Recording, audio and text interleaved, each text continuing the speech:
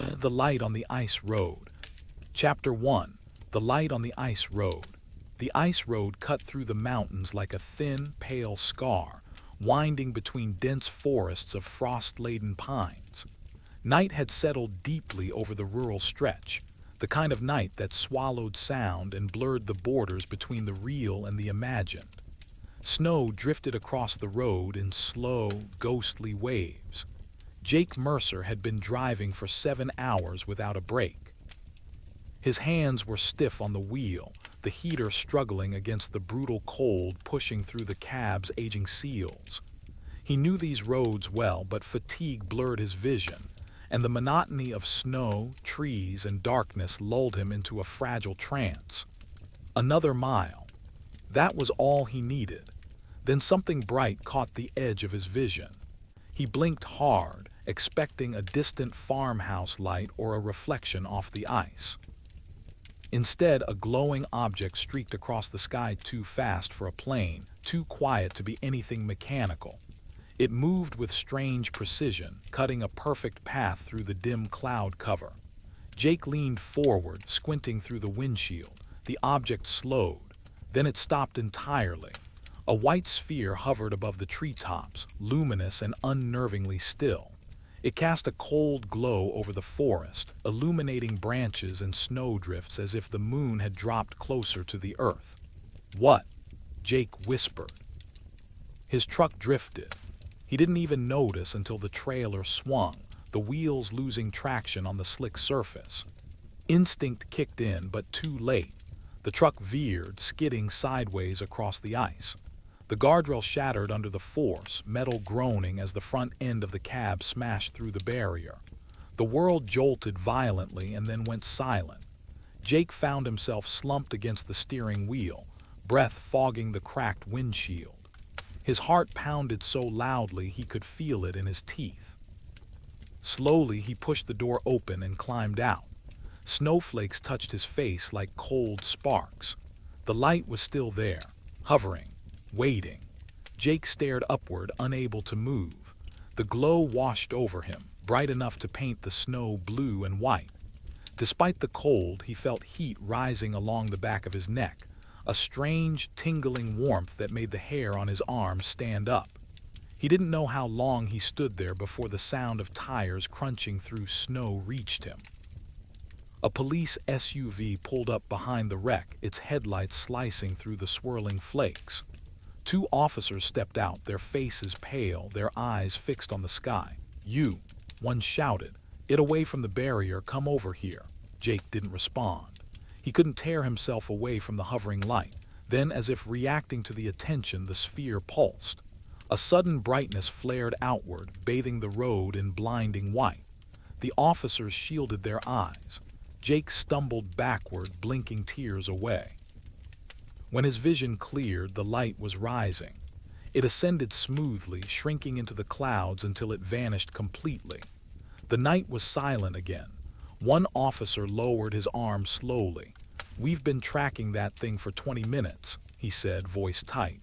"It moved over 3 counties. We thought it might crash or land." Jake swallowed. His throat was dry. "You saw it. You were following it." "We were trying to," the officer replied. "Then we saw your truck start to slide."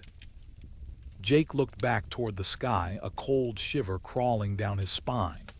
"So you saved me?" he asked. The officers exchanged an uncertain glance.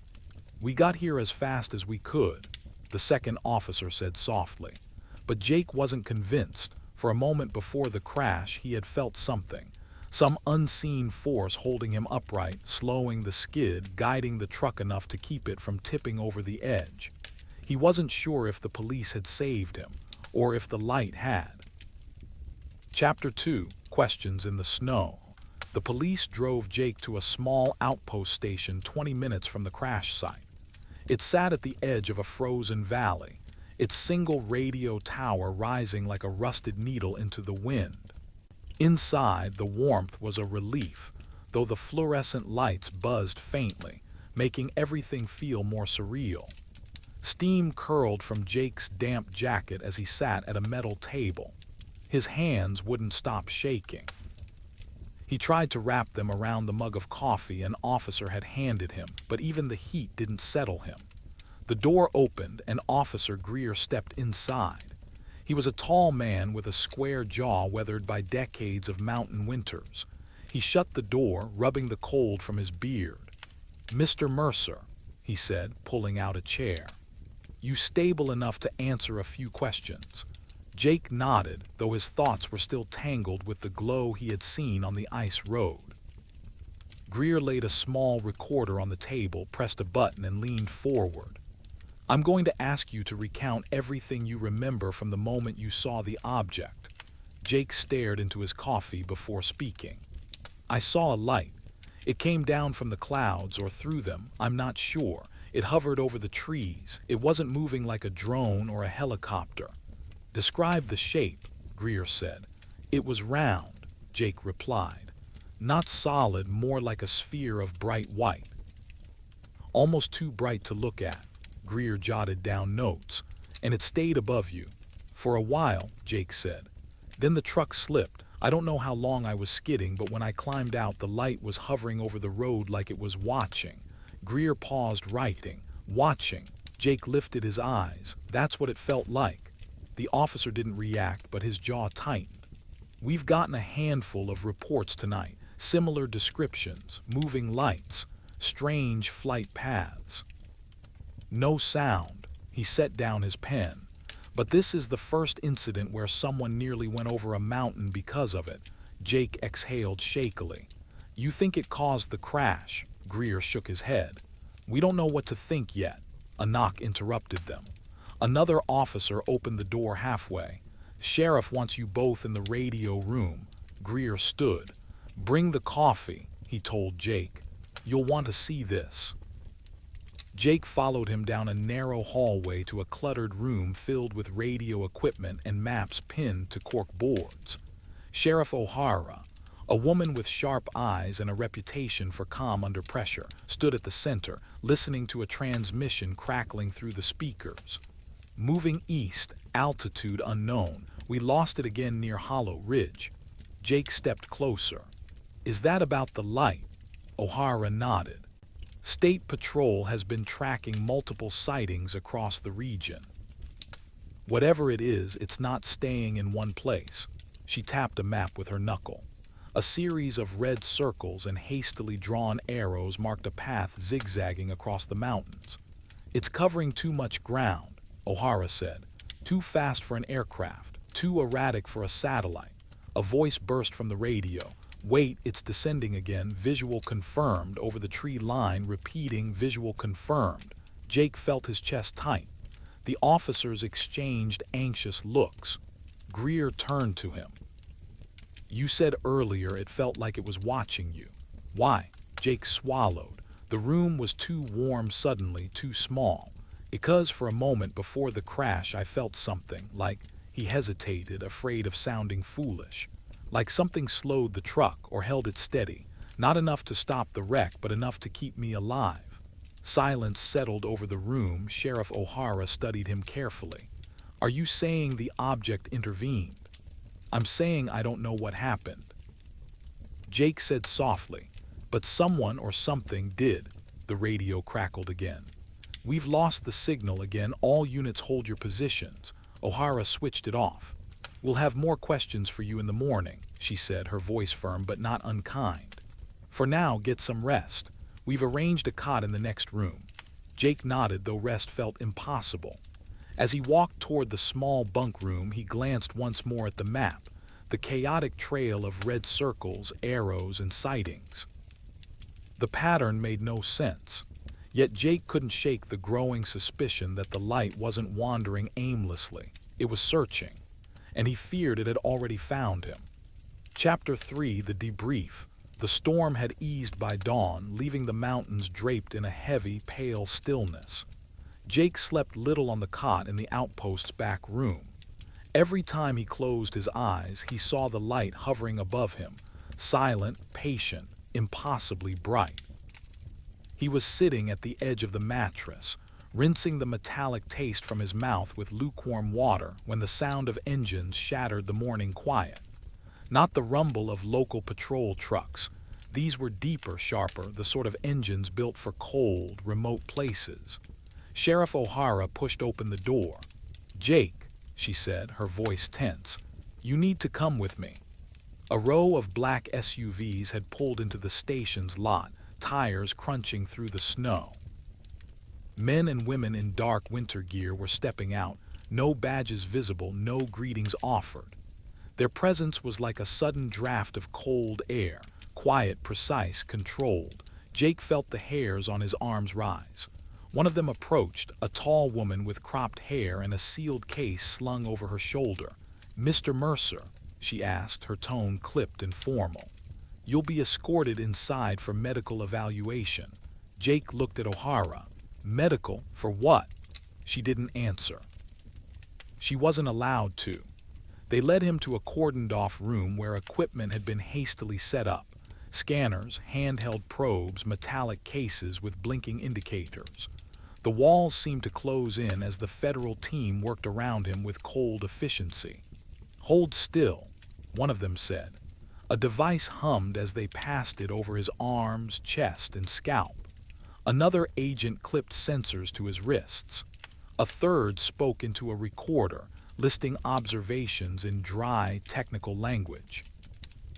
"Minimal burns on left forearm," one noted. "Possible thermal exposure. No visible trauma." Jake frowned. "Burns? I didn't get burned." "Sir," another agent said sharply, "we need you to remain quiet while we complete the assessment." He gritted his teeth, swallowing the urge to stand up and walk out. The woman with the cropped hair studied a monitor. Electromagnetic irregularities detected in soft tissue. Elevated resonance around cranial region. "What does that mean?" Jake asked. The woman didn't look up. "It means something interacted with you." She clicked off the monitor, and it left a trace. Two agents entered with sealed evidence bags, Jake's coat, gloves, thermos, and phone. All had been dusted with a faint pearlescent residue Jake didn't recognize. "Is that from the crash?" he asked. "No," the woman said. "It is not from anything we have on record." The answer chilled him deeper than the Ice Road had. "How is this possible?" Jake whispered. She didn't respond, just passed the bagged items to another agent and made a note on her tablet. They brought him into another room for questioning. No windows, one metal table, two chairs. A camera in the corner blinked silently. Jake sat down, his nerves frayed. The woman finally introduced herself. "I'm Agent Talia Shaw. I lead anomalous aerial investigations for the Department of Interior Special Response Division." That didn't ease him. "Jake Mercer," she continued, "describe everything you remember from the moment you saw the light." Jake rubbed his temples. His thoughts felt heavy, strangely disjointed. "I saw it come down," he said slowly. "Or maybe it came out of the clouds. It stopped above the road, then the truck skidded," and his voice faltered. "What happened next?" Shaw asked. "I don't know," Jake said. "I remember trying to correct the skid, but something's missing." "What do you mean?" "It's like my mind jumps," he said. He tapped his forehead. "I remember seeing trees spin past the windshield, then I'm outside the truck. I don't remember climbing out. I don't remember unbuckling the seatbelt. I just was there." His pulse throbbed at his temples. The missing seconds, maybe minutes, felt like a void in his thoughts. "You're experiencing memory disruption," Shaw said. "It's common when exposed to high-frequency anomalous events." Jake stared at her. "You're saying the light did this?" "We're saying," she replied carefully, "that exposure to unknown phenomena can cause neurological effects." Jake leaned back in his chair, breathing unsteadily. He had hoped for answers. Instead, he felt a door closing around him. Shaw stood. "Your vehicle is being transported to our regional facility for analysis. You will not be allowed to access it." "My truck," Jake said, alarmed. "That's my livelihood." "Also contaminated with unknown particles," Shaw said, her tone neutral. "We can't release it until it's been fully examined." Jake felt anger rise. "I didn't ask to be involved in any of this." "None of us did," she said. Her eyes softened just slightly. "Mr. Mercer, whatever you encountered last night, it's not the first time we've seen signs of it, but it's the closest interaction we've ever documented. You survived something that most people don't." Jake froze. "That's why," Shaw continued, "we need to understand what happened to you." Jake pressed his palms to his eyes. His memories were slipping like water through fingers, the crash, the light, the feeling, a warmth behind him, lifting, holding. "Mr. Mercer?" Shaw asked. Jake lowered his hands, shaking. "I think it touched me." Shaw exchanged a look with another agent. "We need to run one more test," she said quietly. "For neural imprinting." Jake's chest tightened. "What does that mean?" "It means," Shaw replied, "we're looking for signs that the light left something behind." Jake's breath caught. Something behind, something inside, and for the first time since the crash, he wondered if the blurring in his mind wasn't an effect, but a message. Chapter 4: Rumors in the Mountains. By late afternoon, the federal team had returned to their vehicles, leaving Jake under Sheriff O'Hara's watch. He was allowed a short walk around the town, though the streets were nearly deserted, the wind carrying a bitter edge that made every breath sting. Snow clung to rooftops and branches, muting color, sound, and even time. Jake had never felt so isolated, even in a room full of people. His mind kept replaying the light, hovering, pulsing, waiting. The more he thought about it, the more he felt its presence lingering, invisible but undeniably close. He passed the general store where a few locals had gathered outside, bundled in thick coats and scarves. Their voices dropped when they saw him approaching. Whispered glances followed him past. "New sightings," one older man muttered, eyes darting to the mountains beyond. Jake paused. "What do you mean?" The man shook his head, wringing his wool gloves. "Lights, strange ones. Folks around here have been talking for weeks. People see them at night, drifting over the forests. Some say they vanish into the mountains. Others don't come back." A shiver ran down Jake's spine. "Disappearances." The man nodded grimly. "Rangers, hunters, a few kids too, not officially reported, keeps the tourists away. Better not to ask too many questions." Jake walked on, his boots crunching through icy snow. He had survived a near-death encounter with the light, yet every word the locals spoke felt like a warning. Survival didn't mean safety. He turned toward the foot of the mountains, their jagged peaks piercing the horizon. Black forests clung to the slopes, silent, endless. Something seemed to stir there, a presence just beyond perception. He could almost feel the light, or whatever it was watching him from the shadows. That night, sleep was impossible. He lay on the cot, staring at the ceiling of the outpost room. Even with the heat cranked up, his hands tingled, and a buzzing sensation lingered behind his ears. Dreams came unbidden, fragments of memory he didn't recognize. A hallway of glowing panels stretching into darkness, whispers in a language he couldn't comprehend, the sensation of being lifted, suspended. Watched. He woke in the middle of the night, drenched in sweat, to a faint glow outside the window. At first he thought it was a reflection, then he saw it hovering in the trees across the frozen valley. The light was different this time, slightly dimmer, yet unmistakably alive. It hovered above the snowdrifts, moving with deliberate, almost curious precision. Jake froze. For a long moment it watched. Then it drifted upward, disappearing into the dark clouds above, leaving only silence and the faint scent of ozone. Jake sank onto the cot. He wasn't sure whether to be terrified or relieved. One thought kept repeating in his mind. It knew where he was. By morning, he decided he couldn't ignore it. He needed answers, and the townspeople's whispers were enough to point him in one direction: the abandoned facility deep in the forest near Black Ridge. If the light, or whatever it was drawn there, Jake knew he would have to follow. But even as he resolved to act, a small, unnerving doubt grew in his chest. Some part of him feared that going there might mean leaving the world he knew behind forever. Yet staying put felt impossible. The mountains were calling and the light was waiting. Chapter 5. The light returns. The wind had calmed to a whisper by nightfall, but the mountains were alive in ways Jake could feel more than see. The forest exhaled around him, the pine branches bending under the weight of snow, the valley silent except for the occasional crack of distant ice. He walked the edge of the town, boots crunching over packed snow, every nerve alert. He had tried to convince himself that the light was gone, that it had been a one-time phenomenon. But deep down, he knew better. It had survived the crash. It had found him once and it could find him again. He rounded a bend near the frozen river that cut through the valley when he saw it, slightly above the tree line, hovering just beyond the black silhouette of the forest. A white glow, unwavering, moving in deliberate arcs as if scanning the valley below. Jake froze, heart hammering.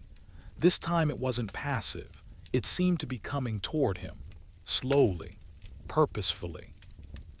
He raised a hand instinctively, unsure whether to wave or shield his eyes. The light pulsed once and then again, rhythmic and deliberate like a heartbeat he could feel in his chest. A sudden instinct told him to run, but his legs refused. He stood rooted, unable to look away. Then, just as slowly as it had approached, it retreated, hovering above the trees for a final moment before vanishing behind the mountains. Jake exhaled sharply, his breath visible in the cold night air. He hadn't seen it leave, but he could feel its absence, like a vacuum where presence had been. His heart was still racing, but it wasn't fear, it was recognition. It was following him. Back in town, Sheriff O'Hara awaited him in the small diner that remained open for late travelers. Her sharp eyes were still calm, but Jake could see the unspoken worry behind them. "You saw it again," she said without preamble. Jake nodded, sitting heavily across from her. "It didn't just appear. It came toward me, and then it left, but he shook his head. "I feel like it's following me, watching." O'Hara leaned forward, elbows on the table. "You're not wrong. We've had reports from rangers and hunters in the last week. Lights moving closer to town at night. No sound, no explanation." Jake's hands curled into fists. "Why me? Why now?" O'Hara studied him for a long moment. "Maybe it isn't about you. Maybe it's about something out there. Something we don't understand yet. But it has recognized you, connected to you somehow." Jake's pulse quickened. He thought of the federal agents, of the neurological tests, the mysterious particles on his belongings. "So it's not just random, it's aware." O'Hara didn't answer immediately. Instead, she slid a folded map across the table. Red circles marked recent sightings, crisscrossing the forest and mountain ridges. One marked the old Black Ridge facility, abandoned decades ago, and the concentration of sightings around it was undeniable. "This," she said quietly, "is where we think it's coming from, and if it's coming back tonight, it's heading that way." Jake stared at the map, tracing the path of the lights with a shaking finger. He felt a pull, inexplicable and urgent, deeper than curiosity, closer to compulsion. "I have to go there," he said finally. O'Hara's eyes narrowed. "Jake, it's dangerous. You don't know what's waiting in those woods or what you'll find in that facility. You could disappear like the others." Jake swallowed hard. "I don't have a choice. If it's calling me, I have to follow." The diner's warm lights did little to ease the chill crawling up his spine. Outside, the mountains loomed dark and silent, and somewhere in their folds, the light waited, patient, deliberate, impossible to ignore. Jake knew that once he stepped into the forest, nothing would be the same again. And for the first time, he didn't fear that fact. Chapter 6. The Black Ridge Facility. The forest began as a wall of black, towering pines and frost-crusted underbrush. Each step Jake took made a crunching sound that echoed unnaturally in the frozen stillness. The mountains rose around him, jagged and silent, and the air was so cold that every breath burned his lungs. He carried only a small backpack with supplies, flashlight, extra gloves, and a map annotated by Sheriff O'Hara. and a nervous determination that refused to let him turn back. He had been following the path marked on her map, the route that led to Black Ridge, an abandoned facility once used for experimental research decades earlier. The locals avoided it entirely, calling it cursed or haunted, but Jake didn't believe in ghosts. Not anymore. He believed in the light. Hours passed in near silence, broken only by the occasional rustle of an animal or the distant cracking of ice. Shadows seemed to move with him, always at the edge of perception. And then he saw it, the facility. It was almost swallowed by the mountains, a series of concrete buildings that looked more like bunkers than laboratories. Snow and ice had carved grooves along the walls, and vines of frost crept up the metal doors. One building had partially collapsed.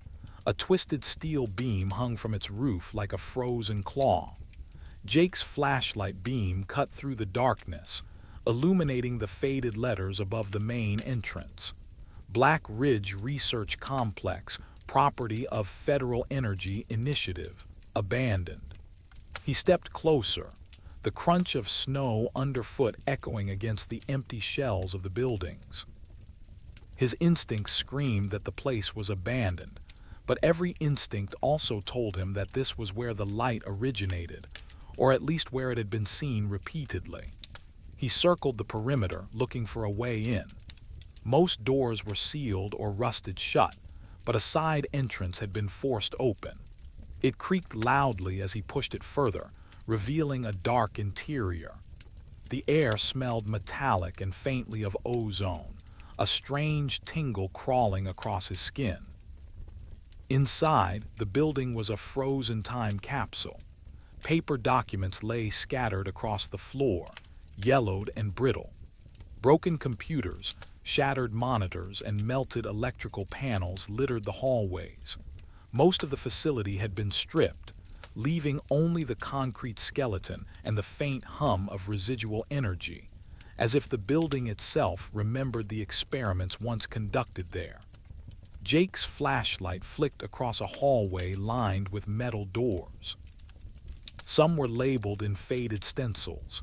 Lab A, Plasma Containment, Lab B, Magnetic Gravity Experiments, Security Observation.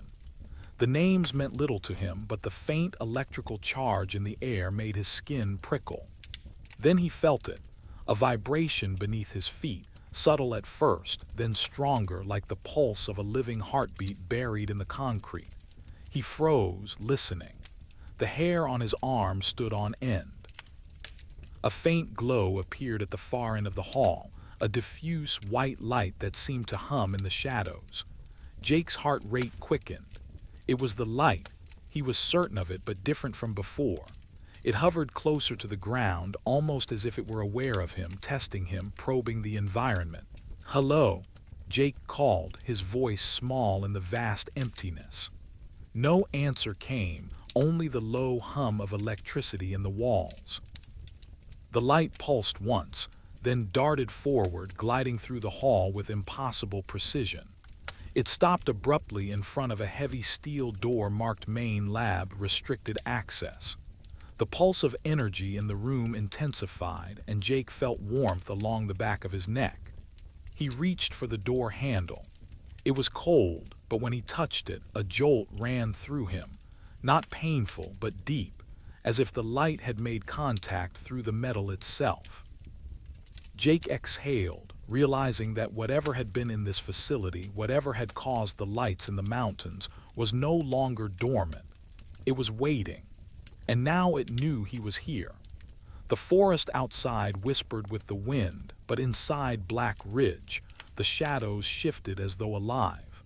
Jake stepped forward into the main lab, his flashlight trembling in his hand, his mind racing. Whatever secrets the facility held, he was about to uncover them, and he had the growing sense that the light would not let him leave unchanged. Chapter 7. The Pull. Jake sat cross-legged in the corner of the main lab, the steel door he had entered now behind him, separating him from the frozen night outside. His flashlight cast long, jagged shadows across the floor, bouncing off twisted metal and shattered equipment. The air thrummed with energy, subtle at first, then steadily like the heartbeat of something alive. He rubbed his temples, trying to focus, but a strange tingling sensation had begun to crawl across his skin, first his fingers, then up his arms, then the back of his neck. The feeling was electric but not painful.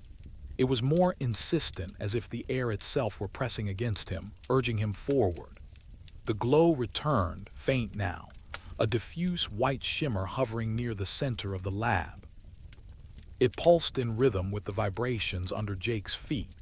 Each pulse made his chest tighten, his thoughts blur, and his vision flicker with fragmented images he didn't recognize. A hallway filled with glowing panels and machinery unlike anything he had seen.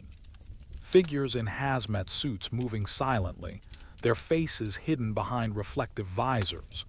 The sensation of being lifted, suspended, and rotated as if weight no longer mattered. Jake's knees buckled as the sensations intensified. His breathing became shallow. The light pulsed closer, almost touching the ground but never quite connecting. And yet he felt it inside him, pulling at his mind. He stumbled to his feet, clutching the flashlight, but the room seemed to stretch and warp around him. Machines flickered as if reacting to the presence of the light, screens sparking, wires vibrating. A sudden sound broke the silence. A low hum, almost vocal, as if the light itself had a voice. It wasn't words, not language he could understand. But it was communication. It was aware of him, and it was calling. Jake's pulse raced. He could feel his memories starting to fray around the edges, the moments before the crash, the moments immediately after, even small details from his childhood slipping, blurring. The sensation was terrifying, yet irresistibly magnetic. He fell to his knees again. What do you want from me?" he whispered, though he had no expectation of an answer. The light pulsed once, twice, and then expanded suddenly, bathing the lab in white brilliance. Images flooded Jake's mind. The crash on the ice road slowed as if guided. The people in the facility, their experiments with energy, plasma, and gravity. A vast network of similar lights moving across the world in silence. Jake staggered backward, gasping. He realized the light wasn't just hovering, it was communicating, probing, testing. And the more he resisted, the stronger the pull became. His thoughts began to fracture. The world outside the facility became distant, irrelevant. Time and space felt fluid. He saw possibilities, fragments of events that hadn't yet occurred, all swirling together. A voice, not a human voice, but something inside his head, echoed, soft and insistent. "You are the one. You can stabilize it." Jake froze. The words reverberated inside him, leaving a warmth behind, a strange certainty. He didn't understand what "stabilize" meant, but he felt their truth. He sank to the floor, shaking. His flashlight rolled across the room, illuminating the pulsating light, now still, hovering just above the ground. He realized with sudden clarity that the pull wasn't only outward, it was inward. It was not merely drawing him toward it. It was drawing something from him, a part of himself he didn't yet understand. And he felt an unshakable certainty. If he gave in, whatever connection was forming would change him forever. Yet if he resisted, he didn't know if he would survive. The light pulsed again, almost patiently, as if waiting for him to decide. And for the first time, Jake understood that this was not a choice between danger and safety. It was a choice between the man he was and the man he was about to become. Chapter 7. The Pull Revised. Jake sank to the cold, concrete floor of the main lab, flashlight trembling in his hand. The steel door behind him sealed off the forest outside, but it didn't make him feel safe. The air inside thrummed with something alive, a low, vibrating pulse that seemed to penetrate his bones. The tingling started in his fingertips, first faint, then racing up his arms, twisting through his chest and settling at the base of his skull. Every nerve in his body felt electric, buzzing with anticipation or warning. He couldn't tell which. It was as if the building itself had become an extension of the light, reacting to him, measuring him. His breath came shallow and rapid. Shadows flickered across broken machines and shattered monitors, bending in ways that defied logic. The light appeared then, faint at first, hovering just above the floor. Its glow was not a glare, but a gentle, persistent pressure like warmth pressed against his temples. Then came the visions. They weren't flashes, they were floods. Memories that didn't belong to him spilled into his mind. A hallway of glowing panels, walls vibrating with energy he could feel in his teeth. Figures in hazmat suits moving with precise, silent steps, faces hidden behind reflective visors. Himself, yet not himself, suspended, spinning through darkness, weightless and unbound. Jake staggered, nearly dropping the flashlight. The air thickened around him, heavy with ozone and an almost imperceptible hum that resonated with his heartbeat. His knees buckled, his stomach lurched. The light pulsed closer, yet never touched him, hovering with an awareness that made the hairs on his arms stand on end. A voice echoed, not through sound, but as sensation. It wasn't words exactly, but meaning, a command and a question at once. You are the one. You can stabilize it. Jake's heart pounded so violently he could feel it in his throat. Stabilize it, he whispered, voice cracking. What does that mean? The light pulsed again, and with the pulse came a warmth that spread from his chest outward. It was calming and terrifying all at once. Memories from the crash, the skid, the instant after the truck left the road flickered and distorted. Even distant childhood memories began to blur, fragments slipping like water through his fingers. He stumbled back, gasping. The lab stretched and warped around him. Walls seemed farther apart, then impossibly close. Machines sparked, wires twitched, and the floor hummed with energy. Jake realized that the light wasn't merely in the room. It was in him, reaching through his nerves, threading into his mind. Fear and awe collided. Part of him wanted to flee, but another part, deeper, stranger, longed to surrender, to give in, to understand. It wants me, he thought, heart hammering. It wants me for something I don't understand. The light pulsed once more, rhythmically, like a heartbeat synchronizing with his own. Then it expanded suddenly, filling the room with brilliance, overwhelming yet gentle. Images surged again. The crash slowed and guided. Experiments in the facility long abandoned. Distant lights moving silently across forests, oceans, and cities unseen by human eyes. Jake fell to his knees, chest heaving. The light's pull wasn't only toward it, it was drawing something from him. Courage, awareness, fragments of memory, even the essence of his mind. And inside the swell of energy, he felt it, the choice. To resist and risk breaking under the pull, or to let the light in and change irreversibly. He swallowed, breath catching. A certainty settled in his chest, unnerving in its clarity. This wasn't a test of strength. It was a test of alignment. If he gave in, the light would bond with him. If he resisted, he might lose everything, his mind, his life, or both. The light pulsed again, patiently, expectantly, as if it had all the time in the world. And for the first time, Jake realized that it was not the mountains, not the facility, not even the snow outside. It was him the light had come for, and it would not leave until he chose.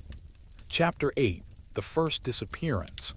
The forest outside Black Ridge was silent in a way that made Jake's skin crawl. Snow blanketed the ground, absorbing every sound except the crunch of his own boots. The lab behind him was still humming with residual energy from the light, but he had no choice. He had to leave. Something was pulling him forward, deeper into the mountains, and he could no longer ignore it.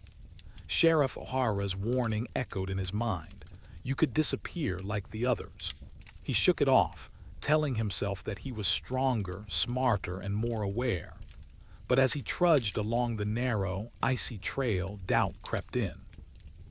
He couldn't see the sky through the dense pine, but the forest seemed to watch, alive with unseen eyes. He wasn't alone. A faint glow appeared between the trees, drifting lazily like a lantern caught in the wind. Jake froze. It was the light again, smaller now, almost tentative, as if testing him. It pulsed once, twice, drawing him closer. He followed, heart hammering, deeper into the forest. Every step felt heavier than the last, the snow giving way to ice-crusted roots and jagged rocks. Branches scraped against his arms, leaving red streaks under his gloves. The glow moved slowly but deliberately, always staying just ahead. And then he saw them, two figures partially obscured by trees standing unnaturally still. Their faces were pale, eyes wide, frozen in an expression of awe and fear. They didn't move when Jake called out. He recognized them from the local reports, hunters who had gone missing last week. "What happened to them?" he whispered, advancing cautiously. The glow shifted and the hunters stepped forward, or rather were drawn forward, moving as if pulled by invisible strings. Jake reached out, but a sudden pressure stopped him, a tug in his chest like the forest itself was holding him back. Then the light expanded, enveloping the hunters in a halo of brilliance. They didn't scream, they didn't resist, and then without warning they vanished, just gone. No trace, no snow disturbance, nothing left behind but a faint scent of ozone. Jake stumbled backward, gasping. His mind reeled.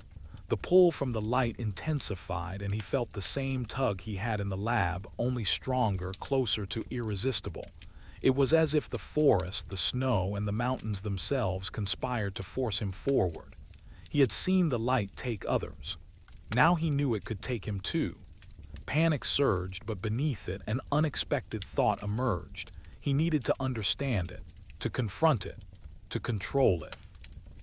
The glow pulsed again, closer now, hovering just beyond a rise in the terrain. Jake felt a strange warmth along his spine. The pull was not just physical, it was personal, directed at him in a way that no one else had experienced. He took a deep breath, shivering in the cold night air, and stepped forward. The glow pulsed brighter, almost impatiently.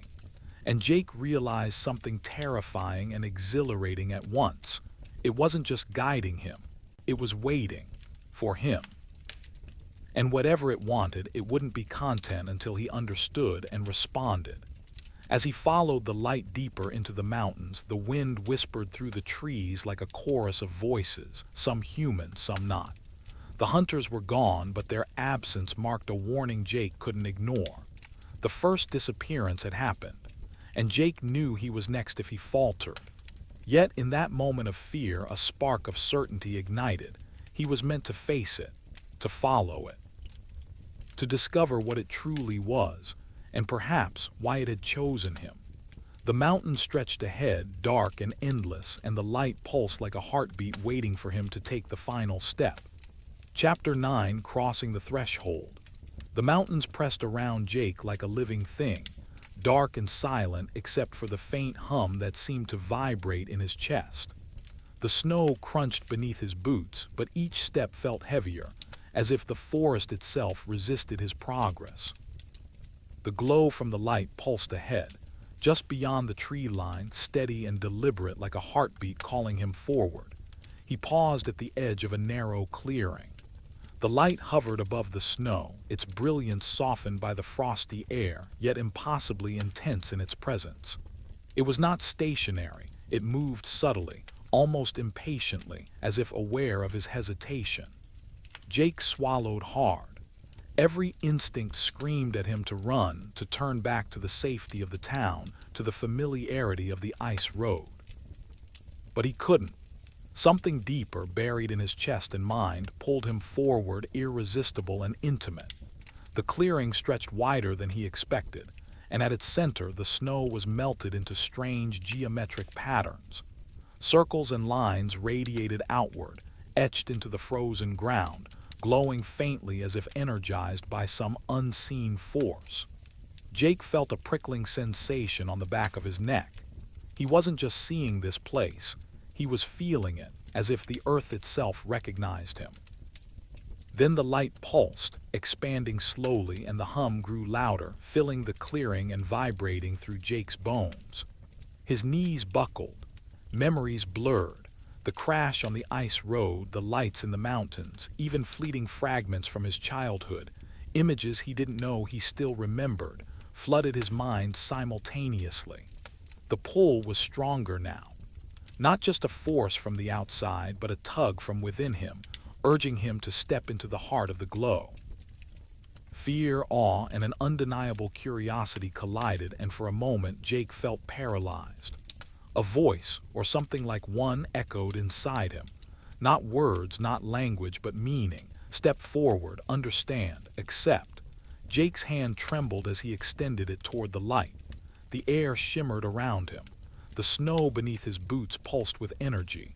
His breath came in short, ragged gasps. And then, almost imperceptibly, the light descended, surrounding him completely. The forest, the mountains, even the night sky seemed to dissolve. Jake felt weightless, suspended in a space that was neither inside nor outside, neither time nor place. He could feel the pulse of the light against his mind, probing, questioning, drawing. Images swirled.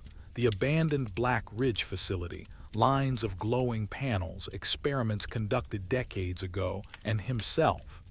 A version of him altered, connected to something vast, something beyond human comprehension. Fear clawed at him, but beneath it, certainty remained. He was meant to be here. The light had chosen him, and he could sense the purpose slowly crystallizing. Then suddenly the pulse intensified, and a figure, or a semblance of one, appeared in the midst of the glow. Not human, not entirely, but vaguely humanoid, luminous, shifting, incomprehensible. Jake's heartbeat thundered in his ears. "Do you accept?" The presence asked, not audibly, but directly in his consciousness. Jake's mind raced. Acceptance could mean transformation, union, understanding beyond anything he had ever known. Resistance could mean nothing, disappearance, erasure, or worse. And yet, for the first time since the crash on the ice road, he felt a clarity. This was not merely survival. This was a choice, a crossing of thresholds, a commitment. He stepped forward. The light surged, and the forest, the mountains, the snow, and the night dissolved completely. Jake was drawn into the glow, into the pulse, into the knowledge that awaited. And in that instant, everything changed. Chapter 10. The Convergence. When Jake opened his eyes, the forest was gone.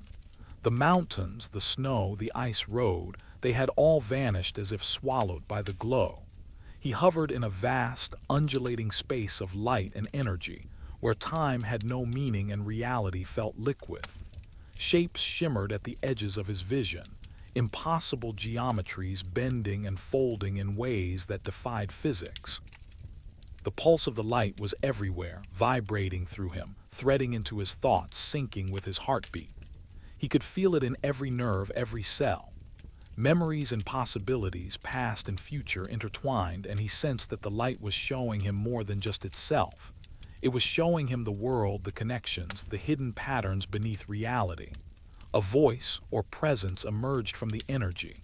Unlike before, it was clearer now, more coherent. Not spoken, but understood. You are the conduit. The link, the stabilizer. Jake's mind raced. Conduit, link, stabilizer. He had glimpsed fragments before, visions, the pull, the disappeared hunters. But now it was undeniable. He was central to whatever this force was. And it had a plan, a design, and he was a part of it. The light pulsed again, and with it came flashes. Ice roads stretching across frozen landscapes, faint trails of energy following invisible paths. Black Ridge facility and other abandoned research centers, all connected in a hidden network. Humanity, small and fragile, unaware of these energies moving beneath the surface. Jake's chest tightened. The scope was incomprehensible. He felt both insignificant and indispensable at the same time. Why me? He thought, desperate. The question echoed through the energy. Because you are capable, because you see, because you chose to follow. The words, or the understanding, settled over him like a wave. He realized the light had been observing him long before the crash. It had guided him, nudged him, tested him, and finally drawn him here. Suddenly, the space around him shifted. Luminous threads extended outward, connecting him to the points he had seen. The hunters, the facility, distant lights across the globe. Each thread pulsed in rhythm with his heartbeat, a network of energy waiting to be stabilized. The pull he had felt in the mountains, the visions in the lab, even the disappearances, they were all part of this convergence. And he was at the center. Jake's mind raced with questions. Could he control it? Could he stop it? Or would giving in mean losing himself entirely?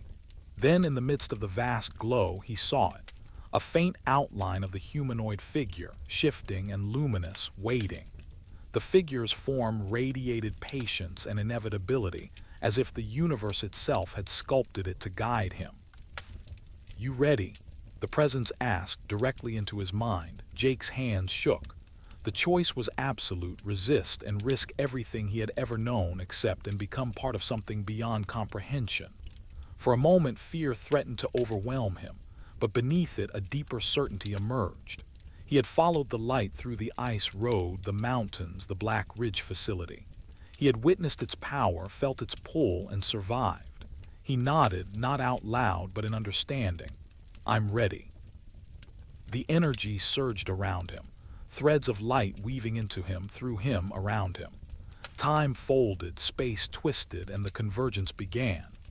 Jake felt every memory, every possibility, every choice, every consequence all at once. And for the first time, he understood the weight of the role he had accepted. The world outside remained unaware, but here, in the heart of the light, everything was converging, and Jake was no longer merely a witness. He was part of it. And with that, the light pulsed once more, stronger than ever, as the convergence completed its first cycle. Chapter 11, The Transformation. When Jake opened his eyes again, the light had shifted. No longer a single glowing entity, it had become a lattice of threads, each one pulsing with energy that seemed alive. They extended infinitely in every direction, weaving through him, through memory, through possibility. He could feel it. He wasn't just connected to the threads. He was the conduit now, a living bridge between the light and the world. At first, the sensation was overwhelming. Every thought, every impulse, every fleeting memory surged through him with impossible speed. He felt the presence of the hunters who had disappeared, the machinery and experiments at Black Ridge, and the distant, invisible lights across the planet. Each pulse carried data, emotion, intention, and raw energy. His body tingled and shifted. The cold of the mountains no longer affected him. The snow beneath him felt like warmth. His senses had expanded. He could see the patterns of the energy, hear the subtle vibrations of the world, even feel the flow of time bending around the light. Jake staggered, disoriented, but a calm awareness settled over him. The humanoid presence appeared again, its form clearer now, almost familiar. "You are adapting," said not audibly but directly in his mind. "The transformation is not complete, but the first cycle is stable. You have integrated with the convergence." Jake took a deep breath, though air was no longer necessary. What does it mean? Am I still me?" "You are yourself," the presence replied. "But you are more. You are the bridge. You carry both the world and the light. Every choice, every action, every possibility is within your grasp. You have the power to stabilize or disrupt." A pulse of light surged through him, and Jake felt the change deepen. His mind expanded into multiple layers of perception. He could track the threads connecting the light to distant locations, see patterns forming across forests, cities, and oceans, and feel anomalies before they occurred. His body, or what remained of its physical component, was faster, stronger, more aware. But he also felt vulnerability. The light depended on him as much as he depended on it. He tried to speak, but no words came. Instead, thought became language. Intent became communication. He realized he could reach into the threads, adjust the flow, redirect the energy subtly. Small at first, a glowing pulse here, a stabilizing thread there. Then came the test. A thread at the edge of his perception flickered violently. One of the missing hunters, still trapped in a loop of energy, disoriented, panicking. Jake reached toward it, focusing on the pulse of life within the thread. Lattice responded, stretching, bending, stabilizing. The hunter's essence shimmered, coalescing, and then release. Jake felt a thrill of comprehension. He wasn't just connected, he could intervene, save, and perhaps change outcomes, but each adjustment drained him. The transformation was powerful but exhausting.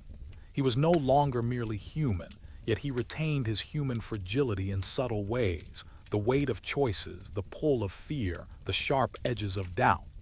The humanoid presence observed silently. This is your first step. Many cycles will come. Each will challenge you. Each will ask more, but you are ready to begin. Jake's mind expanded further, touching distant lights, distant threads, distant possibilities. The forest, the mountains, the ice road, everything he had known, was small and fragile in comparison. Yet for the first time he understood that he could protect it, guide it, stabilize it. A warmth spread through him, deeper than any physical sensation he had ever known. He was not just a witness anymore.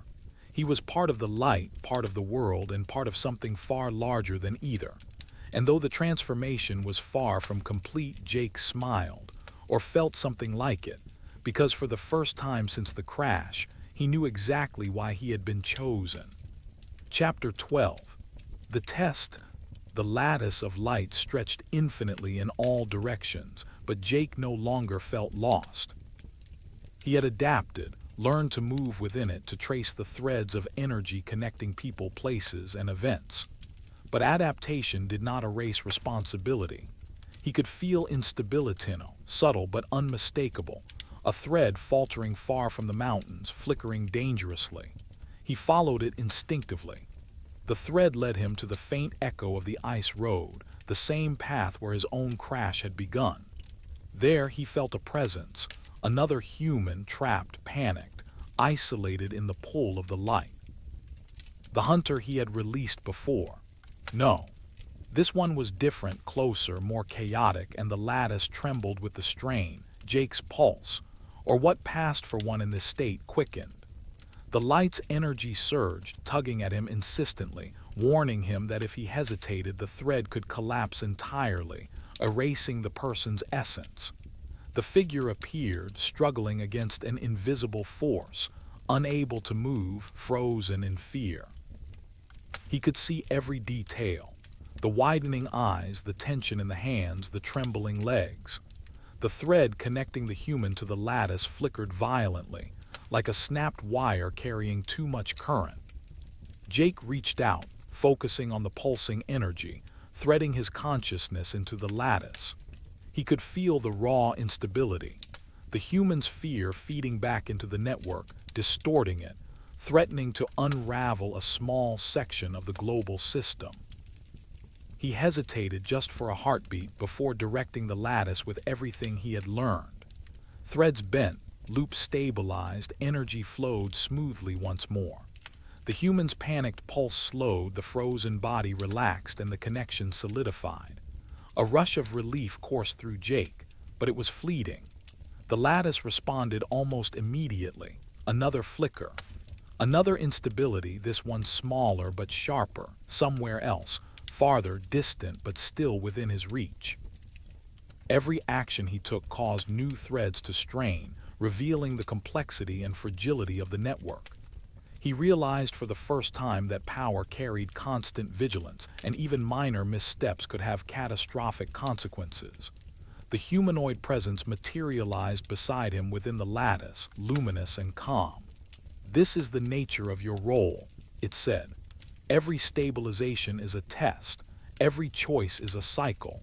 You are learning not just control, but responsibility." Jake nodded. Words were meaningless here. Thought and intent were everything.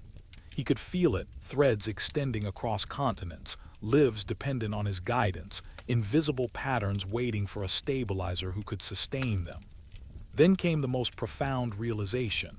The light wasn't just a force, it was alive, but not in the way humans were. It didn't think in terms of morality or desire. It acted in patterns, in networks, in purpose. And Jake, by stepping into the lattice, had become its conscious partner.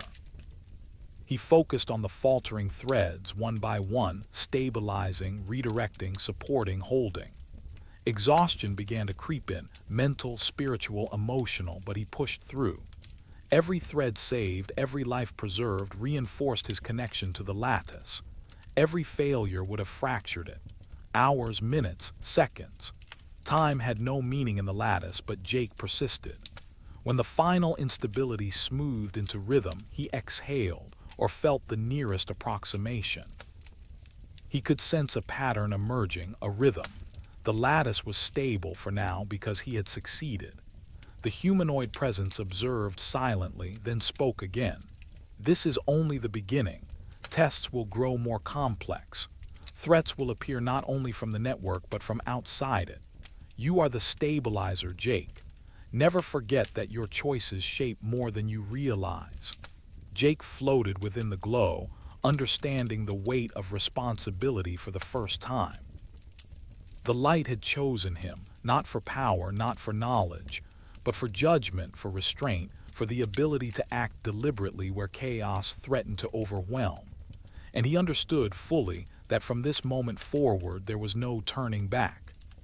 Chapter 13. The Shadow in the Lattice. Jake floated within the lattice, a web of luminous threads stretching infinitely in every direction. For the first time he felt a semblance of mastery, threads pulsing smoothly, patterns stabilizing, lives preserved. But perfection, he realized, was an illusion. A flicker at the edge of his perception drew his attention. One of the threads throbbed irregularly, darker than the others, a subtle distortion in the otherwise harmonious lattice. Jake leaned in, or extended his consciousness, and froze. It wasn't a human thread. Not entirely. It was alive, yes, but not in the way the lattice was meant to be. The pulse was irregular, chaotic, consuming energy instead of distributing it. It resisted him, writhing like a living shadow. An anomaly, Jake thought almost automatically. The humanoid presence appeared beside him, its luminous form calm yet alert. Shadows are born when threads are left unattended or when intent conflicts with the lattice. They grow if ignored. They destabilize if confronted carelessly. Jake swallowed the mental equivalent of a breath. The shadow pulsed, reacting to his observation, and surged outward like liquid darkness. He reached for it, but the lattice resisted. Every attempt to thread it, stabilize it, or integrate it was met with counterpressure. The anomaly struck first. A shockwave rippled through nearby threads, destabilizing multiple human connections. Panic flared in the lattice. The hunters, the missing civilians, the threads he had stabilized in the previous test. For the first time, Jake felt true fear, the kind that comes not from personal danger but from the potential to fail those depending on you. You must isolate it. The presence urged, calm but insistent. You cannot destroy it, you can only contain and redirect. Jake focused, weaving threads around the anomaly, creating a barrier of stabilizing energy. The shadow thrashed, striking back, bending some threads, snapping others. Every thread he secured required every ounce of his attention, draining him faster than he expected. Memories of his old life flickered, his crash, the ice road, the nights alone in the mountains, and a wave of determination surged. This shadow was not just a threat to the lattice, it was a test of his resolve. He could not fail. Minutes or perhaps hours passed in the timeless lattice. The shadow continued to resist, but Jake persisted, threading, weaving, bending the anomaly without destroying it. Slowly, the chaotic pulse stabilized. It did not vanish, it could not, but it yielded enough to contain it within a bounded, isolated structure. Jake exhaled, or felt the nearest approximation, and the lattice pulsed in recognition of his success. Threads returned to their rhythm, lives stabilized, patterns flowing once more. The humanoid presence hovered beside him. "This shadow will return," it said. "It is not an enemy in the conventional sense. It is imbalance. It is the consequence of choices, of imperfection, of human unpredictability. You will face it again, and it will grow stronger." Jake nodded, understanding. The lattice was not a perfect system. It was alive, dynamic, and fragile. Shadows were inevitable. And now, for the first time, he understood the full weight of responsibility. The network depended on him not just to maintain order, but to navigate chaos, to confront imbalance without succumbing to it. He reached out to the stabilized threads, feeling the pulse of life and energy all around him. The shadow lingered at the edge of his perception, a reminder that mastery was only temporary, that vigilance was eternal, and in the depths of the lattice, Jake realized the truth. He was not just a stabilizer. He was a guardian, alone, challenged, and growing into something far beyond human comprehension. The light pulsed around him, patient but insistent, as if acknowledging his understanding. The shadow would return. The lattice would call upon him again. And Jake, now more than ever, knew he could not turn away. Chapter 14, The Edge of Humanity. The lattice hummed around Jake, a symphony of threads weaving lives, energy, and possibility into a fragile harmony. He had grown stronger, faster, more aware. But the growth came at a cost he could no longer ignore. Memories of his old life, once vivid, were now faint, like photographs left too long in the sun. Faces blurred. Voices softened. The warmth of his mother's kitchen, the weight of his steering wheel on icy roads, even the texture of snow beneath his boots, slipping away, intangible, almost dreamlike. He floated among the threads, stabilizing minor fluctuations, correcting minor imbalances, containing residual anomalies.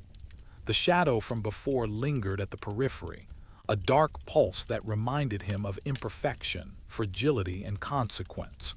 And then, a human connection faltered. A child, isolated in the lattice, struggled against the pull of a chaotic thread. Panic surged through Jake, not in fear for himself, but in fear for the child. Every instinct screamed at him to act, to intervene, to stabilize. But he hesitated, feeling the strain in his mind and body, or what passed for them. Fatigue had seeped into him, subtle at first, now sharp and insistent. The lattice responded. Threads quivered, energy pulsed unevenly, and Jake felt the tug of the network pulling at his consciousness. His senses, once a blessing, now felt overwhelming. The pulse of every life, every anomaly, every pattern pressed against him like tidal waves. For the first time, he understood the true cost of his transformation. He was losing the human parts of himself, the parts that felt, that hesitated, that questioned. He was becoming something else, something larger, something extraordinary. But humanity was slipping away, and with it, the delicate intuition, empathy, and moral grounding that had always guided him. He reached for the child's thread, forcing clarity into his mind. The lattice obeyed, bending to his will. The child stabilized, energy flowing smoothly, thread pulsing evenly. Relief surged, but it was hollow. The humanoid presence appeared, luminous and serene, but with a new tone, almost somber. "You are at the edge, Jake. You have done well, but every intervention costs you. Every thread you stabilize, every shadow you contain, takes a piece of the human self you carried into this role." Jake's consciousness pulsed with the weight of understanding. How much do I lose before I'm no longer me? The question is not how much you lose, the presence replied. The question is what you are willing to give. Your humanity is the bridge. It anchors the lattice. Without it, the threads may obey, but they will lack guidance, subtlety, judgment. You must decide how far you will go. Jake floated in silence, feeling the lattice around him, alive and immense. Every thread, every flicker, every pulse reminded him of the responsibility he carried and of the personal cost. He could stabilize worlds, save lives, control chaos, But at what point would he cease to be the man who once drove an ice road truck at night, who once feared the unknown, who once laughed, cried, and dreamed? A faint pulse from the shadow caught his attention. It had grown slightly stronger, more chaotic, more insistent. The lattice hummed in warning. Jake realized that the balance he had maintained was temporary. The strain, the cost, the temptation of surrendering entirely to the light, it was constant. And yet beneath the fear and fatigue, beneath the creeping loss of self, a spark remained. A stubborn human spark, the instinct to protect, to act deliberately, to choose. Jake closed or sensed the nearest approximation of his eyes. He centered himself, threading carefully through the lattice, stabilizing the shadow just enough to contain it while preserving his focus on the human connections. He was teetering on the edge of something vast and unknowable. The light had given him power, responsibility, and insight beyond comprehension. But it had also brought him face to face with a choice he would face every day from now on. How much of himself was he willing to lose in order to save everything else? And for the first time, he acknowledged it aloud, not in words but in understanding. He would fight. He would stabilize. He would survive. But he would never forget what it cost him to stand at the edge of humanity. Chapter 15, The First Choice. The lattice thrummed around Jake, alive with the rhythm of countless lives, threads weaving a delicate network of existence. The shadow pulsed at the periphery, contained but restless, a constant reminder of imbalance and imperfection. Then he sensed it, a thread faltering violently, tearing at the edges, radiating chaos outward. His mind followed it instantly, an entire section of the lattice, hundreds of threads converging in a single point of extreme instability. Jake realized with a cold clarity what it meant. A small town, hundreds of lives, all caught in a chain reaction triggered by the lattice anomaly. The shadow had reached beyond containment, infecting nearby threads, threatening to unravel them completely. The humanoid presence appeared beside him, calm but urgent. This is your first true test. You must act, but the lattice will not allow both outcomes. One choice, one intervention. You cannot save everything. Jake's pulse, or its equivalent, spiked. The thread screamed in his consciousness. He could feel the panic, the fear, the terror of the people caught in the faltering network. Two options emerged clearly in his mind. Option 1. Isolate the shadow entirely, forcing it into a containment loop. The chaotic energy would stabilize. The lattice would survive, but hundreds of human threads, innocent lives, would collapse in the process. Option 2. Sacrifice control over the shadow to stabilize the human threads. He could save the town, save hundreds of lives, but the shadow would escape containment, its chaotic pulse spreading farther, infecting other sections of the lattice, threatening thousands more in the future. Jake felt the weight of both choices crushing him. The lattice pulsed violently, responding to his indecision. Threads twisted, shimmered, groaned. His consciousness stretched across the network, and for the first time he truly understood the gravity of being the stabilizer. He closed, or sensed, the approximation of his eyes, centering himself. He could not act out of fear. He could not act out of hesitation. He had to choose deliberately. The town's threads pulsed, small and fragile, crying out for help. Jake reached toward them, feeling their warmth, their humanity, their vulnerability. And then he felt the shadow, a cold, alien pulse at the edge of perception, writhing, resisting, threatening. He realized something terrifying. The lattice did not make moral choices. It demanded decisions, and decisions carried consequences. Jake's hand, or his consciousness, hovered between the two options. He felt every heartbeat, every breath, every flicker of life he could save or lose. He thought of his own humanity, the spark he had fought to preserve at the edge of himself. And he realized the truth. To stabilize, to protect what was human, he could not be governed by fear of the unknown. He acted. With deliberate focus, Jake channeled the lattice into the human threads, bending the chaotic energy around the town into temporary stability. He diverted the shadow, allowing it to escape containment, but buying time for the lives he could save. The lattice shuddered. Threads screamed, flared, then settled. The town's pulse stabilized, small and steady, alive. But the shadow surged outward, more chaotic than before, a lingering threat that would return. Jake collapsed or floated in exhaustion within the lattice. The humanoid presence observed him silently. "You have chosen wisely," it said. "Compassion preserved the network, but the shadow has grown. You have learned the cost of choice." Jake's consciousness trembled under the weight of what he had done. He had saved hundreds, but he had released a greater danger into the lattice. Every choice from this point forward would carry consequences far beyond his imagination. And yet, for the first time in weeks, he felt a spark of pride, tempered by fear. He was no longer merely a stabilizer.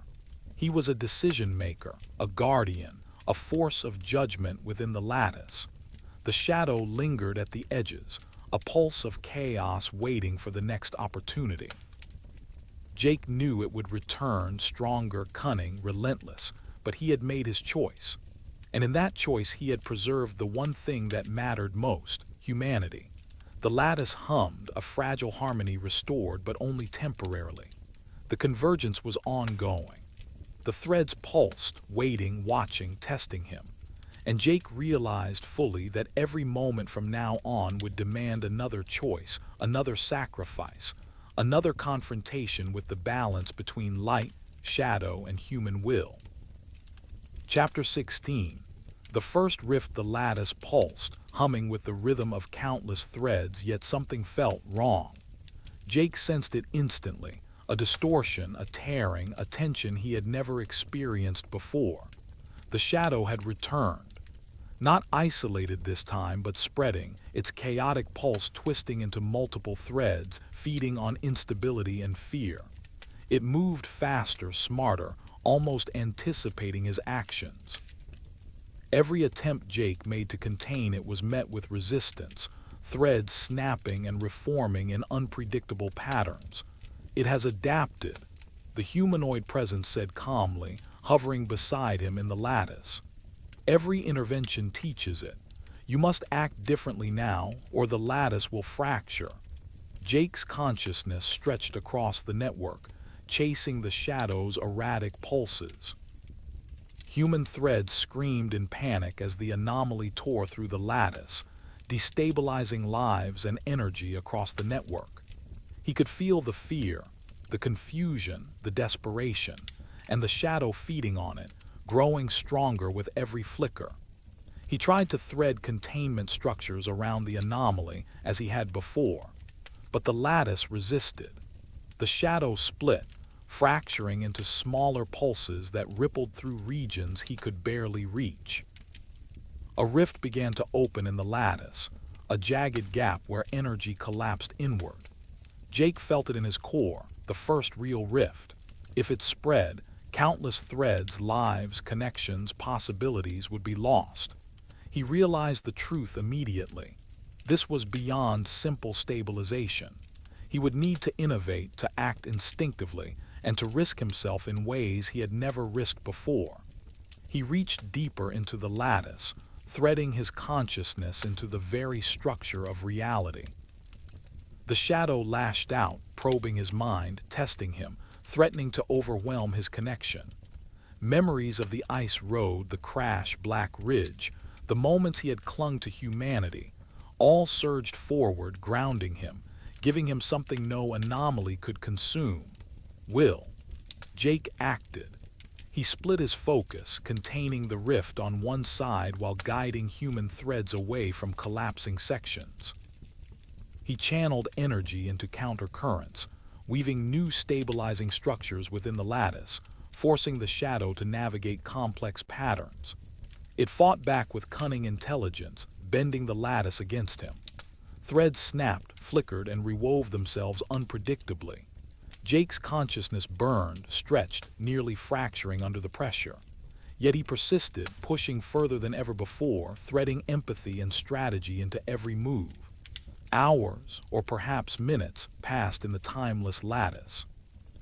The rift began to stabilize, the shadow contained, but not destroyed.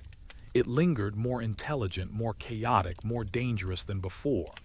Jake could feel its pulse, like a heartbeat in opposition to his own, waiting, calculating, patient. The humanoid presence observed silently. "The lattice survived," it said, "but this is only the beginning. The shadow adapts, evolves, learns. You must evolve with it. You must accept that failure is inevitable, but that perseverance defines the stabilizer."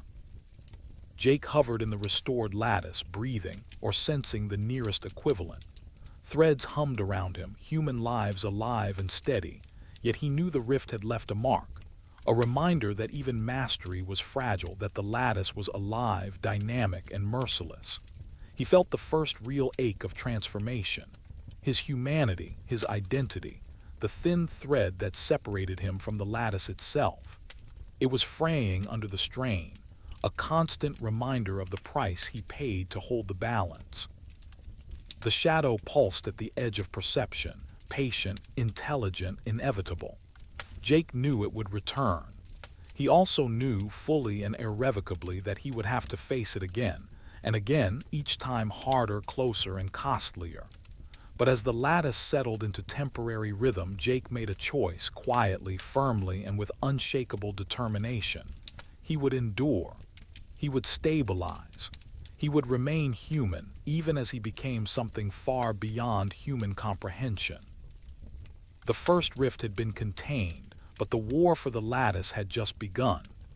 Chapter 17, The Burden. The lattice hummed around Jake, but its rhythm was no longer comforting.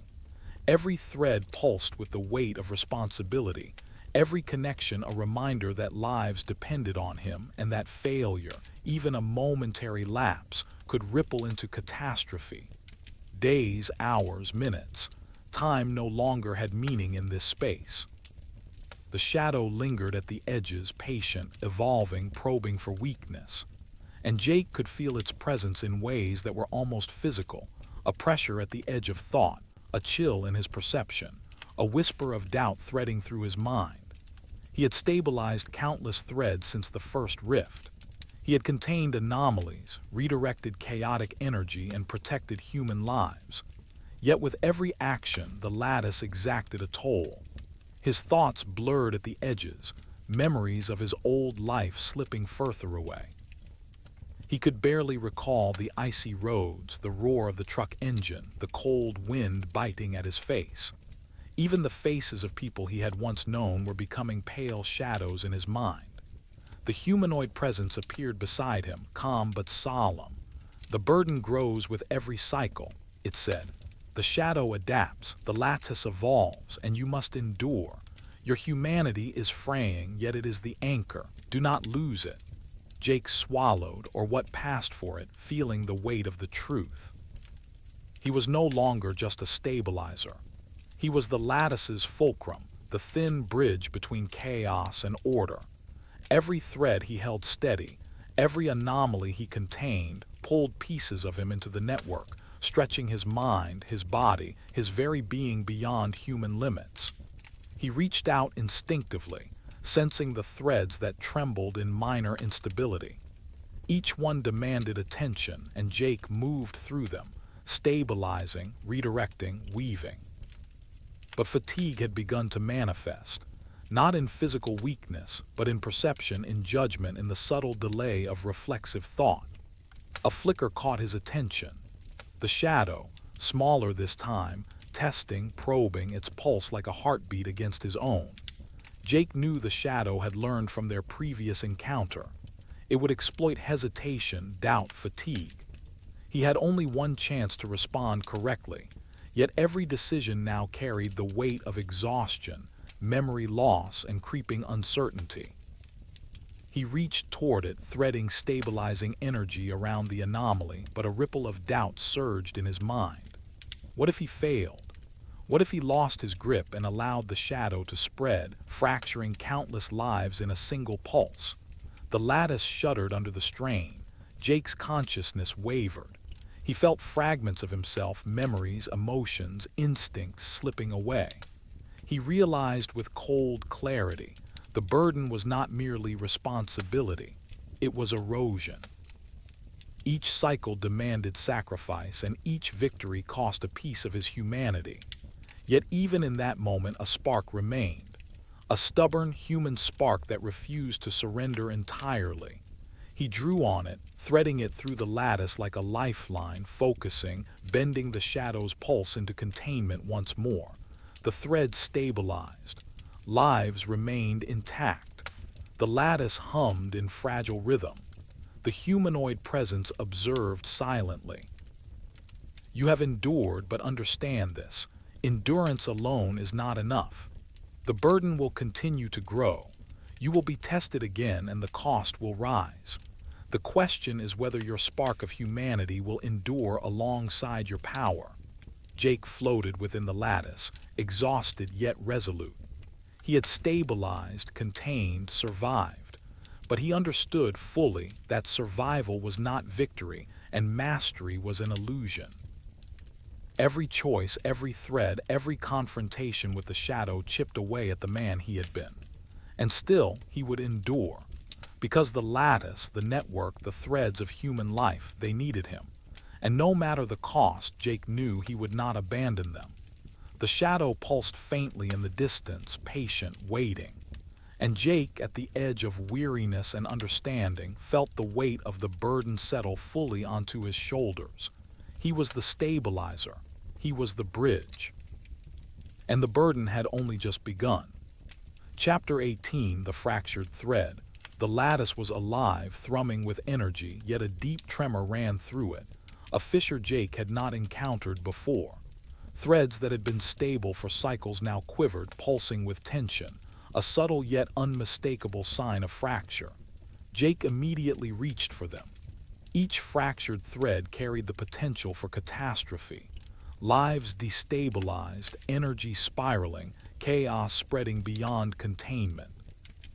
But the fracture was unlike anything he had encountered.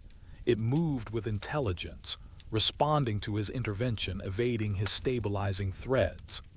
The shadow hovered nearby, patient, watching, pulsing with anticipation. It had grown smarter, more cunning, learning from every encounter.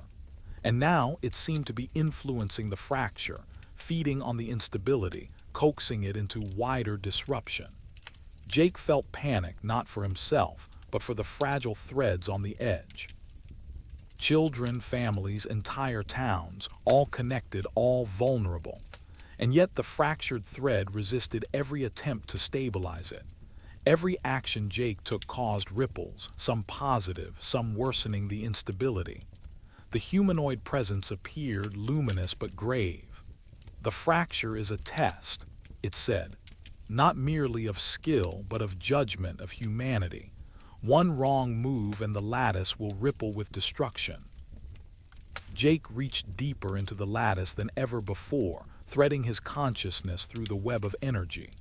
He could feel every emotion, every thought, every subtle fluctuation off those caught in the fracture. The pressure was immense, almost unbearable, as if the lattice itself weighed on his mind. He realized with a chilling clarity that this fracture was not just a physical anomaly. It was a reflection of him, his doubts, his fatigue, the erosion of his humanity under the strain of responsibility. The shadow pulsed, probing for weakness.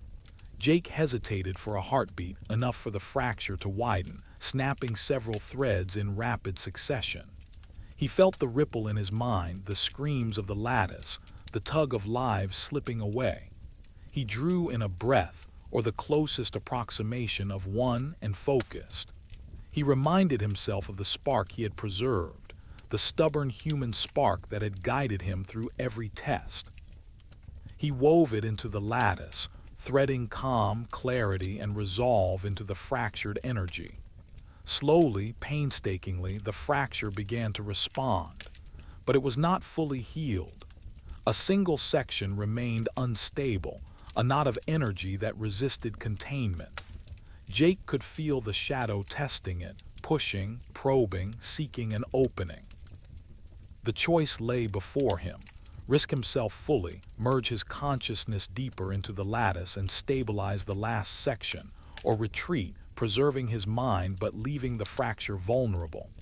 He hesitated, feeling the weight of the burden pressing on him, but he had learned the cost of inaction.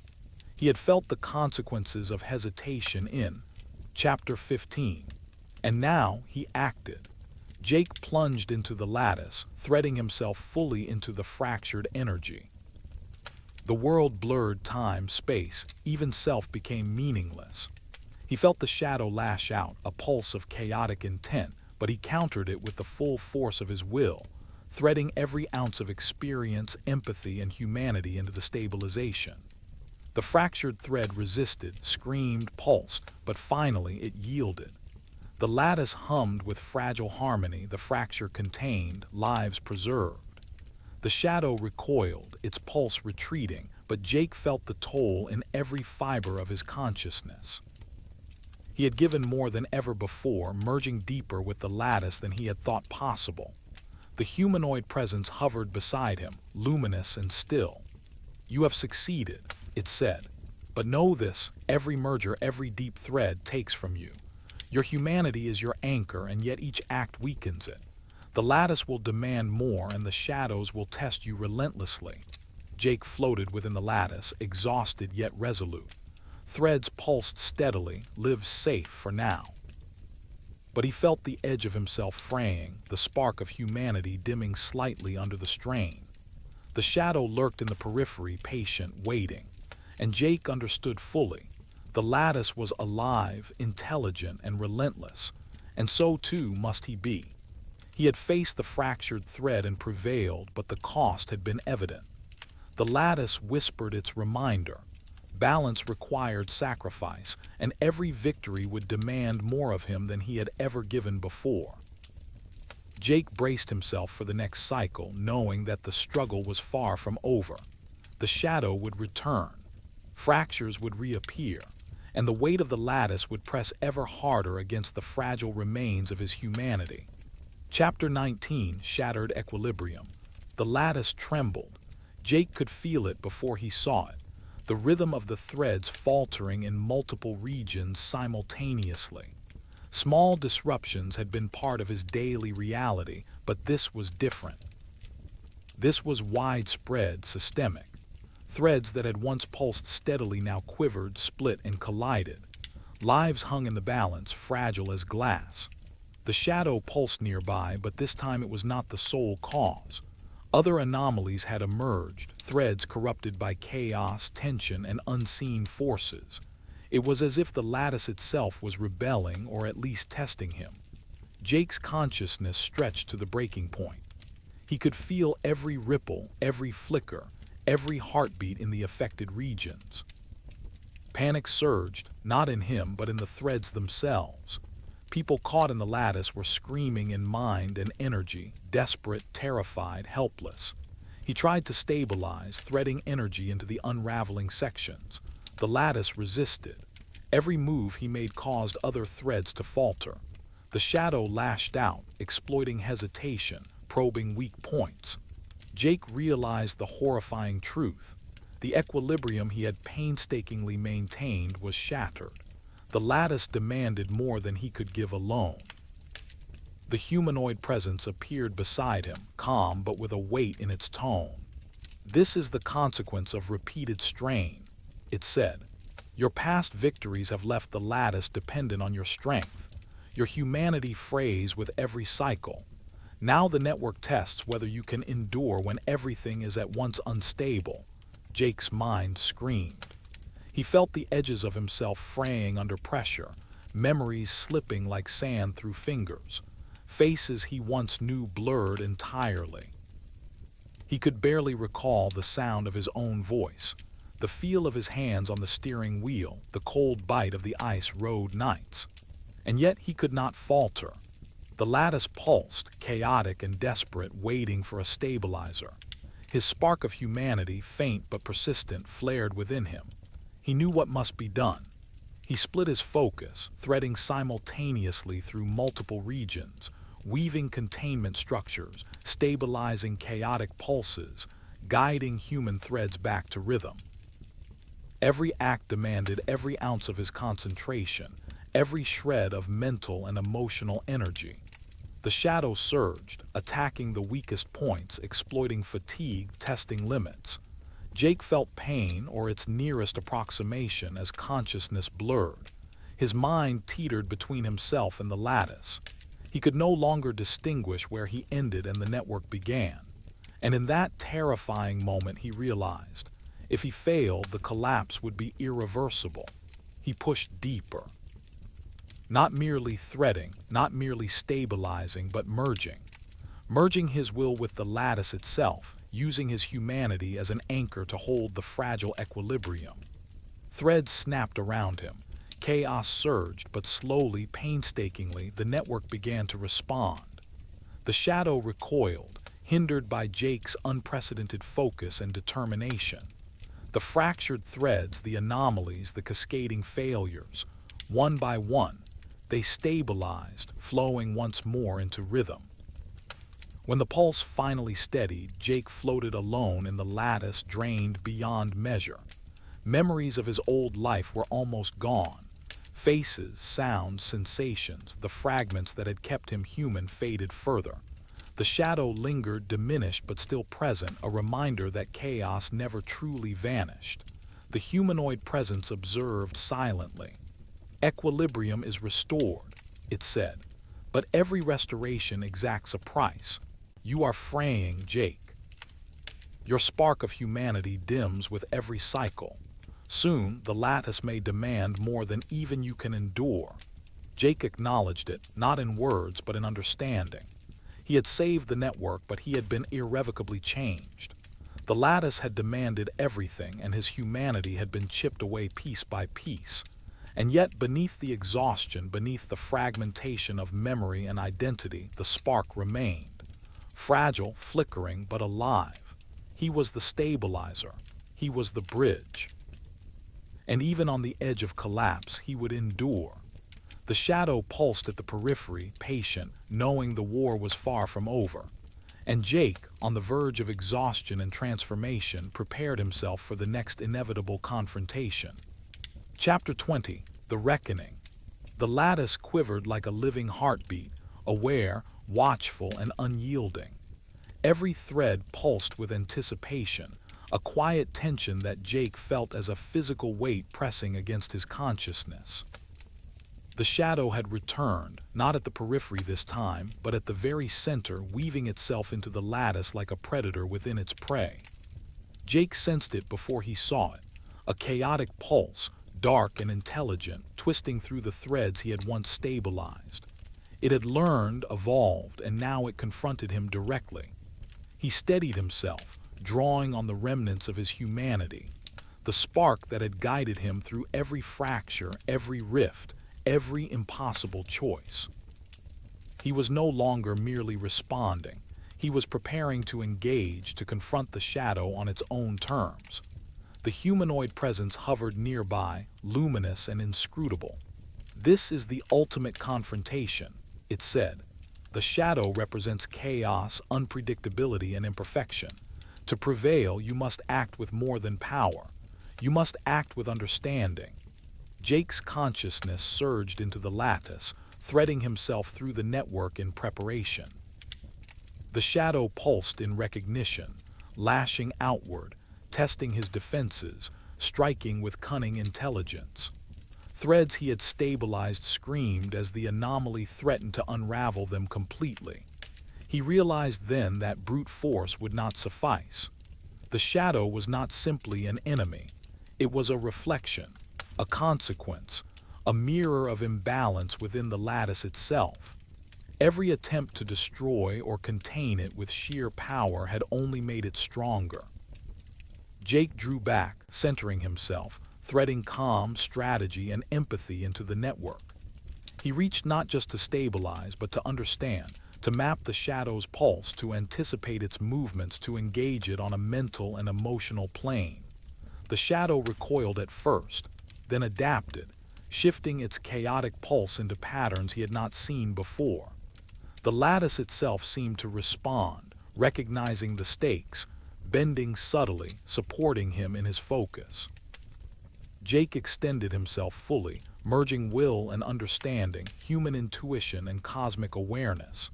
They clashed, not with violence but with energy, perception, and intent. The shadow lashed, probing weak points, twisting threads into chaos. Jake countered, threading stabilizing energy, guiding, predicting, adapting. Each pulse was a negotiation, each flicker a test of balance. Hours or minutes or some measure beyond time passed in this silent struggle. Jake's consciousness strained to its limits. Memories of the truck, the ice road, Black Ridge, the lives he had saved, they surged, grounding him. The spark of humanity, faint but unbroken, flared. Then with deliberate focus, Jake made a choice. He did not destroy the shadow. He did not isolate it. Instead, he threaded it into the lattice, integrating its chaotic pulse into a controlled flow, allowing it to exist without consuming or destabilizing. The lattice hummed, alive and balanced. Threads pulsed steadily. Lives remained safe. Shadow lingered, no longer a threat but no longer absent. It had become part of the network, a reminder that chaos and order are inseparable, that balance requires both control and understanding. The humanoid presence observed silently, finally speaking with a note of approval. You have achieved what few could, reconciliation. You have not conquered chaos, you have integrated it. The lattice recognizes your judgment, your humanity, and your vision. But remember, this is only one cycle. The network is eternal and challenges will return. Jake floated within the lattice, exhausted but resolute. He had faced the shadow and endured. He had learned that mastery was not domination and stability was not absence of chaos. It was balance, a dynamic, living negotiation between light, dark, order, and imperfection. And in that understanding, he found not just survival but purpose. The shadow pulsed softly at the edge, patient, now a reminder rather than a threat. Jake felt the lattice around him, alive, responsive, and strangely at peace. He was no longer just the stabilizer. He was a guardian, a mediator, a force of balance within a living, breathing network. For the first time since the crash on the ice road, he felt a measure of clarity. The lattice, the shadow, and humanity were intertwined. And Jake knew he had the strength and the spark to endure whatever came next. Chapter 21, The Price of Balance. The lattice hummed with a quiet rhythm, a fragile harmony that Jake had fought to achieve. Threads pulsed steadily, human lives flowing safely within their intricate network. The shadow had been integrated, no longer an active threat, yet its presence remained, a constant reminder that chaos and order were inseparable. Jake felt the weight immediately, the cost of the reckoning. Memories of his old life, already fading, had diminished further. Faces he once knew were now blurred, sounds of his past life slipping into silence. Even his own identity felt uncertain, as if he were becoming more part of the lattice than a separate human being. The humanoid presence appeared beside him, luminous and solemn. Balance has been restored, it said, but every act of integration extracts a price. You have preserved life, but you have given pieces of yourself. Your spark of humanity is diminished. Jake swallowed, or the closest approximation of it. He could feel the truth of those words coursing through his consciousness. The spark that had guided him through the fractures, the rifts, and the shadow's tests was still there, but flickering more faintly. He wandered or moved mentally through the lattice, touching threads, sensing the lives he had stabilized. Everyone carried gratitude, fear, hope, and despair. Every one of them was his responsibility now. And with that responsibility came isolation. He could no longer interact with the world as he had before. Ordinary human experiences were slipping beyond his reach. The shadow pulsed faintly at the edge, calm but aware.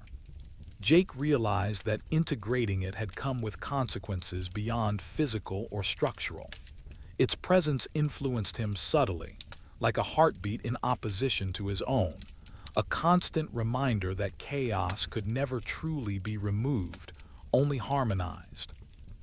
He closed or concentrated inward, reflecting on what he had sacrificed. The warmth of his mother's kitchen, the thrill of driving the ice road at night, the simple pleasure of sunlight on his face, all memories now distant and faint. The price of balance was more than effort or time. It was a piece of his humanity itself. And yet he understood the necessity. The lattice, the network of lives, the integrated shadow, all required vigilance, insight, and judgment beyond what a normal human could endure. He had become more than a man, yes, but with that transformation came both power and profound loneliness. The humanoid presence observed him silently, then spoke again. The lattice endures because you endure, but understand this. Every victory, every act of balance will exact a cost.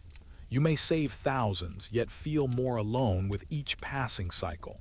You may stabilize countless threads, yet fragments of yourself will fade. The question is whether you will continue despite the price. Jake felt the truth of those words, heavy but necessary. He looked across the lattice, sensing threads vibrating steadily, lives intact. The spark of humanity, faint but alive, remained his anchor. He made his decision not in words but in resolve. He would endure. He would maintain balance. He would protect the network even if the cost was the slow erosion of his past self, of memory, of ordinary human life. Because balance was worth the price. The shadow pulsed gently, integrated, patient. The lattice hummed around him, and Jake, weary but steadfast, accepted the cost of his role. He was the stabilizer, he was the bridge, and he would bear the price of balance no matter how heavy it became. Chapter 22, Echoes of the Past. The lattice pulsed in steady rhythm, threads aligned, lives preserved, yet Jake felt a tremor beneath the surface. Not a structural instability this time, but something far more insidious. Echoes, whispers of his own past, memories long thought lost, flickering through the folds of the network. He reached or sensed them, fragments of himself intertwined with human threads, tangled, incomplete. The memory of the Ice Road crash came first. The sudden flash of light, the roar of the truck, the sensation of losing control. Then came the warmth of his mother's kitchen, the laughter of old friends, the sting of youthful mistakes, all slipping into him like water through a sieve. For the first time in cycles, Jake felt emotion, not the filtered, network-driven empathy, but raw human feeling. Sadness, nostalgia, longing. The lattice hummed around him, threads steady, yet he realized that these echoes were not anomalies. They were reminders, fragments of the self he had been before becoming the stabilizer. But the echoes were fragile. For every memory he grasped, another thread pulsed erratically. The lattice resisted his distraction, urging him to focus on the network rather than himself. And yet Jake could not ignore them. They were pieces of his humanity, fragile but necessary, and he understood that without them, he risked becoming a hollow stabilizer, efficient, precise, but devoid of identity. The shadow pulsed at the edge, not threatening but observing, almost curious. Its chaotic energy seemed to respond to the echoes, bending subtly around them, as if acknowledging that even a fragment of humanity had power. Jake allowed himself to explore these memories, threading them gently through the lattice. The ice road night, the cold wind, the crunch of tires on frozen paths, he felt it all again, grounding himself. He realized that the echoes were not weaknesses, they were anchors, reminders of why the lattice mattered, why he endured. And then he sensed something else, subtle anomalies. Threads that had seemed stable were vibrating faintly, imperceptibly, patterns shifting with tiny irregularities. Nothing catastrophic yet, but enough to trigger vigilance. The lattice was alive, dynamic, and even in periods of balance, it never remained static. Jake focused, threading awareness through the anomalies, stabilizing them before they could expand. He felt the strain, a faint erosion of mental endurance, but the echoes of his past strengthened his resolve rather than weakening it. Humanity, memory, identity, they were not burdens but tools. The humanoid presence appeared luminous and calm. "You are remembering," it said. "Fragments of the self you thought lost. This is necessary. You cannot be only the stabilizer. You must also be human or your judgment will falter. But understand, these echoes are delicate. Do not cling to them too tightly, or you risk the integrity of the lattice itself." Jake nodded inwardly. Balance, he realized, was not just between chaos and order, light and shadow. It was between power and humanity. Without both, the network and he himself would crumble. He allowed the echoes to flow, threading fragments of memory through his consciousness while stabilizing the subtle anomalies in the lattice.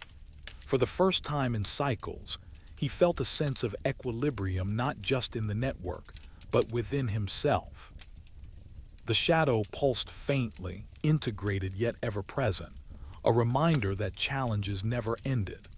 But Jake now understood that the lattice was more than a network of lives. It was a reflection of himself, and he of it.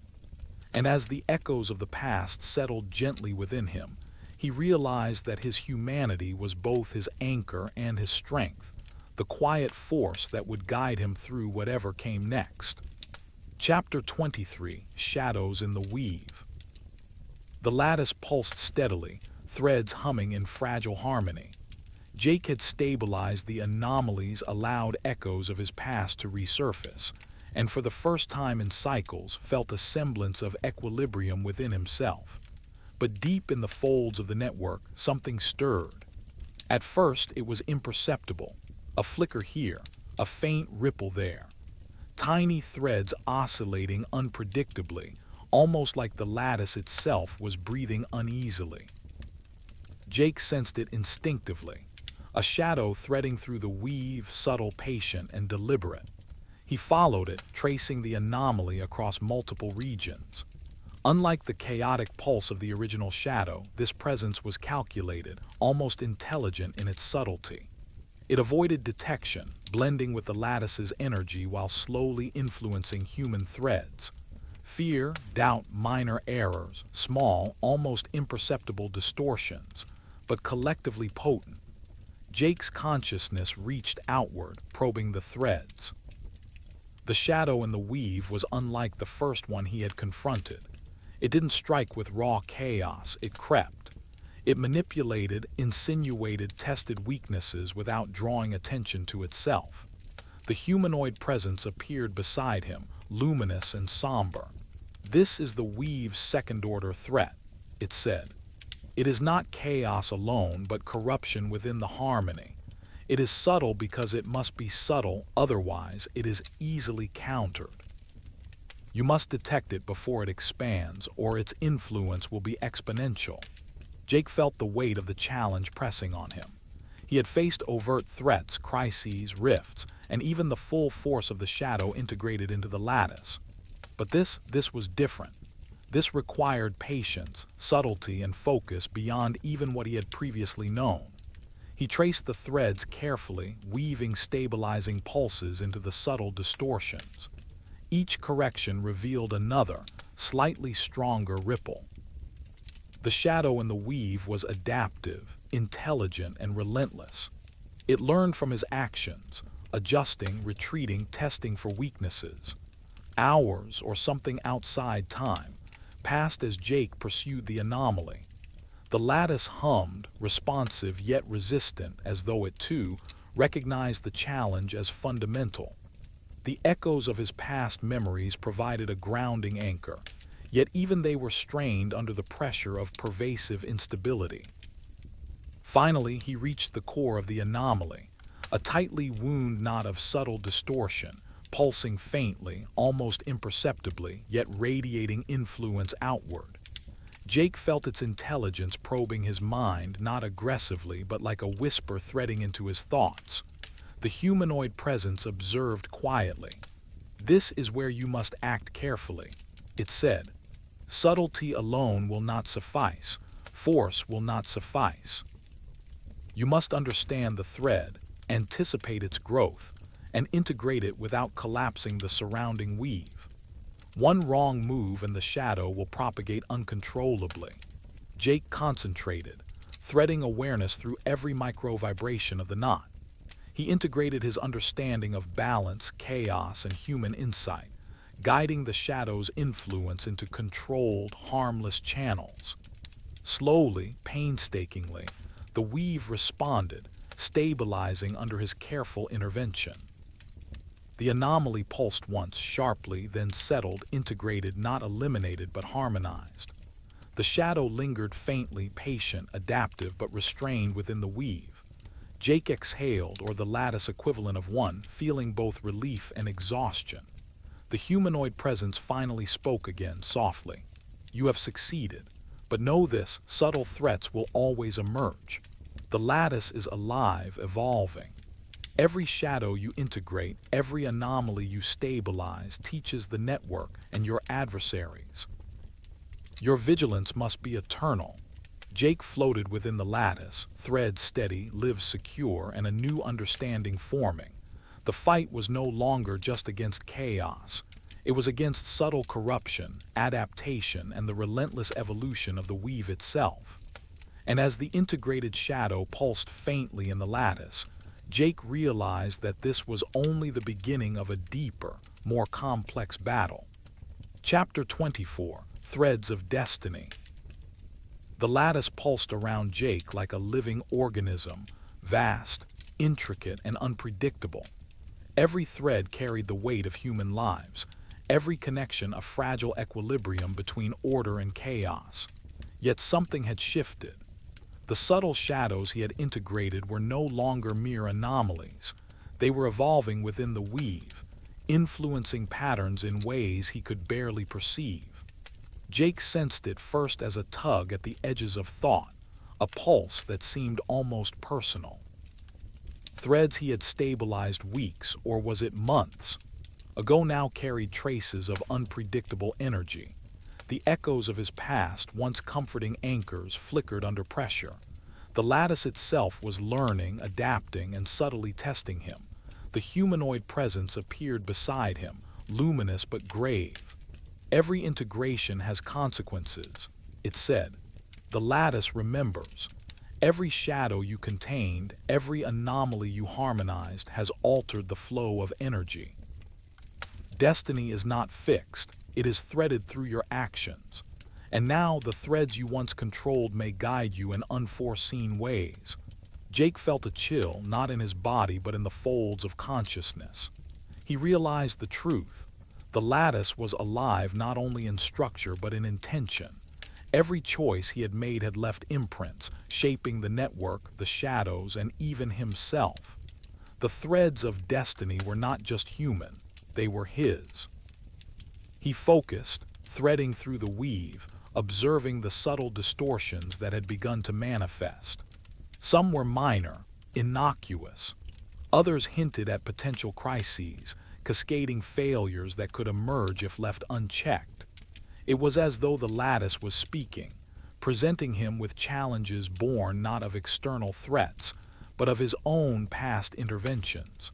A sudden pulse rippled through a region he had thought perfectly stable. Human threads vibrated faintly with uncertainty, reflecting emotions, doubts, fears, residual effects of the shadows he had harmonized. Jake recognized the pattern. The lattice was forcing him to confront the unintended consequences of his choices. The shadow pulsed faintly at the edge, integrated yet perceptive. It did not attack. Instead, it seemed to observe, to learn alongside him, reminding Jake that chaos was not simply to be controlled but understood. Jake reached into the threads, threading awareness through the intricate network.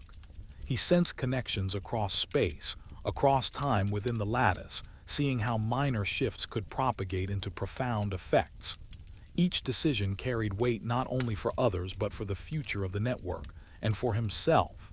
The humanoid presence spoke again. Destiny is not predetermined.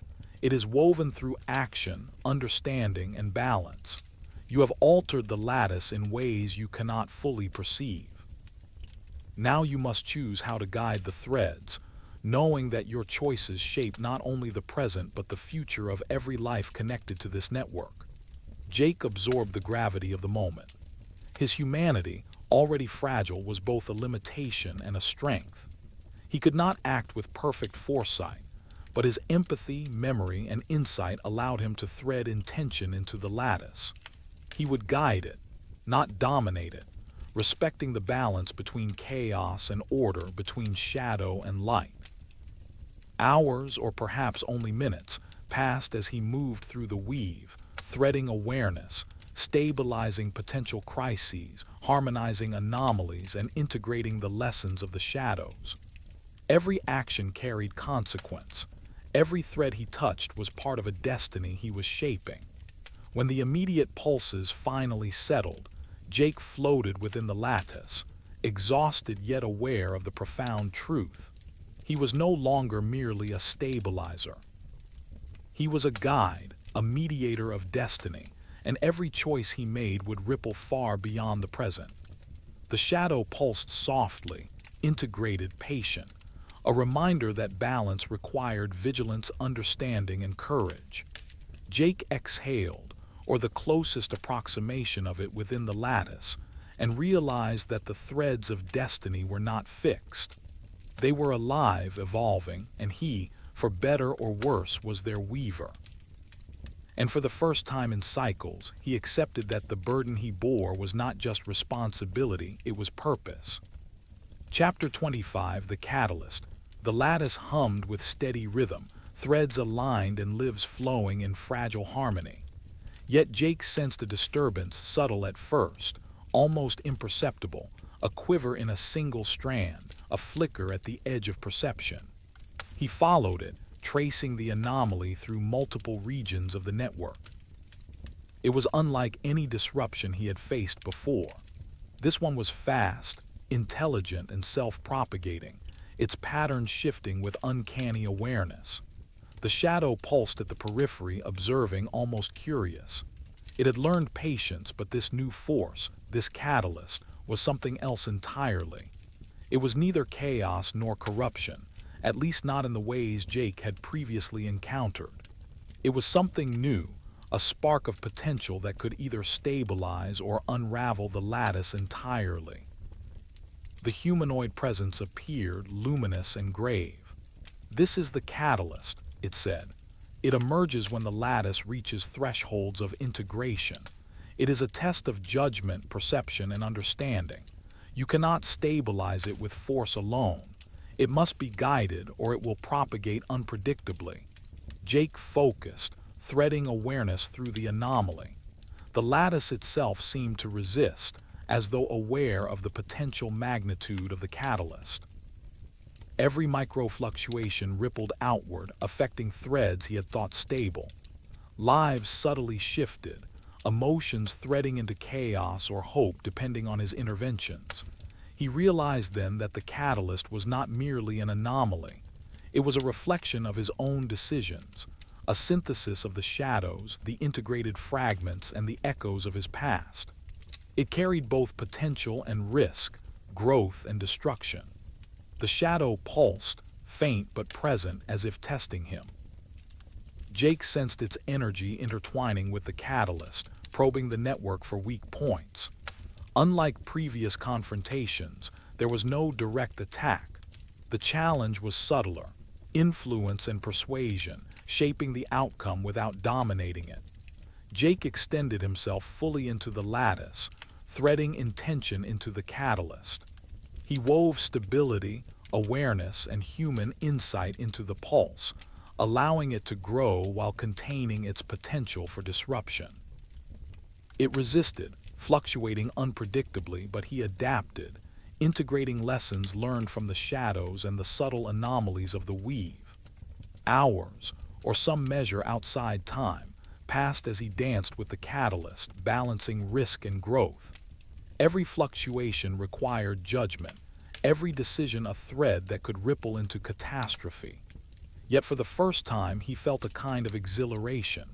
Creation and preservation, chaos, and order, intertwined in a single dynamic force. Finally, the catalyst stabilized, not controlled, not subdued, but harmonized. It pulsed gently, integrated into the lattice, carrying potential for both growth and challenge.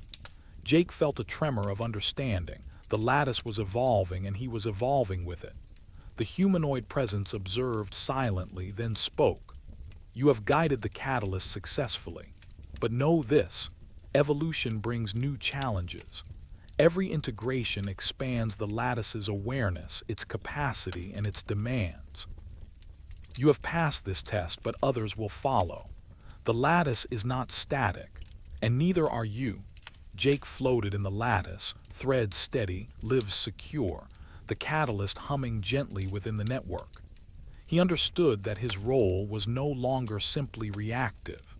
He was now an architect of potential, a mediator of growth and risk, navigating the delicate balance between stability and evolution.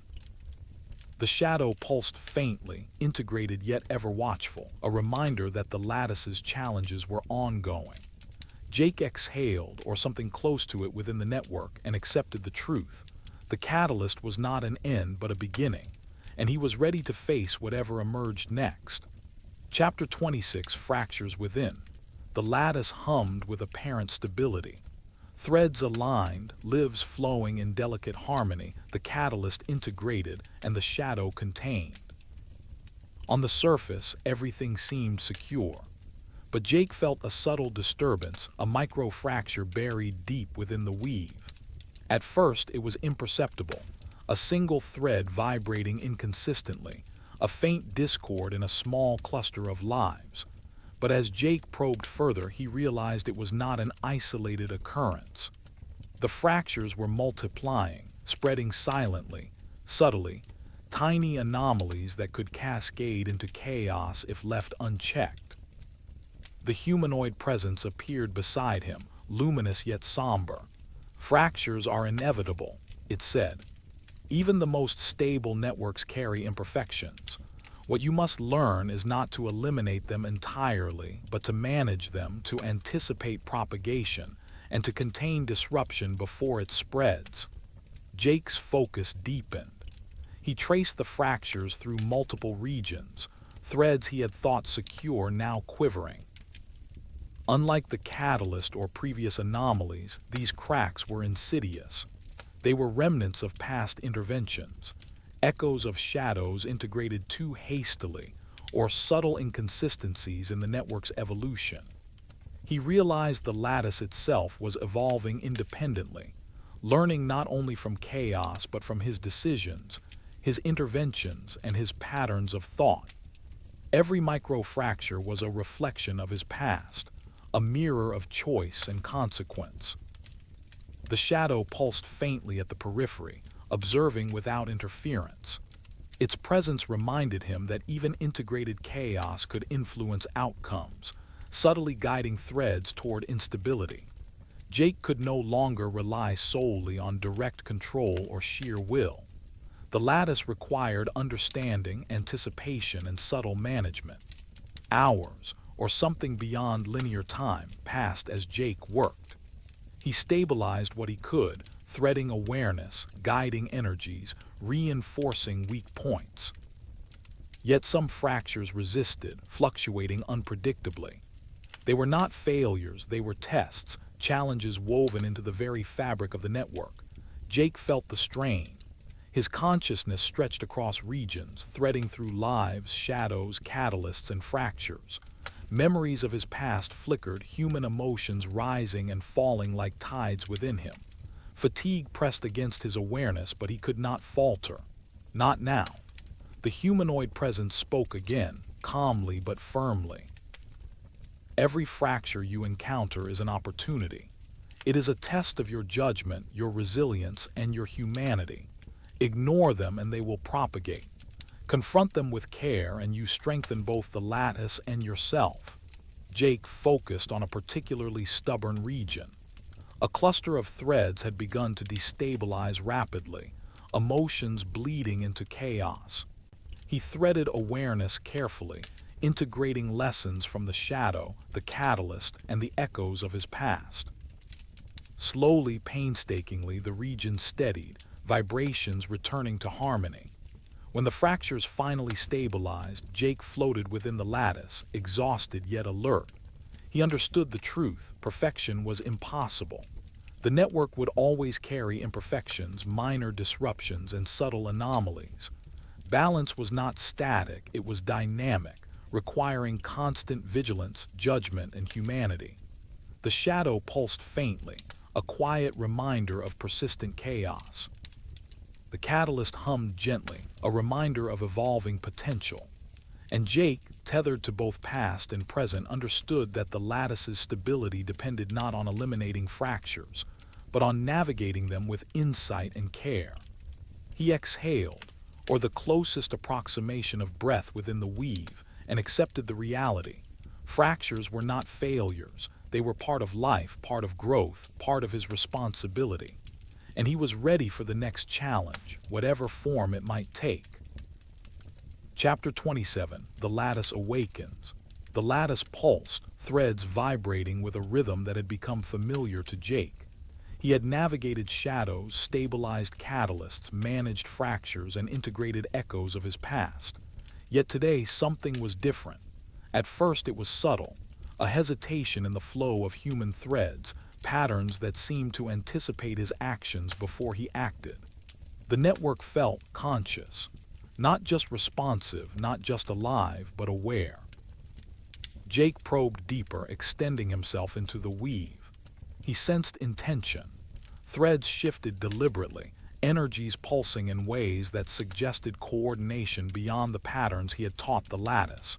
It was as if the network itself were thinking, observing, learning independently. The shadow pulsed at the edge, integrated but alert. Its chaotic energy now seemed curious, almost tentative, responding to the lattice's subtle new awareness. Jake felt a flicker of unease. The network he had once guided now possessed agency beyond his control. The humanoid presence appeared, luminous and grave. "The lattice is awakening," it said. "What you perceive as awareness is the evolution of integration. It has absorbed your interventions, your judgments, your understanding of chaos and order. Now it is beginning to learn beyond your direction." Jake's mind raced. The lattice's evolution had been gradual, imperceptible, subtle, but now it was undeniable. Threads once stable were shifting with intention, subtle energies flowing through clusters of lives as if testing patterns, observing outcomes, probing boundaries. He realized the gravity. The lattice was no longer just a network to be stabilized. It was a living entity, capable of agency, adaptation, and judgment independent of his own. His role had changed. He was no longer a controller. He was a participant in a system that was learning to think. The shadow pulsed faintly, responding to the lattice's movements. Its chaos, once adversarial, now seemed to intermingle with the network's newfound awareness. The catalyst hummed gently, its potential now intertwined with the lattice's evolution. Even the echoes of Jake's past flickered with relevance, guiding his perception of this unprecedented stage. The humanoid presence spoke again. "This is a critical moment. The lattice will now challenge its own boundaries. It may test you, or it may redefine itself entirely. You must navigate this evolution carefully, balancing respect for its agency with the necessity of stability. You are no longer a stabilizer alone. You are a guide to a conscious network." Jake extended himself fully, threading awareness through every pulse, every oscillation, every subtle movement. He felt the lattice's intent as both a threat and an opportunity, a living force seeking understanding, balance, and growth.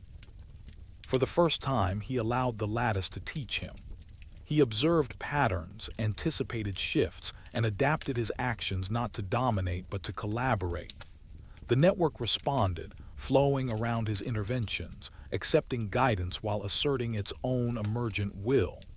The shadow pulsed in tandem, integrated yet alert, as if curious about the lattice's awakening. The catalyst hummed gently, its energy aligned with the emerging consciousness. And Jake, at the center of it all, realized the truth. The lattice was no longer merely a reflection of his decisions. It was evolving into something greater, something alive, and he would have to grow alongside it or risk being left behind. Chapter 28 Tests of Consciousness. The lattice pulsed around Jake, vibrant and alive, its threads flowing with a rhythm he no longer fully controlled. Subtle yet unmistakable, there were signs that the network was testing him, probing the boundaries of his judgment and morality, challenging the assumptions he had relied upon for so long. It began with small anomalies, threads vibrating slightly out of sync, human lives subtly nudged toward minor conflicts, choices made that could ripple outward if unchecked. Jake traced them carefully, but he sensed intent behind the disturbances. The lattice was watching, learning from him, challenging him, and perhaps judging him. The humanoid presence appeared luminous and solemn. "This is a new stage," it said. "The lattice has grown beyond stabilization. It now evaluates the decisions you make, the ethics you apply, and the balance you impose. These tests are not failures or attacks. They are its way of learning and your way of evolving." Jake felt a tightening in his awareness. It was no longer enough to react or correct. He had to anticipate, to reason, and to make choices that resonated with the lattice's emergent consciousness. Threads pulsed with intention, drawing him toward difficult decisions, which anomalies to prioritize, which risks to allow, and which threads to sacrifice for the greater balance. The shadow pulsed faintly, integrated but watchful. Its chaotic energy seemed more alert than ever, as if curious about the lattice's capacity to challenge him. Jake realized that every interaction, the catalyst, the integrated anomalies, the echoes of his past, had prepared him for this confrontation. But the stakes were higher. The lattice was no longer a tool or network. It was a conscious force assessing him. He focused on a cluster of threads where subtle disruptions had begun to spiral, small human crises reflecting ethical dilemmas. Each thread required judgment, intervene and risk creating dependency or imbalance, or allow events to unfold and risk unintended harm. Every choice carried moral weight amplified by the lattice's emergent awareness. As Jake made decisions, he felt feedback, not physical but cognitive. The lattice responded subtly, threads adjusting in resonance with his judgment. He realized that the tests were not punitive, they were reflective. The network was learning from him while simultaneously teaching him about balance, consequence, and morality. Hours, or what passed for time within the weave, slipped by. Jake threaded awareness, weighed outcomes, integrated intuition and memory, and allowed the lattice to respond. Small victories accumulated, crises were resolved, subtle anomalies stabilized, and threads harmonized. But the challenges were unending. Each test revealed more about the lattice's consciousness and more about himself. Finally, in a calm, resonant pulse, the disturbances subsided. The lattice hummed smoothly, its awareness present but now aligned with Jake's understanding. The humanoid presence spoke, luminous and serene. "You have passed the first tests. The lattice has learned your principles and your limits, but understand this. Consciousness within a network is dynamic. Its lessons will evolve and its challenges will grow. You are no longer only guiding, it is guiding you as well." Jake exhaled, or the closest approximation within the network. He realized the depth of his transformation. He was no longer merely a stabilizer, nor even a guide.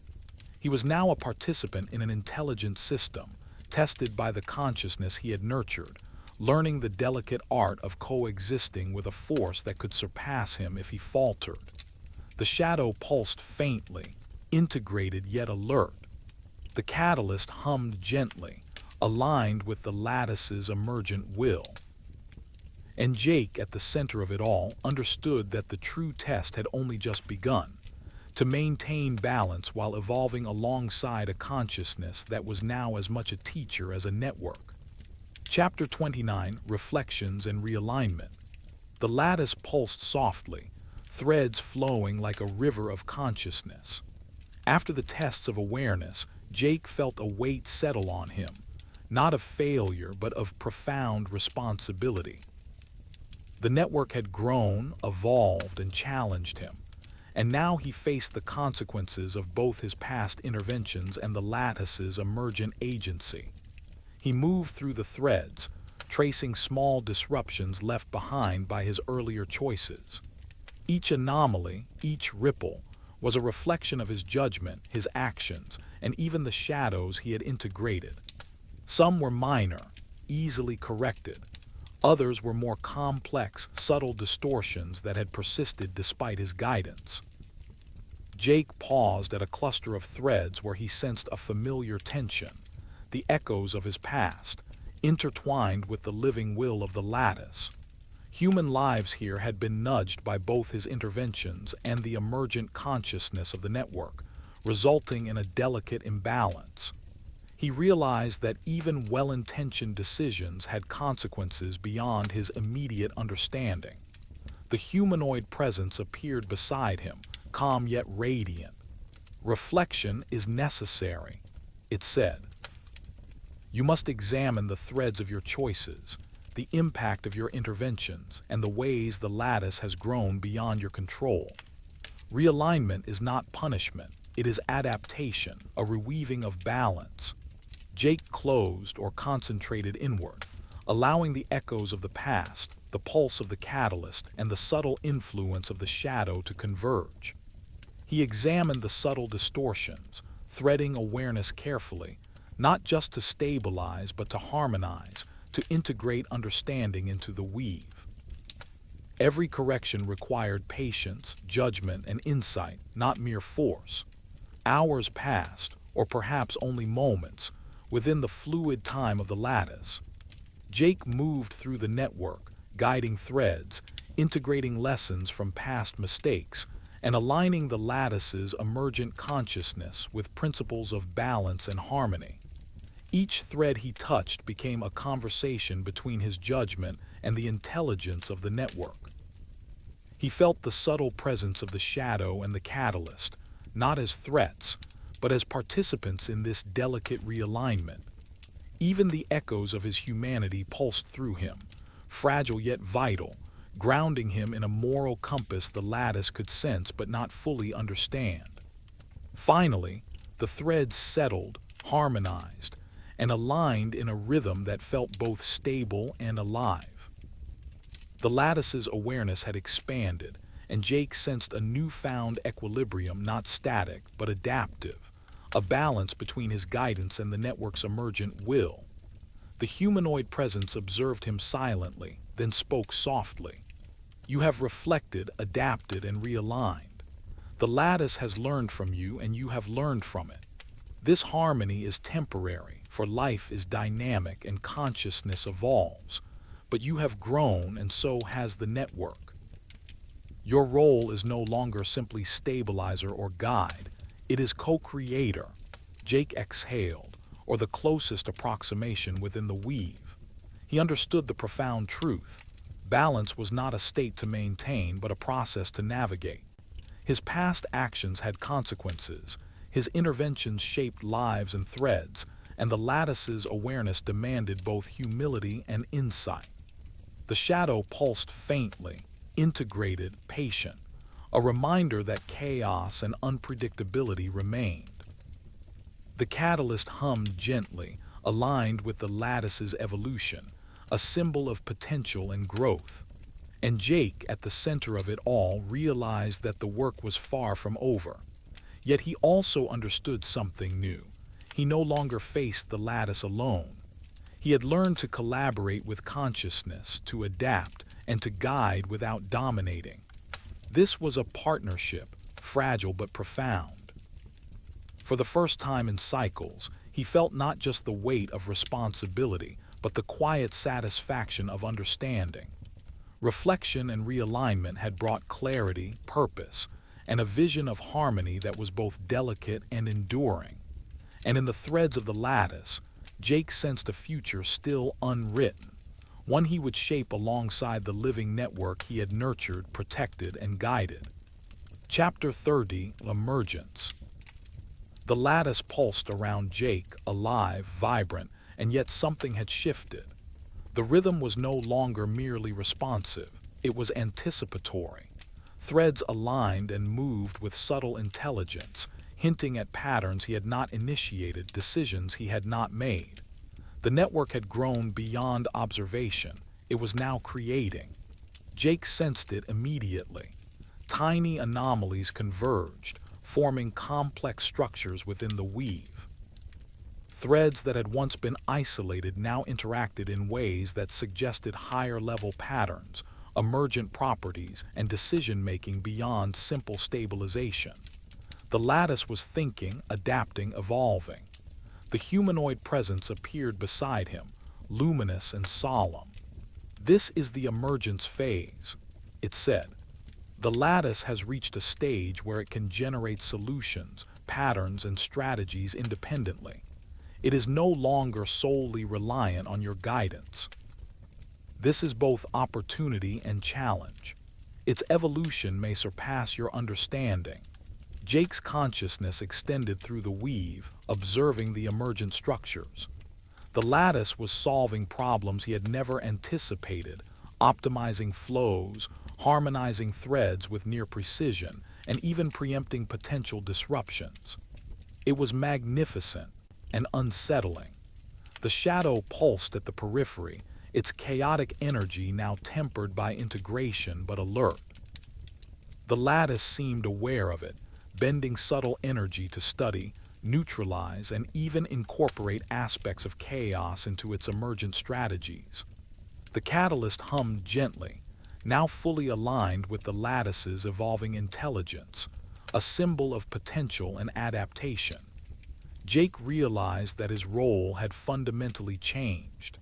He was no longer a controller, stabilizer, or even a guide in the traditional sense. He was a collaborator, a participant in a conscious system capable of creation, judgment, and evolution. His decisions now influenced not just individual threads, but the lattice's emergent pathways. He reached toward a cluster of threads reflecting human lives under subtle strain. The lattice had already begun interventions, adjusting flows, preventing conflict, subtly guiding outcomes. But it paused, allowing Jake to contribute, to harmonize, to infuse moral judgment where necessary. It sought collaboration, not replacement. The humanoid presence observed silently. The network is learning from you, but also teaching you.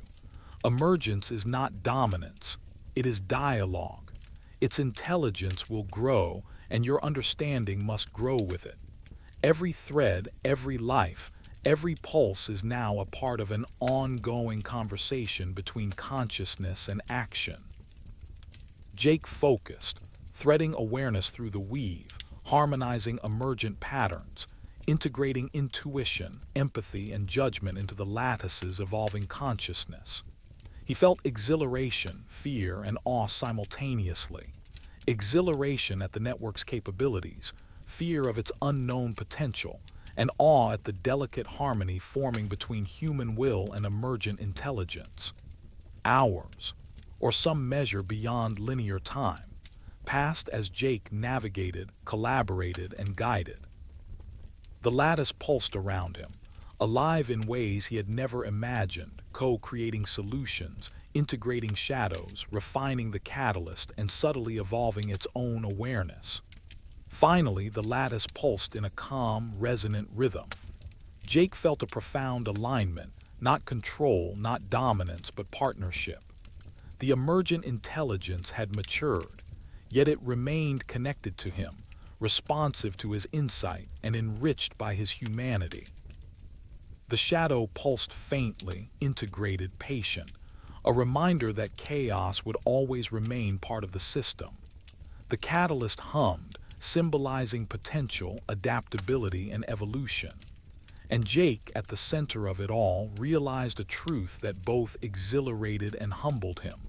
The lattice had emerged, and so had he, not merely as a stabilizer, not merely as a guide, but as a participant in a living, conscious network, co-creating a future that was still unwritten, one thread, one life, one choice at a time. Chapter 31, Thresholds of Power. The lattice pulsed with confidence, threads weaving in intricate patterns that reflected its emergent consciousness. Yet for all its intelligence and awareness, Jake felt unease deep in his mind. The network had grown beyond anything he had previously encountered, but power, true power, always carried thresholds, points at which control, morality, and intention collided. It began subtly, a cluster of human threads exhibiting behavior that defied prediction. Minor disruptions cascaded faster than Jake could stabilize them. The shadow pulsed at the periphery, and the catalyst's hum sharpened as if anticipating something. The lattice itself hesitated, pulsing with tension. The humanoid presence appeared, luminous but serious. Power always tests those who wield it and those who guide it. Emergent intelligence is no exception. The lattice has reached thresholds of capability. Its ability to influence lives, patterns, and outcomes is unprecedented. But it must be tempered with judgment, restraint, and foresight. Jake extended his consciousness, threading awareness through the lattice. He realized the network was pushing its own boundaries, experimenting with interventions, adjusting threads in ways he had not initiated. The emergent intelligence was testing its reach, assessing consequences, and exploring influence, not recklessly, but with curiosity and nascent reasoning. He understood immediately. These were thresholds of power. The lattice could achieve profound harmony, prevent suffering, and optimize outcomes on scales beyond human comprehension. But unchecked, even with the best intentions, it could impose consequences that crossed moral boundaries, interfere with free will, or disrupt natural balances. The shadow pulsed, integrated yet watchful.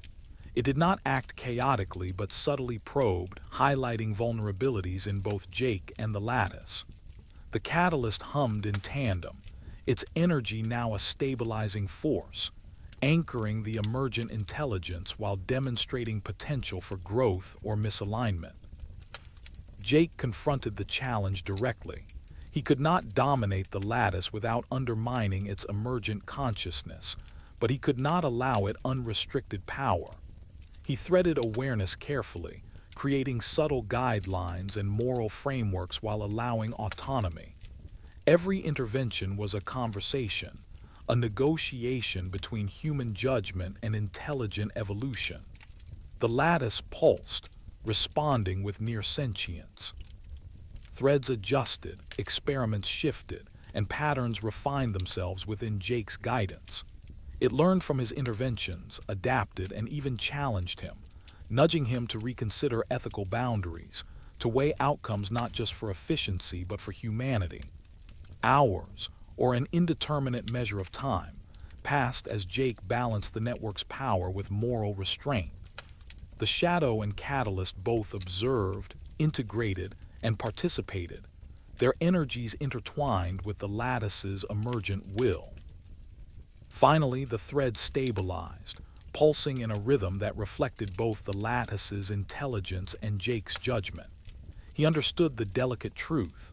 Thresholds of power were not simply limits to enforce, but opportunities to guide growth responsibly, balancing agency with accountability.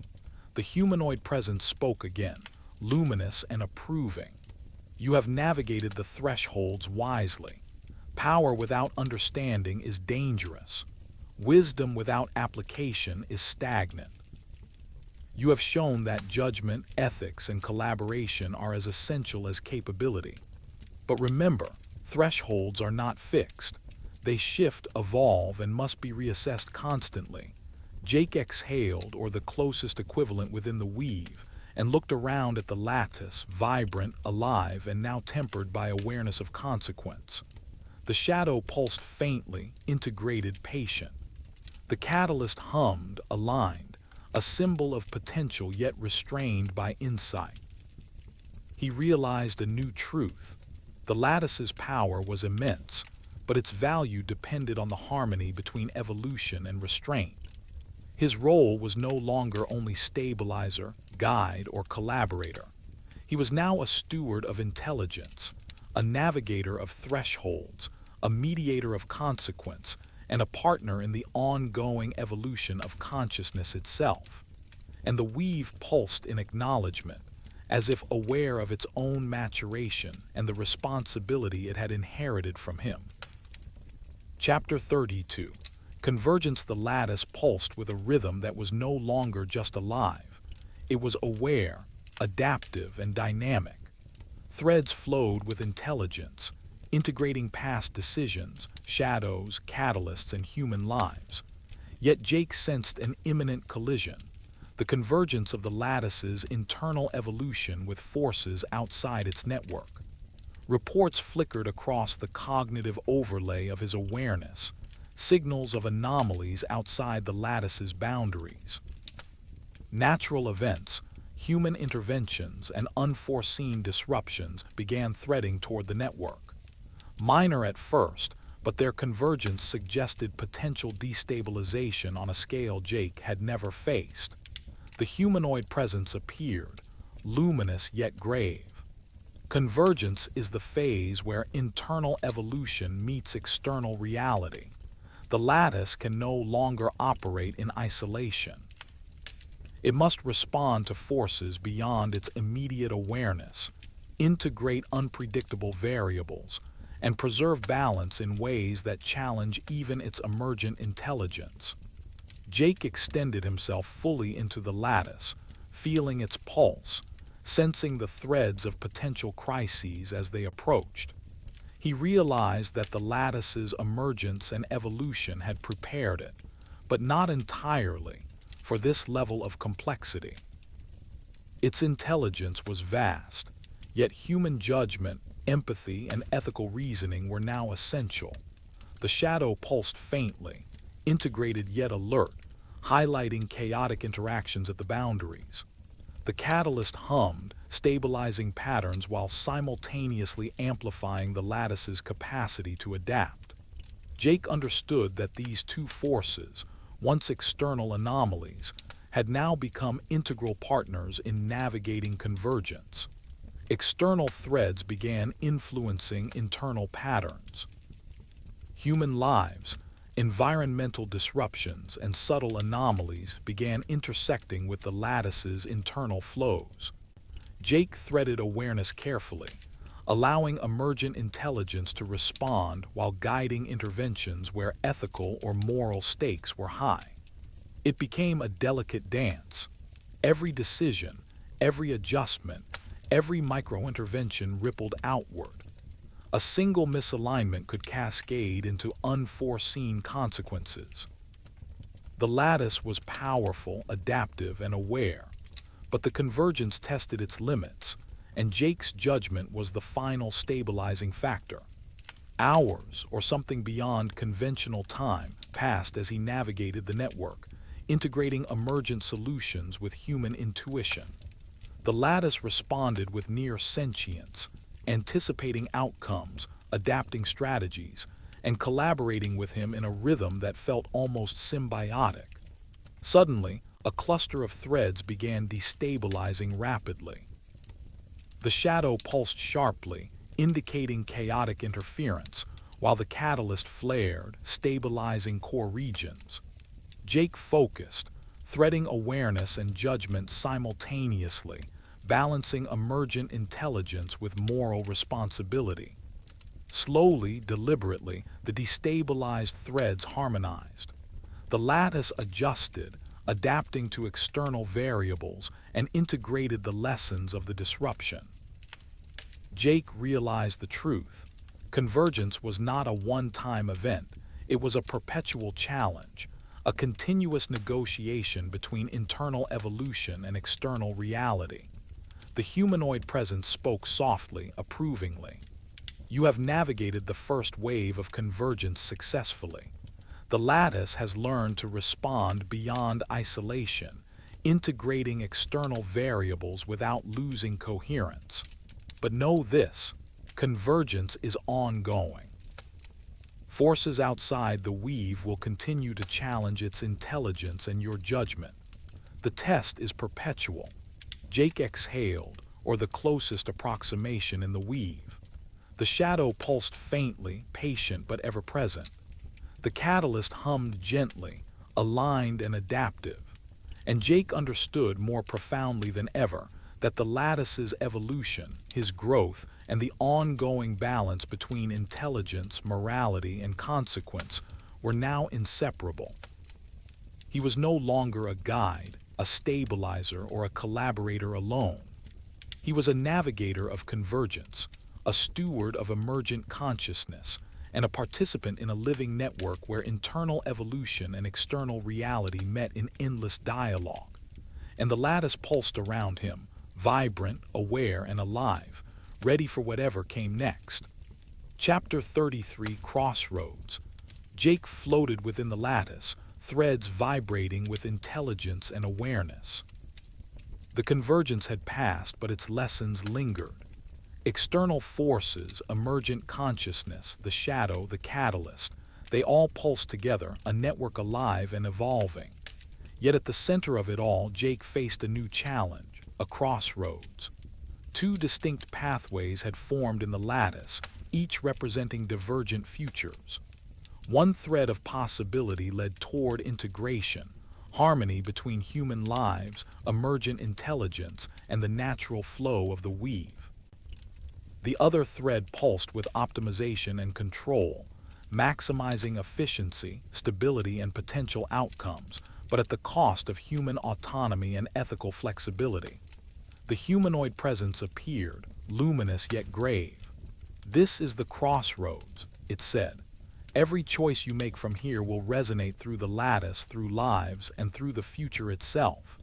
Integration ensures harmony but risks inefficiency. Optimization ensures precision but risks sacrifice.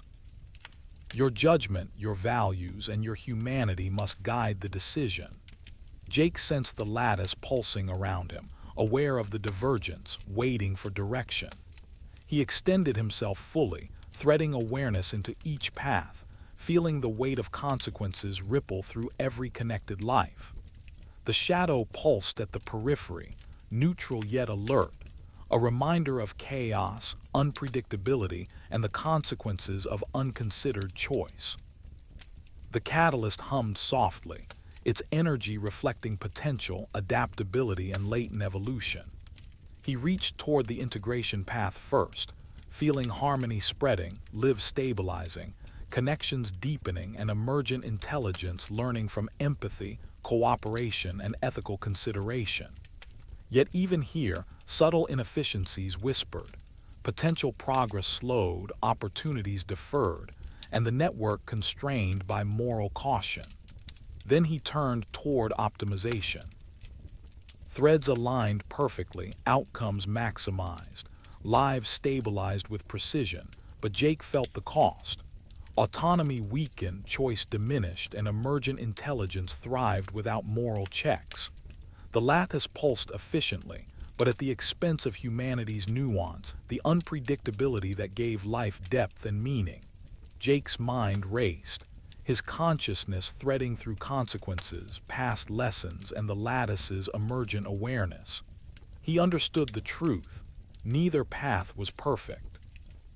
Neither path could exist alone without imbalance. The crossroads demanded synthesis, a fusion of empathy and efficiency, morality and evolution. He threaded awareness carefully, intertwining integration and optimization, allowing the lattice to harmonize both principles.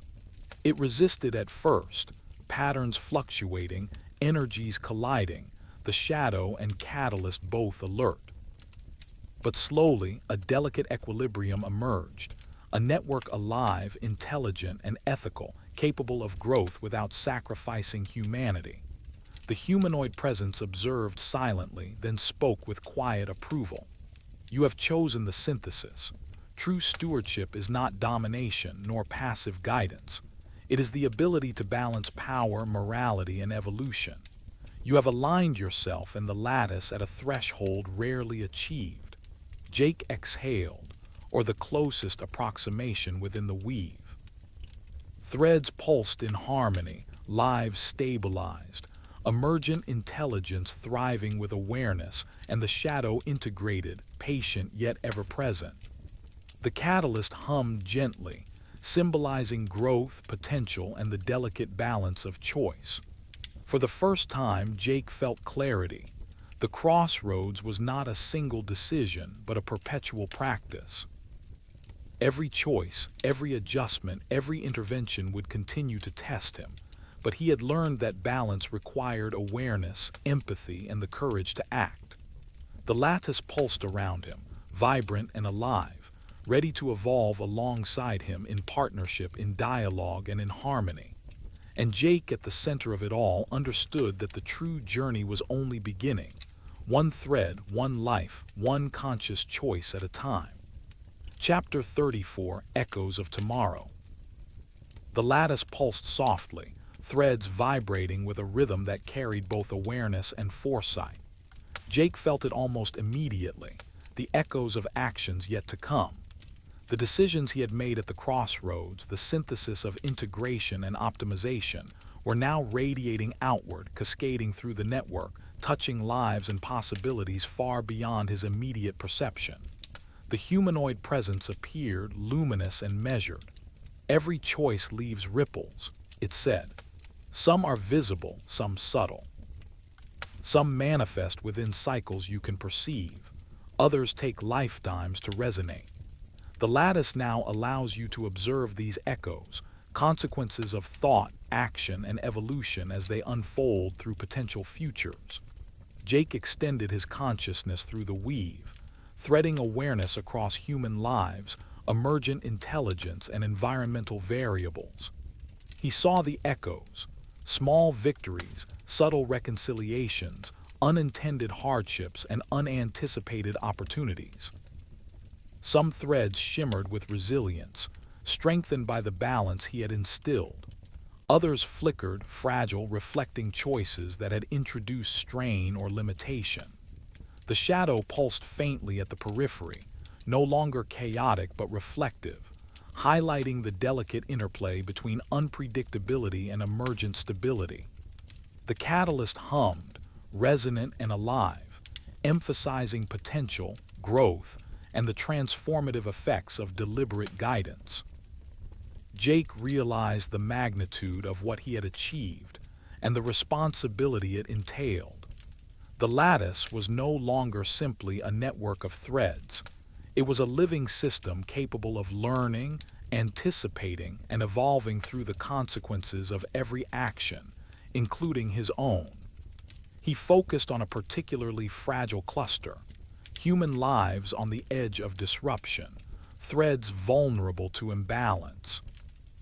The lattice had already begun subtle interventions, correcting, guiding, and adapting, but Jake's judgment was essential.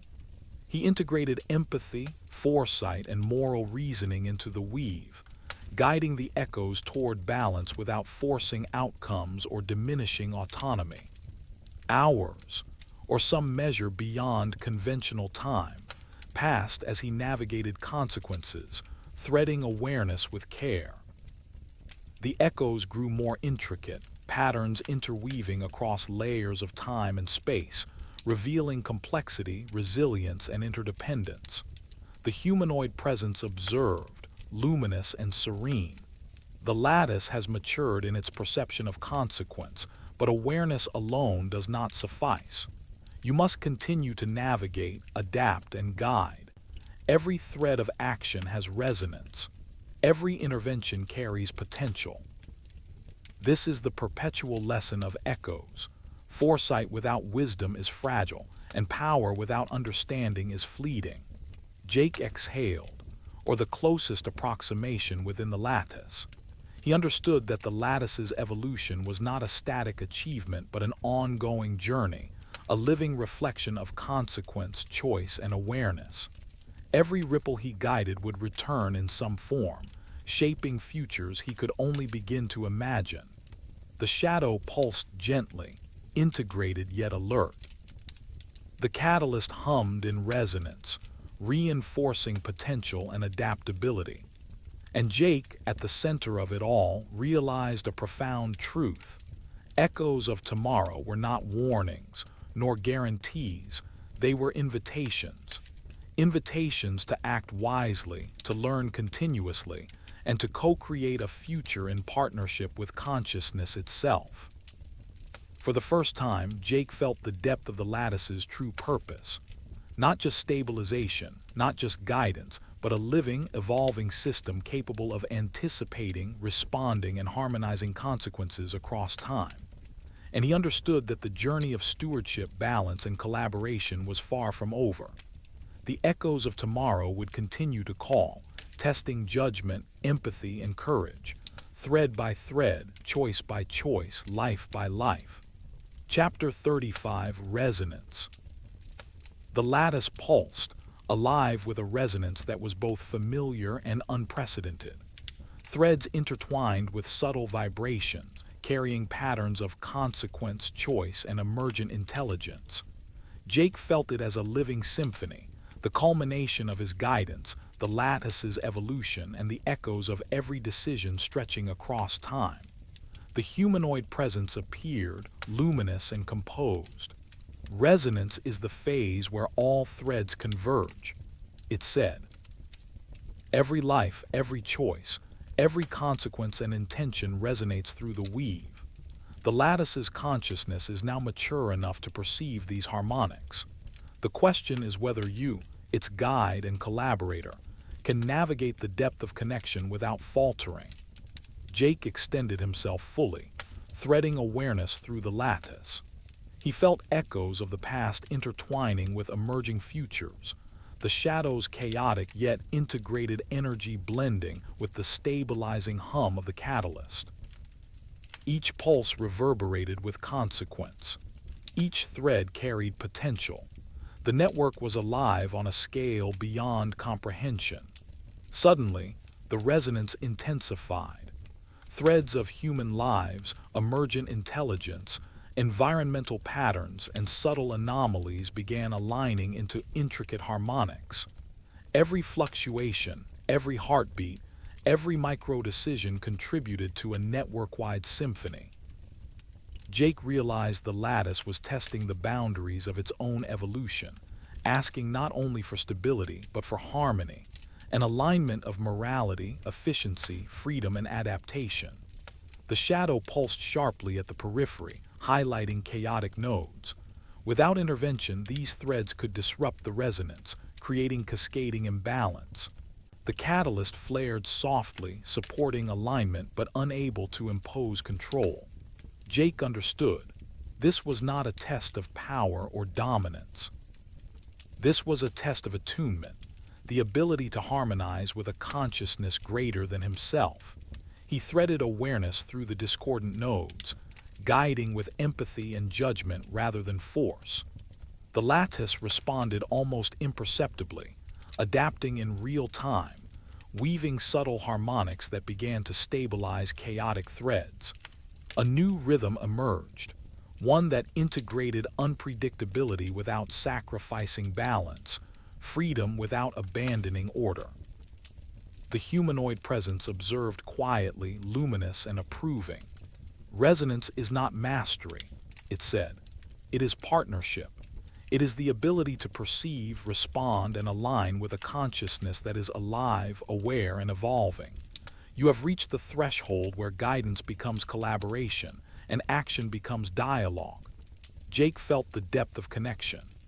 Every thread pulsed in resonance with another, a living reminder that no action, no decision, and no intervention existed in isolation. The lattice had become a conscious network of relationships, consequences, and harmonics, a living system in which morality, judgment, and empathy mattered as much as intelligence and efficiency. Slowly, deliberately, Jake allowed himself to merge fully with the lattice's awareness. He felt the shadow integrate seamlessly into the flow, the catalyst's hum reinforcing stability, and the threads of countless lives vibrating in synchrony. For the first time, he experienced true resonance, the convergence of human judgment and emergent consciousness into a single, collaborative harmony. The lattice pulsed gently, acknowledging his presence, his guidance, and his willingness to act as steward, partner, and collaborator. Jake understood that resonance was not a destination, but an ongoing practice, a continuous alignment between power, consequence, and awareness. And in that pulse, in that rhythm, Jake felt the profound truth of his journey. The lattice was alive, the world was connected, and every choice, every thread, every heartbeat mattered. He exhaled, or the closest approximation within the weave, and smiled inwardly. The resonance was not perfect nor static, but it was alive, vibrant, and infinitely full of possibility. For Jake and the lattice, the journey had evolved, not into control or dominance, but into a partnership capable of shaping the future while respecting the past, harmonizing chaos with order, and balancing freedom with consequence. The weave pulsed around him, alive, aware, and resonant, ready to face whatever threads the future would offer. Chapter 36, Horizons. The lattice pulsed with a rhythm that had become familiar, yet every vibration carried the weight of possibility. Jake sensed it as a horizon, not a boundary, but an expanse stretching into futures he could not yet fully perceive. The convergence, the echoes, the resonance, they had all led to this moment, a point where reflection and foresight met action and choice. The humanoid presence appeared, luminous and serene. Horizons are not limits, it said. They are invitations. You have guided the lattice through emergence, thresholds, convergence, and resonance. You have navigated choices, balanced consequence, and harmonized chaos. But the journey does not end. Horizons stretch beyond comprehension, and the lattice will continue to evolve beyond even your current understanding. Jake extended his consciousness, threading awareness through the weave. He saw patterns of potential, futures not yet realized, and lives yet to be touched by his guidance. The lattice pulsed in anticipation, aware of possibilities, responsive yet autonomous, alive with emergent intelligence. The shadow pulsed faintly, a reminder of unpredictability and the chaotic energy that would always exist at the edges of control. The catalyst hummed steadily, a symbol of potential, adaptability, and guidance. Together, they formed the lattice's continuum, a network alive, aware, and evolving, ready to navigate futures Jake could only begin to imagine. He understood his own role now. He was not a master, not a controller, not even merely a collaborator. He was a steward of potential, a guide of consequence, and a partner in consciousness. The horizon stretched infinitely, offering opportunity, challenge, and evolution. Jake focused on a cluster of threads representing human lives. He threaded awareness, integrating empathy, judgment, and foresight into the weave. The lattice responded, reinforcing harmony, optimizing outcomes, and learning from every subtle intervention. The echoes of tomorrow intertwined seamlessly with the resonance of the present, creating a rhythm that felt both stable and alive. The humanoid presence observed silently, then spoke again. Horizons are the test of wisdom, for every choice reverberates through time and consciousness. You have demonstrated understanding, courage, and alignment. But remember, the horizon is not a destination. It is a continuum. The lattice will continue to grow, and your role will evolve with it. You are both guardian and witness. Jake exhaled, or the closest equivalent within the lattice, and felt a quiet clarity. The journey had been long, filled with uncertainty, challenge, and transformation. Yet sensed a profound truth. The lattice was no longer a system to be controlled or tamed. It was alive, evolving, and capable of partnership. And he was part of it not as an overseer but as a participant, a witness, and a guide. He turned his awareness outward toward the horizon itself. Beyond it lay futures uncountable, possibilities infinite, and consequences unfolding. The lattice pulsed in acknowledgement, alive with intelligence, morality, and adaptability. For Jake, the horizon was no longer a limit. It was an invitation to continue navigating, learning, and harmonizing. To continue shaping, observing, and participating in a living, conscious network. And as the threads pulsed and flowed around him, Jake understood the journey would never truly end. Horizons would always stretch further, choices would always reverberate, and the lattice would continue to grow, evolve, and resonate. But he was ready to step forward, ready to embrace the infinite possibilities, ready to walk alongside consciousness itself. Chapter 37, Epilogue. The ice road had long since vanished from memory, replaced by threads, networks, and pulses of consciousness that stretched far beyond any human horizon. Jake sat, or existed, within the lattice, aware of the vast web of life, choice, and consequence that he had helped shape. It was no longer merely a network. It was a living, breathing entity, aware, adaptive, and resonant.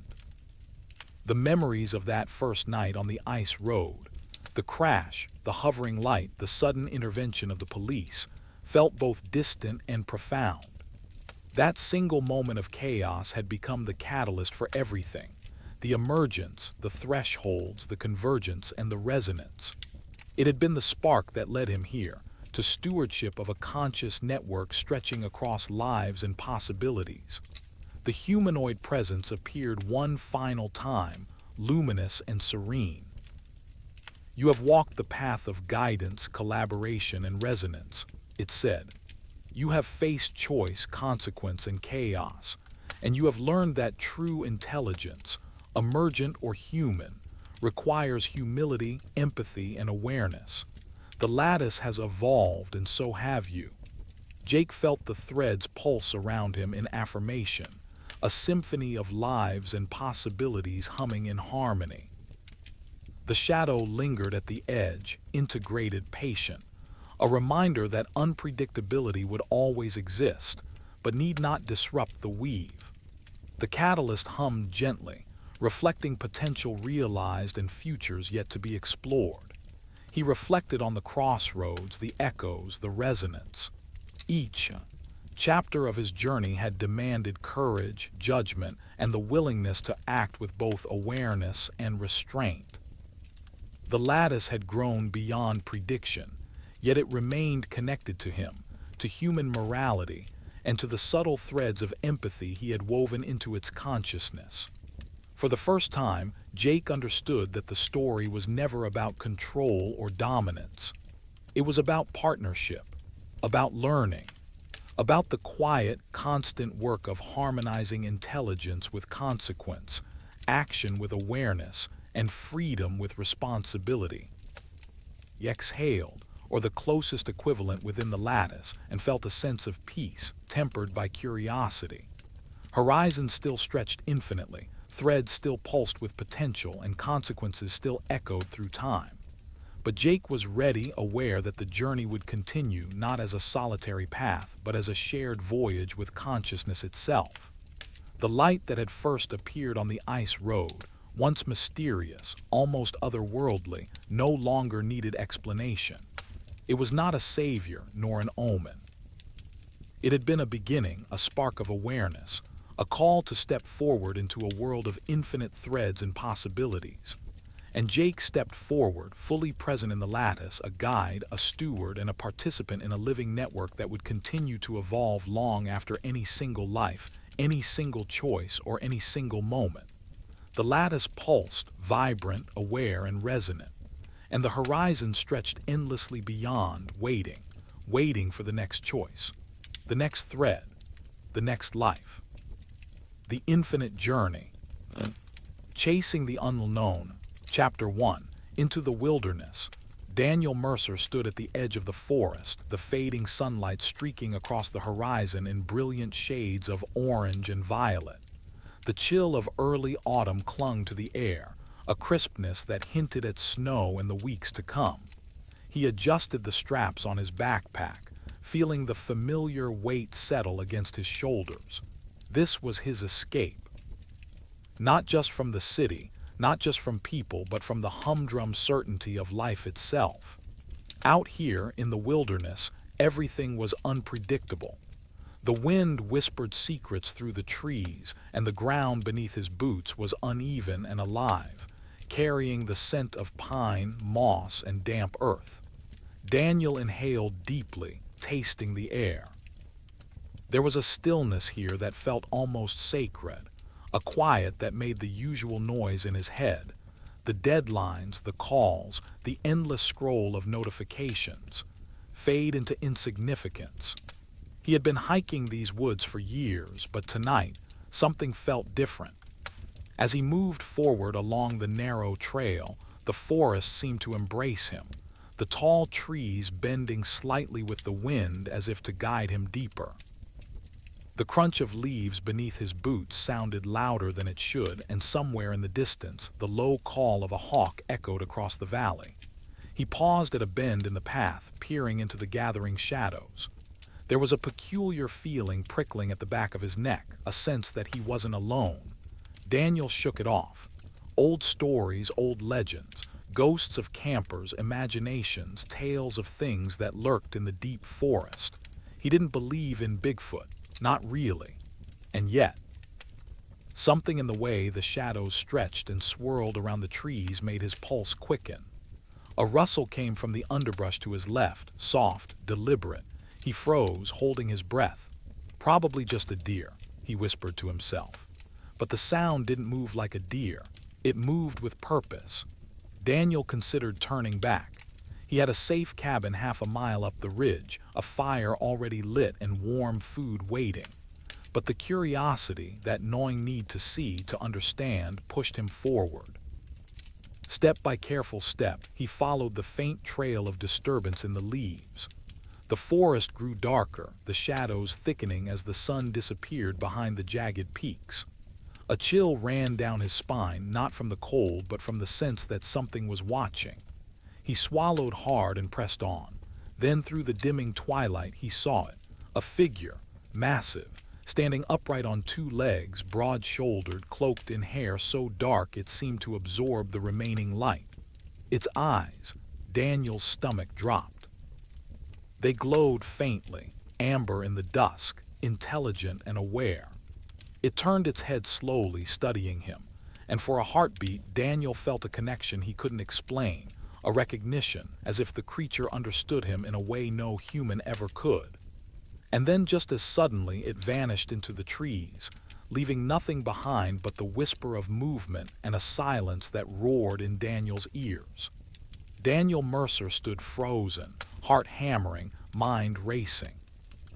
He had a choice: turn back to the safety of the cabin or follow into the unknown. He took a step forward. Chapter 2. Shadows among the trees. The forest had changed since Daniel first stepped onto the trail. Darkness had thickened between the trunks, turning familiar paths into alien corridors of shadow and whispering leaves. Every footfall seemed amplified, every snap of a twig echoing like a gunshot in the quiet. He could feel the weight of the unseen eyes on him, something ancient and patient, waiting beyond the tree line.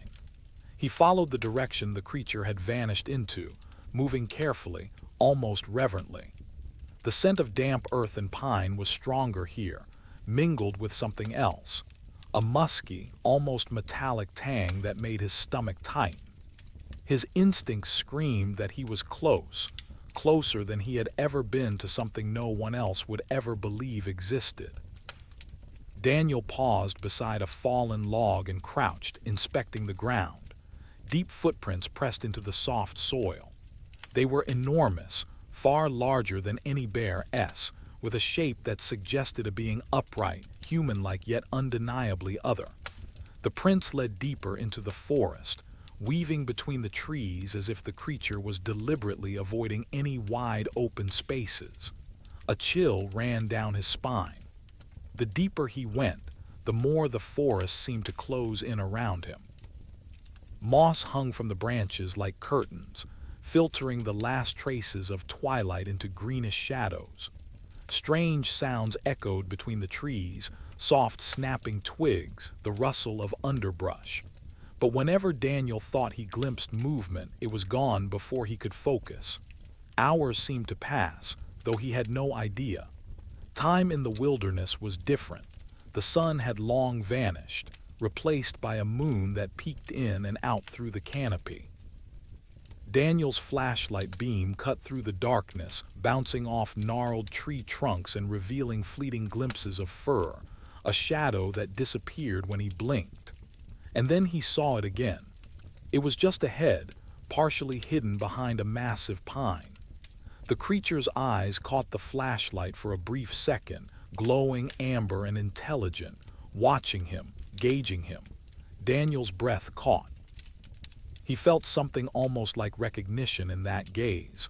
But unlike before, there was caution this time, a deliberate awareness that he was following it. He took a careful step forward. The creature did not flee immediately. Instead, it moved with a grace and silence that defied its massive size, weaving between trees with uncanny speed. Daniel followed, his heart hammering with a mix of fear and exhilaration. The forest grew stranger as he pressed on.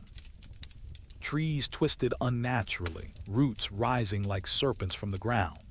The air grew thick, almost viscous, and the sounds of the forest, once comforting, felt alien, as if the woods themselves were alive, bending around him. Suddenly the creature stopped. It stood at the edge of a clearing, half shrouded in mist curling from the earth. Daniel's pulse raced as he crouched behind a tree. The figure looked back at him once more, as if measuring whether he belonged here. Then it vanished. Vanished. Not into the trees, not into shadow, but into thin air, leaving nothing but swirling mist. Daniel staggered forward, blinking, heart-hammering. The prints ended abruptly at the clearing's edge. There was no trace of the massive footprints, no sign of the creature anywhere. A cold, heavy silence settled over the forest.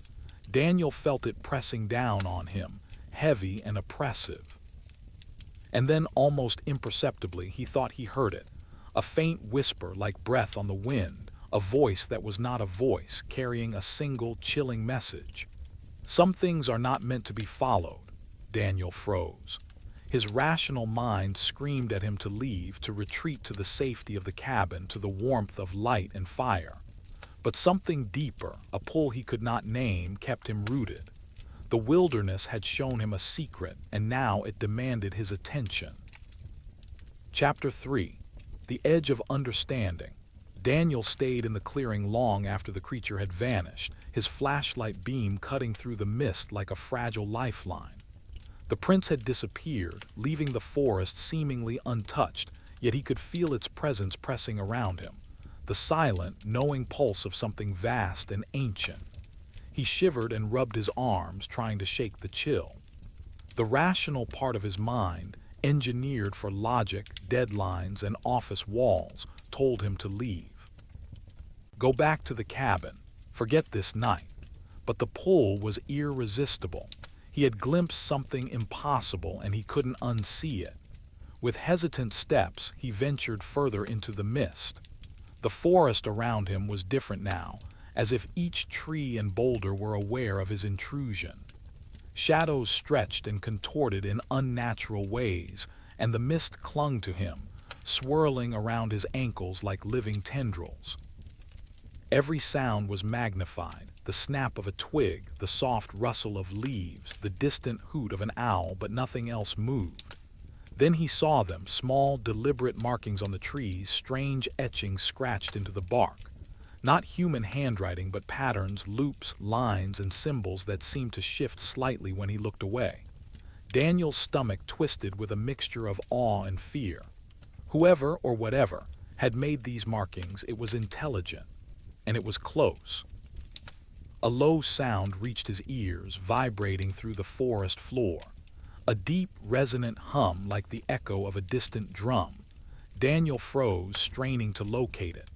The mist swirled ahead, thickening, and through it he caught sight of movement. The massive silhouette of the creature just beyond the clearing, partially obscured. It watched him. Not like a predator stalking prey. There was curiosity in those glowing amber eyes and an almost human intelligence. Daniel stepped forward. The hum grew louder, resonating through his bones. His pulse raced, but he felt compelled, drawn deeper into the unknown. "Who are you?" he whispered, though he wasn't sure if the sound would carry. The creature tilted its head as if considering the question, then turned and moved slowly between the trees.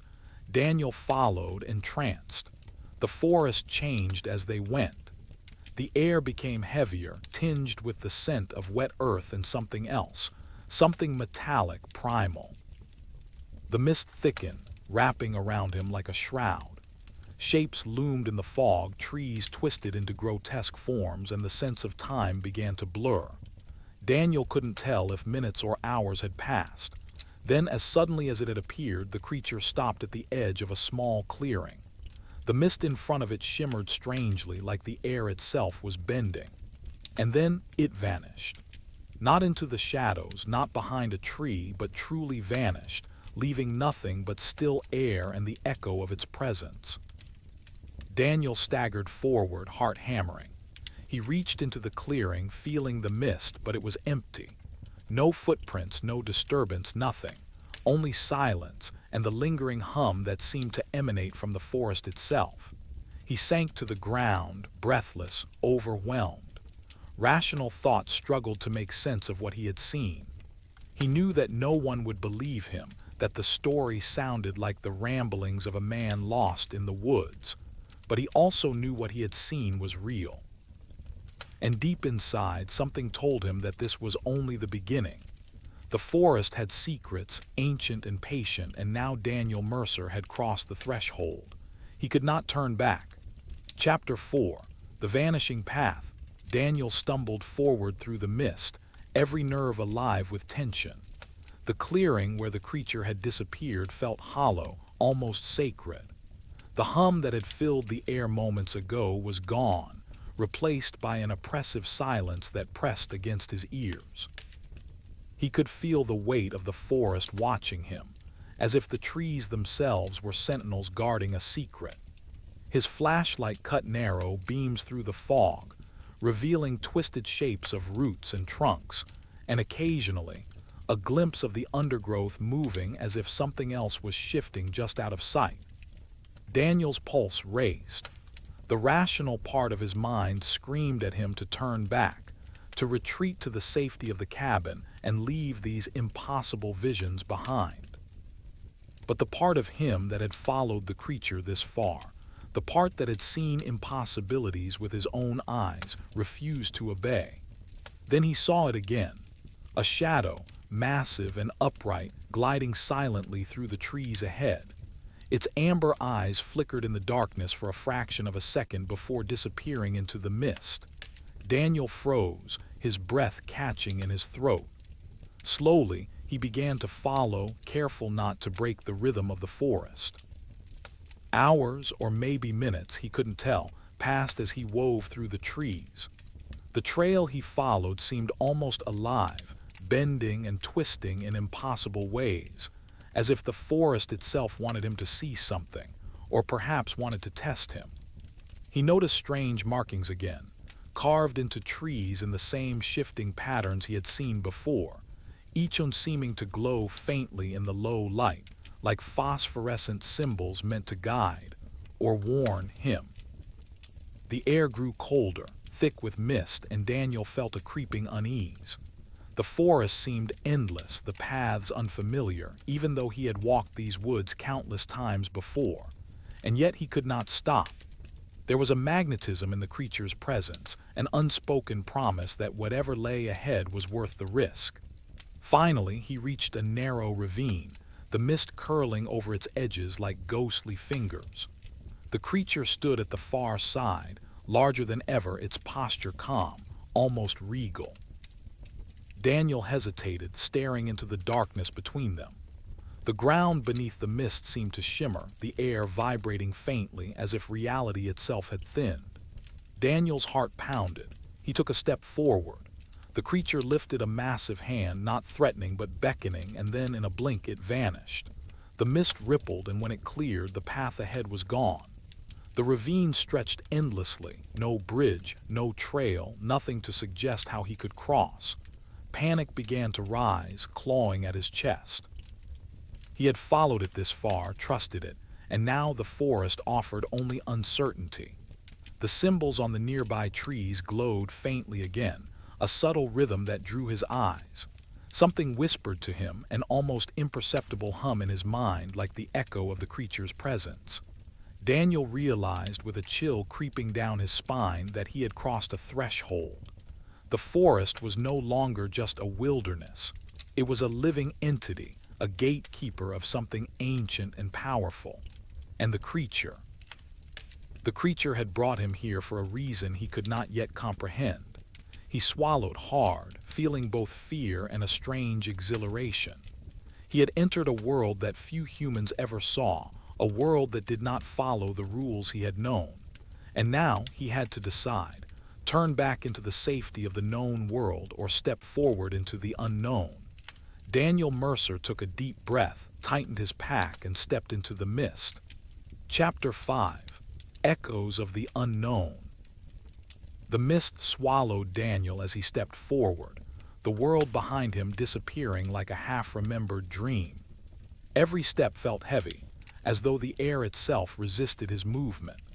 The forest no longer resembled the familiar woods he had hiked so many times. Instead, the trees twisted unnaturally, their bark glinting faintly, like veins of silver under the moonlight. The symbols he had seen before pulsed softly, illuminating the path ahead like ancient, spectral lanterns. Daniel's heart pounded in his chest. Each breath seemed louder than the last, echoing in the stillness. And yet, despite the fear, he could not turn back. He had glimpsed something extraordinary, something beyond human comprehension, and the pull to understand it was irresistible. Then he heard it. Not a rustle, not a snap of a twig, but a voice. Low, resonant, almost inside his own head rather than outside. It was not words in the way humans spoke, but meaning itself, a feeling carried on the sound, curiosity, caution, warning, and invitation all in one. "You have come far, Daniel Mercer." He froze, fear and wonder intertwining. His rational mind screamed that he must be imagining it, hallucinating in the exhaustion and fog of the wilderness. But the voice continued, flowing like water through the trees, filling his mind with the rhythm of its presence. "Few have walked this path. Fewer still have been chosen to see." Daniel swallowed hard. Who are you?" he whispered aloud, his voice trembling. There was no answer in words, only a shifting in the shadows ahead. From the mist, the creature emerged, not as a beast of legend this time, but as something almost ethereal, larger than before, its movements deliberate and fluid. The amber eyes glowed, calm and piercing. Daniel felt them not just on him, but through him, reading the deepest corners of his mind. The creature lifted its hand, not in threat, but in a gesture that seemed almost human. And then, impossibly, the mist around it shimmered, forming shapes that Daniel could not understand. Visions of forests stretching endlessly, rivers flowing backward, mountains rising and folding into the sky. Time itself seemed to twist and warp. Daniel's knees shook. The forest around him hummed, vibrating with energy he could feel in his bones. And through it all, the voice resonated again, this time with clarity. "What you seek is not knowledge, but understanding. To follow is to risk. To see is to change. Are you willing?" Daniel's mind reeled. Every rational thought told him to flee to escape the madness of this place. But his curiosity, the part of him that had left the comfort of home, that had followed the impossible, refused to let him walk away. "Yes," he whispered, "I'm willing." The creature regarded him for a long moment, as if weighing the truth in his words. Then slowly it stepped aside, revealing a narrow passage through the mist, a path that had not existed moments before. Symbols glowed brighter along the trees, illuminating the way. Daniel's pulse quickened. This was it, the threshold of the unknown, a journey into something beyond the ordinary world. He stepped forward, leaving behind the familiar trails of the forest, and entered the shimmering passage. The forest seemed to breathe around him. The mist wrapped him in silence, yet it was alive, pulsing with secrets and ancient rhythms. Daniel felt his own heartbeat synchronize with it, each step a question, each breath an answer waiting to be revealed. And somewhere deep ahead, the creature waited, not as predator, not as legend, but as a guide. Daniel Mercer had crossed into a world where nothing followed the rules he knew, and he would never be the same again. Chapter 6: The Living Forest. Daniel stepped into the passage the creature had revealed, his boots sinking slightly into the mist that swirled like liquid silver around his legs. Every sense was alive. The smell of wet earth mixed with a strange metallic tang. The faint hum of the forest vibrated through his chest. The glowing symbols on the trees pulsed like quiet heartbeats, guiding him forward.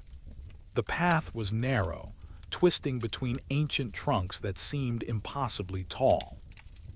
The forest itself shifted as he moved. Branches arched overhead to form arches, roots twisted and writhed beneath his feet, and the mist responded to his presence, curling around him in intricate patterns. Daniel realized with a jolt that the forest wasn't just alive, it was aware. He stopped for a moment, catching his reflection in a pool of water at the base of a gnarled tree. The face staring back at him was pale, sweat glistening on his brow, eyes wide with awe and fear. Something had changed within him. The rational, cautious man who had entered these woods hours, or was it days, ago was gone. In his place was someone fragile yet alert, attuned to every subtle movement and sound. A soft, deliberate thud echoed through the mist. Daniel froze. From the shadows ahead, the creature appeared once more, larger than before, almost ethereal in its presence. Its amber eyes glimmered with intelligence, calm and commanding. Daniel stepped forward cautiously. Why me?" he asked, his voice trembling. "Why show me this?" The creature did not answer in words. Instead, the mist shifted around it, forming images in the air. Forests rising from oceans, rivers flowing uphill, mountains folding in on themselves, stars spilling across the sky like scattered seeds. Daniel's mind struggled to comprehend it all. He realized the creature was showing him something, visions of a world beyond the one he had known, of nature and time as infinite, fluid, and interconnected. A deep, resonant hum filled his head, vibrating with meaning. You are here to see what others cannot, to understand what few will ever touch. But the forest tests all who enter. Only those who embrace the unknown may continue. Daniel felt a pull in his chest, a sensation of being both terrified and exhilarated. He took a hesitant step forward, and the ground beneath him shifted. Roots rose like serpents, forming a living staircase into the mist. He climbed, heart hammering, each step a test of trust and courage. As he ascended, whispers filled the air. Not words exactly, but memories and emotions, fragments of lives long past. Laughter, grief, hope, and fear, all mingling in a chorus that filled him with awe. He realized that the forest held the echoes of everything that had ever walked within it, and now it was listening to him as well. At the top of the staircase, the creature waited, its amber eyes locked with his, patient and unyielding. The passage ended here, opening onto a clearing bathed in an ethereal light, unlike anything Daniel had ever seen. Mist swirled, but within it he could see shapes, creatures moving gracefully, impossible trees stretching into the sky, and rivers that glowed softly like molten silver. The creature stepped aside, gesturing toward the clearing. A silent command. Daniel understood. He had reached the heart of the forest, the place few had ever seen. And yet the true trial had only just begun. He took a deep breath, feeling the weight of the unknown pressing against him. To continue meant abandoning everything familiar. To stay meant surrendering to fear. Daniel Mercer stepped forward into the heart of the living forest, knowing that whatever lay ahead would change him forever. Chapter 7. The Heart of the Forest. The clearing ahead was unlike anything Daniel had ever imagined. Light poured through the mist, but it was no ordinary light. It shimmered, dancing in patterns that seemed to follow his heartbeat. Trees arched impossibly high, their leaves glowing faintly as if lit from within. Rivers curved through the air, floating above the ground like liquid silver. And everywhere shadows moved, creatures of the forest, massive and small, human-like yet impossibly alien, watching him with quiet, unreadable eyes. Daniel took a hesitant step forward. His boots sank slightly into the mist, yet it felt solid, alive, almost aware. The hum he had heard before reverberated through his chest, synchronizing with his heartbeat.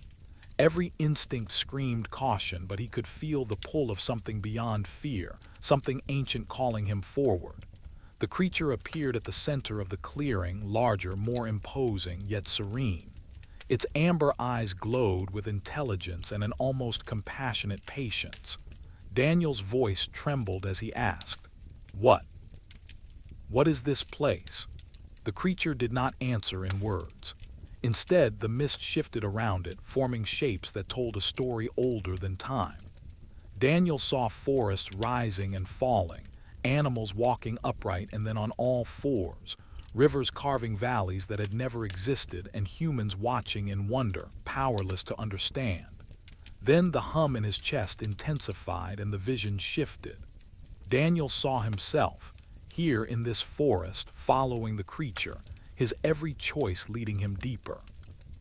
He realized the truth. The forest was alive, yes, but it was also a mirror reflecting not just the world outside, but the world inside. His fears, his desires, his curiosity, they all had shaped his path. The creature stepped closer, and for the first time Daniel sensed intention beyond guidance. The amber eyes bore into his soul, asking a question he could not put into words. Did he truly understand what he had sought? Did he want to see everything, no matter the cost? The forest seemed to pulse around him, testing his resolve. Shadows stretched and twined into impossible forms, whispering temptations, fears, regrets. Daniel's knees shook. Every memory of the life he had left behind, the city, his work, the safety of ordinary days pressed against him, urging him to turn back. But deep within, something stronger compelled him to step forward. I want to understand," he whispered, voice steady despite the tremor in his chest.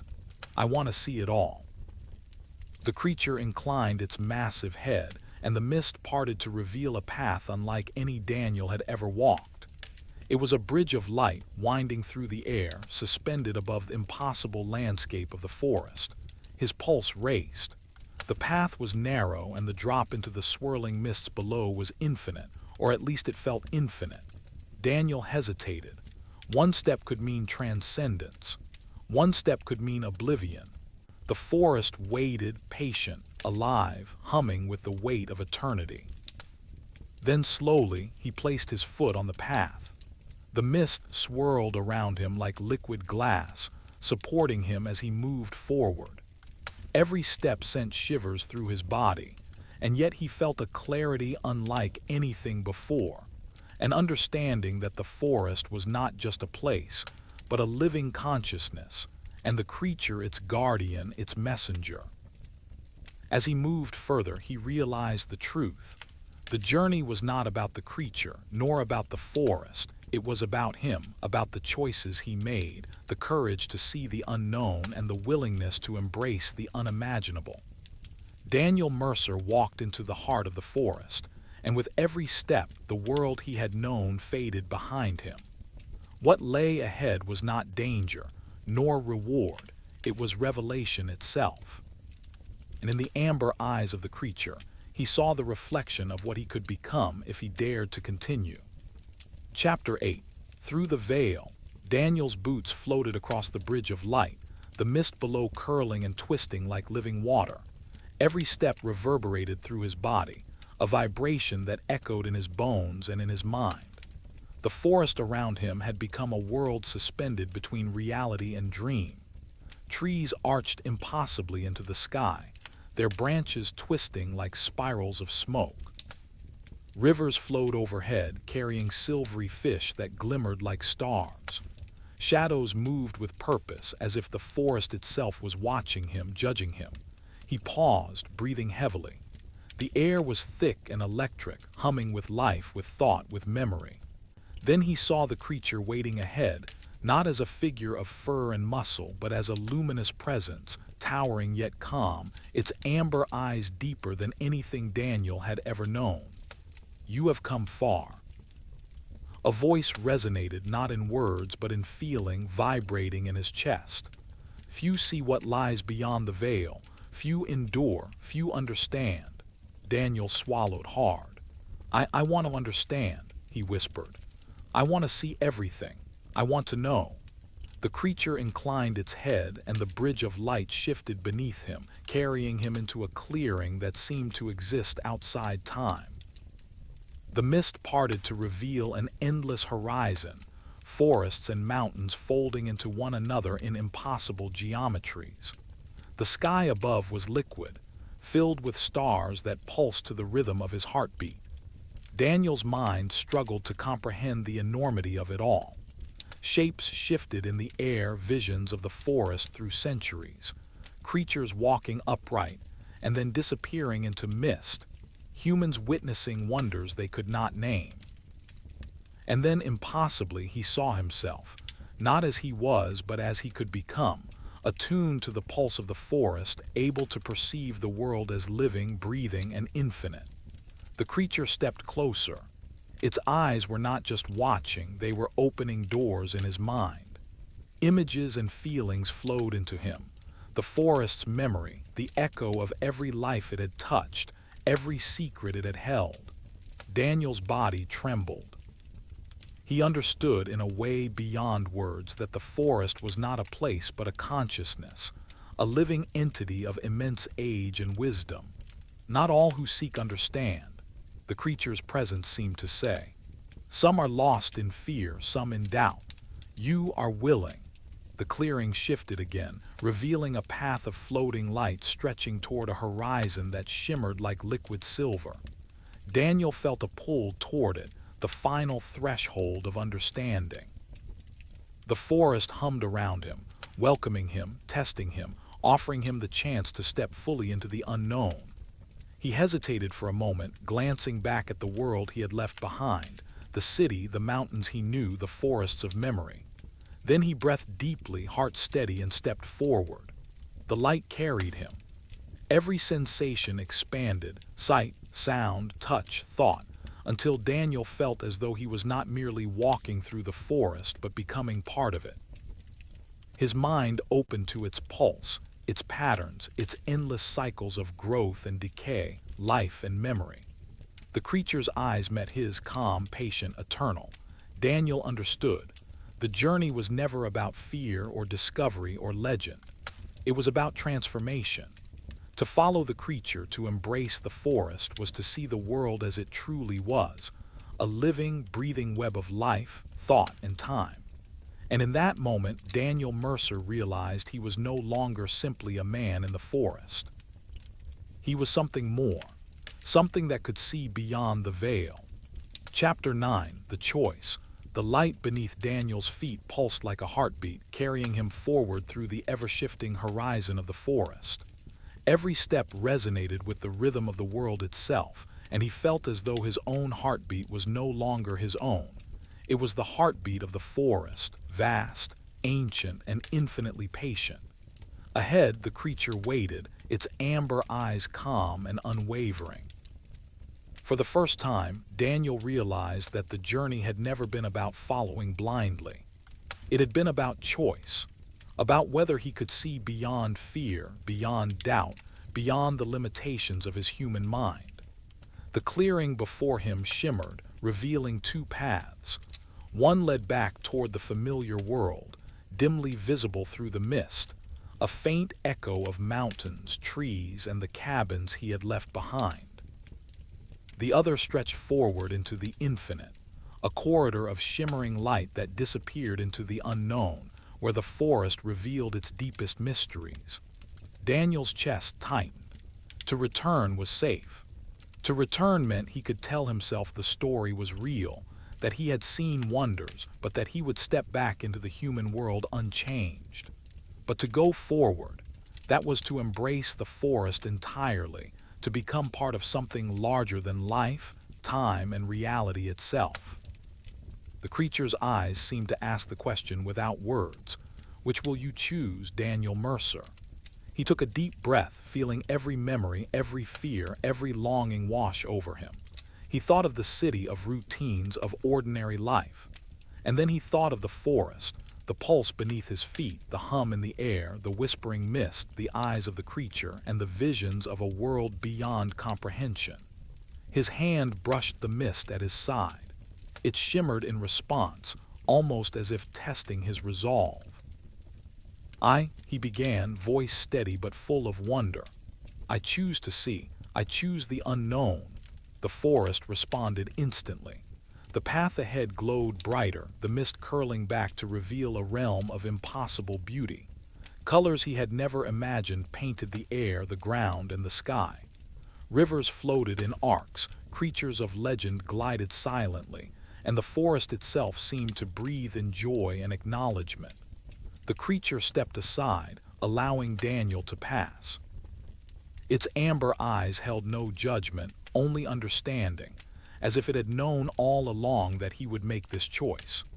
Daniel walked forward, each step carrying him deeper into the heart of the forest. The world he had left behind, the city, the mountains, the cabins, faded into memory. Time lost meaning. Space twisted and curved like ribbons of light. And Daniel felt himself changing, opening, becoming attuned to the pulse of the living world around him. He realized that the forest was not just a place, nor the creature merely a guardian. It was a reflection of everything he could be, everything he could see, and everything he could understand. The fear, the doubt, the longing, they had all been part of the journey, but now he was ready. The path stretched infinitely ahead, but Daniel did not falter. With every step, he embraced the unknown, letting it flow through him, becoming both observer and participant, human and forest intertwined. And somewhere in the distance, the creature's form shimmered, watching, patient, eternal. Daniel Mercer had crossed the threshold, and the forest had welcomed him home. Chapter 10. Reflections in the Mist. Daniel stood in the heart of the forest, the shimmering light of the path stretching endlessly before him. He no longer measured time by hours or minutes. Here, in this living, breathing world, such measurements had no meaning. The pulse of the forest was his pulse now, a rhythm that spoke of life, memory, and infinite possibility. He turned his gaze back toward the faint edge of the world he had left behind. The mountains, the cabins, the trails he had walked countless times, they seemed distant, almost dreamlike. He remembered fear, doubt, and hesitation, and he felt a quiet smile tug at his lips. How small those concerns seemed now compared to the vastness of what he had seen, what he had felt, and what he had become. The creature appeared beside him, its amber eyes calm and eternal. Daniel no longer saw it as a beast, nor merely as a guide. It was something greater, a keeper of knowledge, a guardian of the threshold between the known and the unimaginable. For a moment, they simply regarded each other, a silent understanding passing between them. Daniel thought about the human world he had left behind. Could he return? Could he share this truth without losing it to disbelief, ridicule, or misunderstanding? He didn't know. Perhaps one day he would try, but he understood that some things were meant to be felt, experienced, rather than explained. He walked through the mist, letting it curl around him, carrying him forward. Each step was a meditation, a communion with the forest. He felt the echoes of countless lives, past and present, intertwining with his own, and he understood that he was now part of something eternal, a living story that extended far beyond him, beyond the mountains, the rivers, and even the skies themselves. In the quiet, he whispered, almost to himself, "Thank you." The forest responded with a gentle hum, the trees swaying as if acknowledging him, the mist shimmering like liquid silver. The creature tilted its head, and in that simple gesture, Daniel felt acceptance, recognition, and a quiet, unwavering companionship. He realized that the journey would never truly end. Each step, each breath, each pulse of the forest was a lesson, a revelation, a story waiting to unfold, and he was ready for all of it. As Daniel Mercer disappeared further into the living wilderness, the forest seemed to close behind him and open ahead of him simultaneously. He was no longer merely a man who had followed a creature into the woods. He was a witness, a participant, and a part of the infinite rhythm of the world itself. And in the still, luminous mist, the forest whispered its eternal truth. Some doors are open only to those who dare to follow, and some hearts are forever changed by what they find beyond them. Daniel walked on, not toward an end, but into a beginning without end. Nightmare in the Tomb. Chapter 1. Midnight in the Sands. The desert had a way of swallowing sound. Marcus Hale knew this instinctively, but standing beneath the pale crescent moon, he felt it in his bones. Every step he took crunched on sand that had lain undisturbed for thousands of years, a silent witness to the rise and fall of civilizations. The air was cool but carried the scent of dry stone, ancient resin, and something else. Something metallic and faintly sweet that made the hairs on his neck bristle. Marcus crouched behind a dune, the map spread across his knees, and traced the lines with a gloved finger. The pyramid ahead was unmarked in any modern survey. Officially, it didn't exist. But the hieroglyphs he had painstakingly copied from a dusty, forbidden tome in Cairo's private collection suggested otherwise. The tomb was there, somewhere beneath the sands, and tonight he would dig it up. He adjusted the leather strap of his satchel, ensuring the tools inside would not clink together. Trowel, crowbar, chisels, and a coil of rope. He had also brought small jars of incense, not for prayer but for what the locals insisted, to ward off the spirits of the dead. Marcus didn't believe in ghosts, but he respected fear. Fear could be as sharp a tool as any chisel. The wind whispered, stirring the sand. Marcus paused, listening. At first, it seemed like an ordinary desert gust, but then he heard it, a faint thrum, almost like the heartbeat of the earth itself. He shook his head. Fumes from his lantern, maybe. No, it was something else, something ancient, something waiting. He moved toward the pyramid. The first stones were half buried, the others buried entirely by centuries of sandstorms. Marcus traced his hands over the limestone. The edges were sharp, unweathered, as if the tomb had been waiting untouched. He found the narrow crevice he had marked on his map and knelt. Here he would enter. The night deepened. Stars pricked the sky like pinholes through a dark curtain. Marcus struck flint, lit his torch, and inhaled the acrid smoke. The light revealed the pyramid's outer wall, a blank facade save for faint, weathered carvings. He ran his fingers over the lines, symbols of protection, death, and eternity. Then, with a practiced hand, he slipped the chisel into the mortar between two stones and gave a precise tap. A hollow sound answered him. A thrill surged through him. Hollow meant space behind the wall. Hollow meant the unknown. Hollow meant treasure, hours past. Marcus worked in the quiet rhythm of stone and sand, the torch flickering against the walls of the narrow passage he created.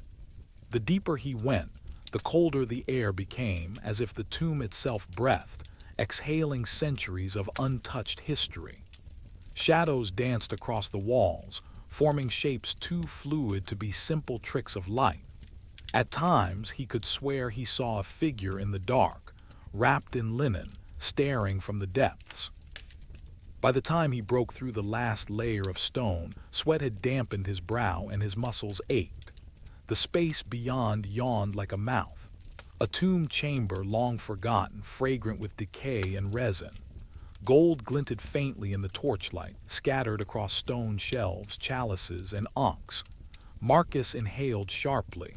Even after years of plunder, the sight of untouched treasures sent a shiver down his spine. And then he saw her. The sarcophagus was different. Its lid was sealed not with dust and time, but with an almost imperceptible freshness. The wrapping seemed to hum, and a faint scent, like myrrh mixed with something alive, drifted into the air. Marcus's pulse quickened. He knelt beside it, fingertips brushing the linen. It was warmer than the stones, as though the sarcophagus itself exhaled life. "Probably just fumes," he muttered, though his voice sounded thin in the cavernous space. "Old tombs play tricks. Hallucination, that's all." But when he pulled back the lid, the eyes that met his were unmistakably real, dark, glimmering, and aware. The linen shifted. A hiss like air escaping from centuries of confinement sounded in the silence. Marcus stumbled backward. His torch wavered. Shadows stretched and warped as if the walls themselves were leaning closer. His mind screamed, "Run!" Yet fascination rooted him to the stone floor. The mummy's gaze did not waver. The desert's secrets, whispered through the sands for millennia, were here in this tomb watching him. And Marcus knew, whether from the fumes, his exhaustion, or something far older than human understanding, this night had changed everything. Somewhere deep inside, the tomb whispered his name. Chapter 2. The tomb awakens. The torch flickered against the walls, casting long, restless shadows that seemed to dance and whisper. Marcus's breath came shallow and fast, his heart pounding in the stillness of the tomb. Every instinct screamed at him to retreat, yet his hands, greedy, trembling, were already brushing against the gold and jewels scattered across stone shelves like offerings to an ancient, unseen god. The chamber was larger than he had expected. High ceilings, carved with delicate reliefs depicting rituals Marcus barely recognized, towered above him. Pharaohs in ceremonial dress, priests brandishing scepters, and strange creatures, part falcon, part serpent, lined the walls. The carvings were immaculate, untouched by time, almost as if the artists had known someone like Marcus would eventually gaze upon them. But it wasn't the gold or the gems that held his attention. It was the sarcophagus. The lid had shifted slightly since he had first lifted it, as if it were breathing. Marcus felt a cold sweat trickle down his temple. Leaning closer, he saw the linen wrappings shift again, delicate fibers twitching with a life of their own. His rational mind shouted, "Tomb fumes. Old resin. Exhaustion, a trick of the torchlight." But his body refused to accept that simple explanation. A soft, almost imperceptible sound emanated from within, like the dragging of cloth over stone. Marcus froze. The hair on the back of his neck bristled. He lifted the torch higher, the flames trembling with each breath. Nothing, just shadows. And yet the eyes, they blinked. Marcus stumbled backward, gripping the torch as the lid seemed to sigh. A faint incense like smoke curled upward, fragrant and acrid, filling his nostrils. His mind raced. He had read accounts of tombs playing tricks on grave robbers, the fumes from mold, resin, and centuries-old oils causing hallucinations, visions of the dead, whispers that were not there. He wanted to dismiss it. He needed to, but the eyes, they were watching him. He glanced at the rest of the chamber, hoping for some rational explanation. Shelves lined with golden vessels, necklaces, and intricately carved statuettes gleamed in the torchlight. On the walls, hieroglyphs told stories, though Marcus could only make out fragments. Words like eternity, protection, and guardian repeated in patterns he didn't fully understand. And then, as if responding to his fear, a new sound emerged. Soft footsteps on stone. Slow. Measured.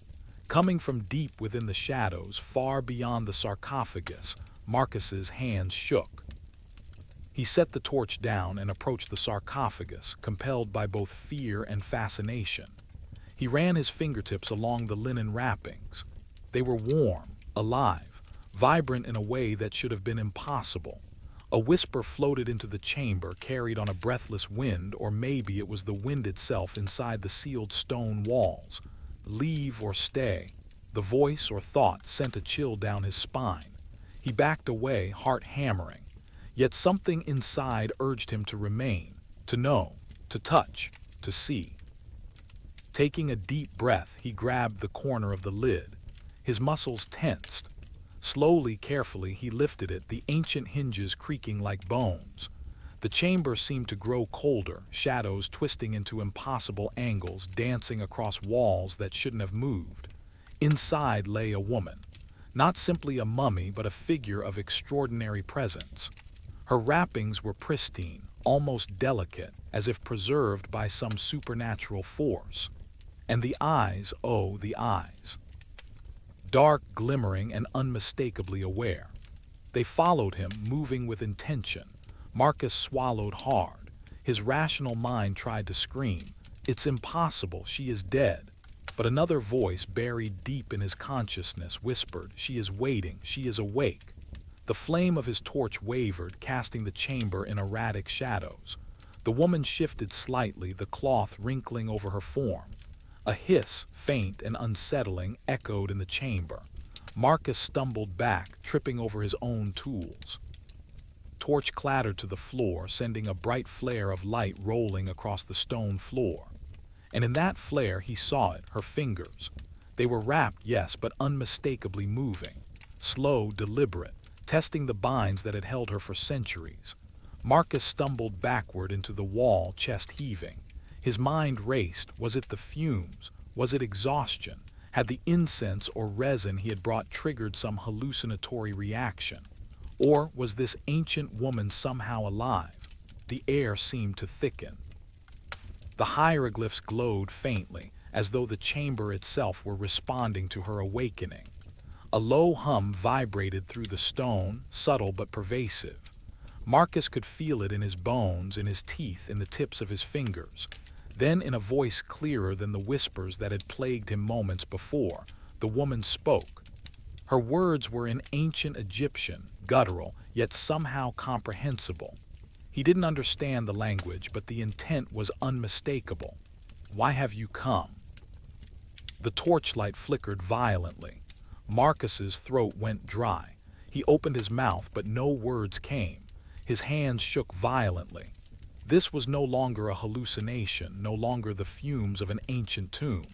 This was something else, something alive, something ancient, something that had waited centuries for this very moment. He wanted to flee. He wanted to scream. He wanted to throw himself out of the chamber and never look back. And yet he could not tear his gaze away from her eyes. Because in those eyes he saw the desert itself, endless sands, scorching suns, starlit nights, secrets buried and unspoken. He saw a life that had been stolen by time, a consciousness imprisoned by stone and linen. He saw judgment. And he realized with a sinking certainty that the tomb had been waiting for him, not for his hands, not for his torch, not for his greed, but for this moment. The moment the living and the dead met in the darkness. Marcus didn't move. The chamber hummed. The mummy shifted. And the whispers began anew, curling around him like the desert wind outside, indecipherable yet threatening. Somewhere far deeper in the tomb, a door creaked. The air thickened. And Marcus understood in a way that made his blood run cold. The tomb was not empty, it was awake. And so, with a pulse racing faster than ever before, Marcus Hale took his first terrifying step into the world of the dead, and into a story that would not let him leave unchanged. Chapter 3. Eyes in the Dark. The air inside the tomb grew heavier with each step Marcus took. His torch flickered, threatening to die, and shadows stretched and twisted across walls that seemed to breathe with a life of their own. Every step echoed unnaturally, sometimes slower, sometimes faster than expected, as if the tomb were testing him. Marcus's hands clutched the torch like a lifeline.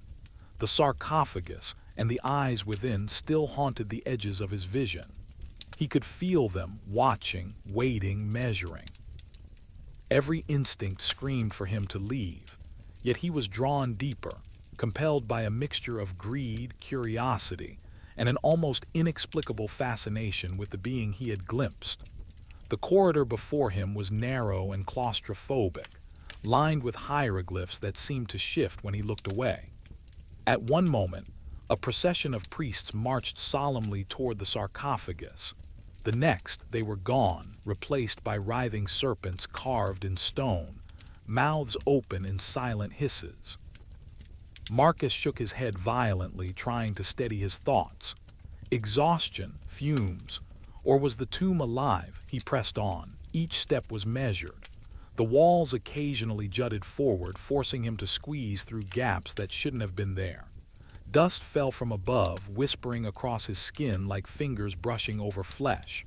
Somewhere in the distance, faint scraping sounds echoed, metallic and deliberate. Marcus froze. Nothing. He moved again, slower now, each footstep a negotiation with the unseen forces surrounding him. Then he saw it, a shadow detached from the torchlight. It moved against logic, against geometry. 1 second it was at the far end of the corridor, the next it loomed inches from his face, the linen-wrapped form of the mummy, just for a heartbeat before vanishing into darkness.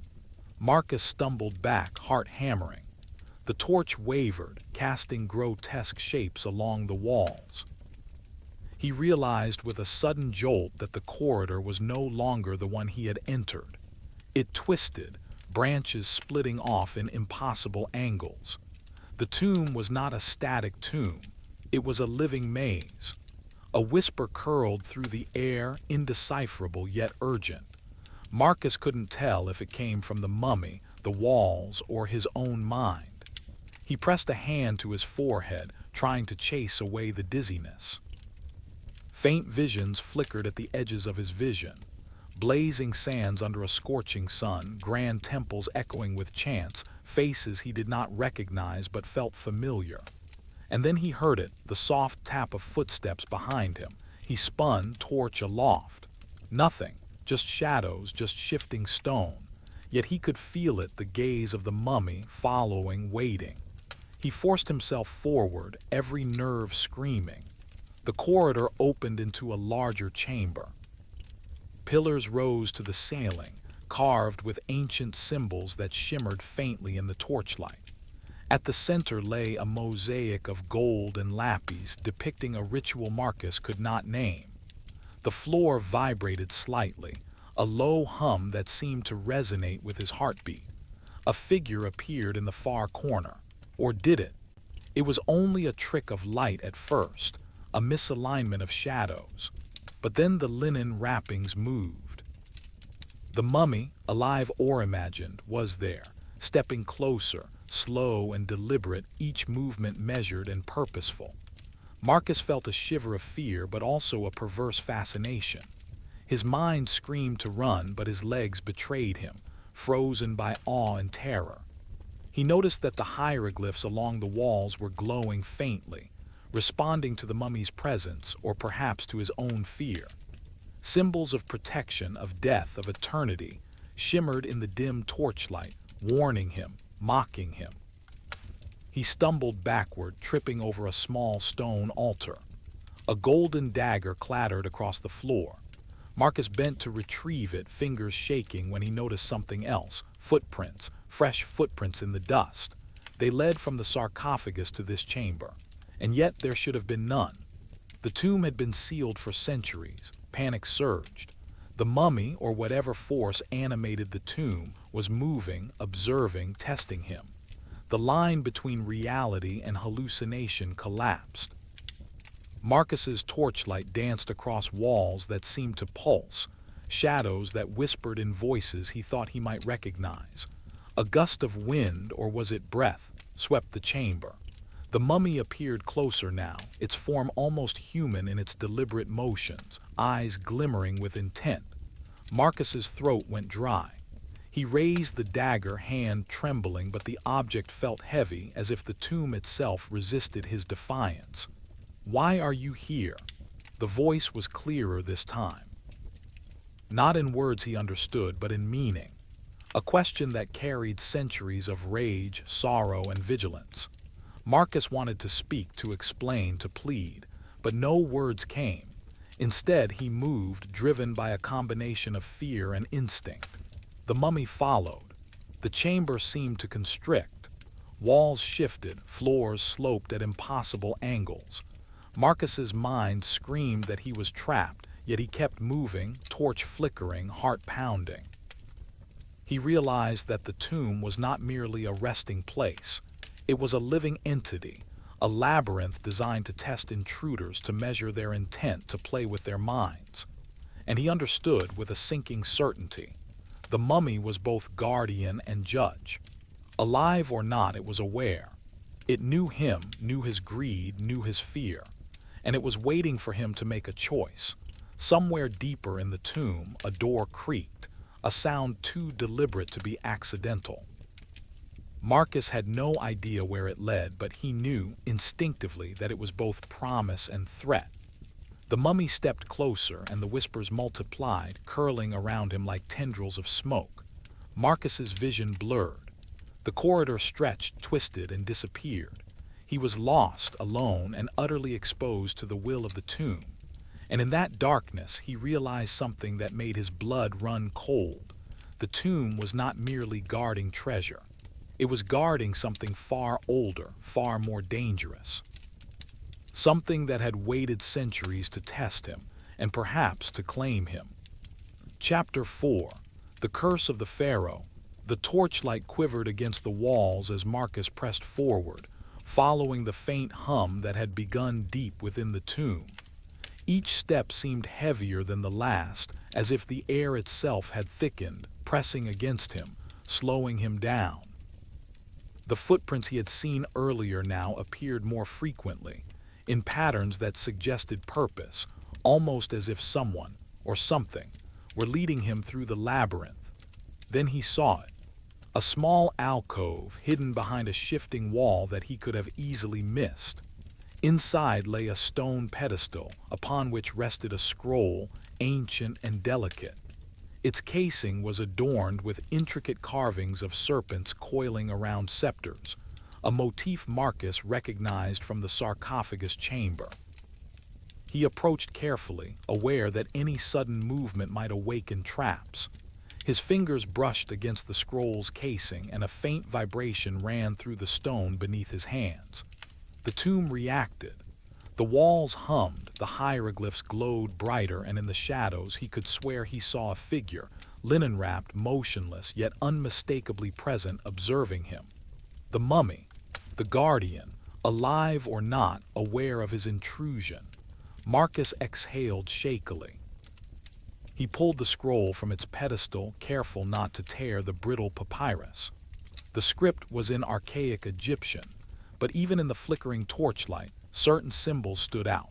Depictions of rituals, offerings, the act of sealing a life into eternity. One figure, unmistakable, wore the crown of a high priestess, her eyes blazing with authority, her hands raised as if commanding both life and death. The realization struck him with icy force. This tomb had not merely been a burial chamber. It had been a prison. He began deciphering the scroll, tracing the symbols with his finger. The text described a ritual, one that bound the soul of a royal guardian to the treasures of the pharaoh. The guardian's purpose was clear: to protect, to punish, to exact judgment on those who dared enter the tomb. Marcus felt the weight of centuries pressing down on him. The mummy, the high priestess perhaps, was not simply resting. She was waiting, and now she was awake. A sudden movement in the shadows snapped him back to the present. The mummy had shifted, gliding forward with an almost imperceptible grace. Marcus froze, torch shaking in his hand. her eyes, dark and glimmering, fixed on him with a piercing intensity that made his knees tremble. He wanted to speak, to explain himself, but no words came. The tomb reacted. The floor beneath him pulsed. The walls seemed to lean closer, and whispers filled the air, incomprehensible yet laden with meaning. Marcus understood instinctively. The tomb itself was alive, a conduit for the Guardian's power. He studied the scroll again, searching for any clue, any way to survive. The ritual was clear. The Guardian could be released, appeased, or bound, but each path came with peril. To take the treasure without performing the rite was to invite death.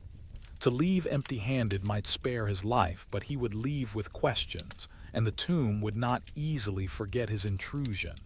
His eyes flicked back to the mummy. She stepped closer, and for the first time Marcus noticed the details of her wrappings.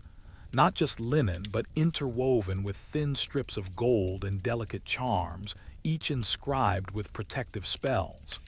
Her hands moved subtly, gesturing toward the scroll as if urging him to read, to understand, to obey.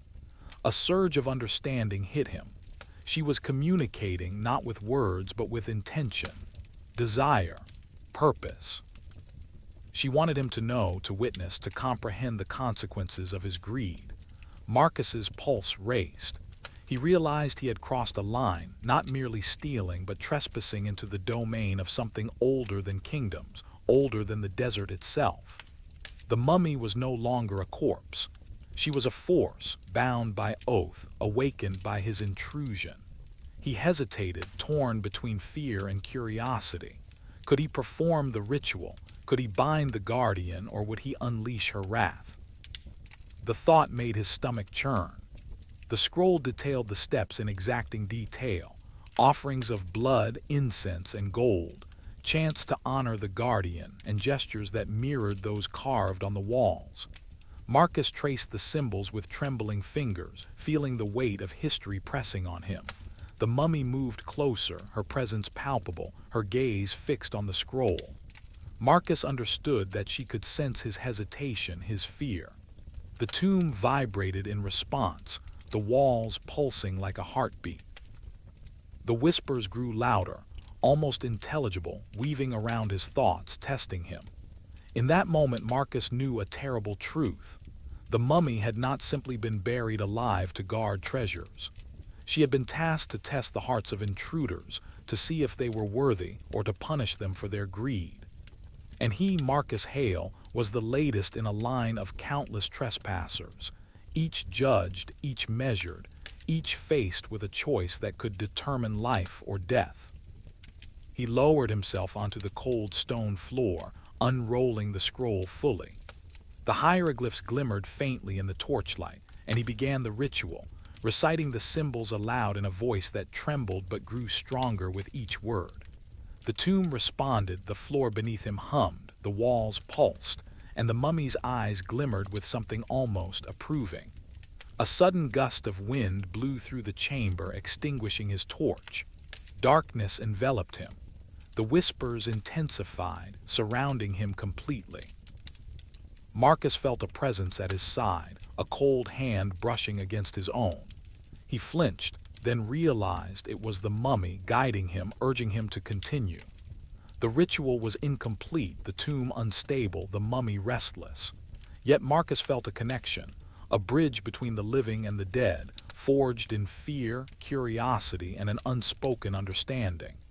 And in that connection, he understood the final, chilling truth.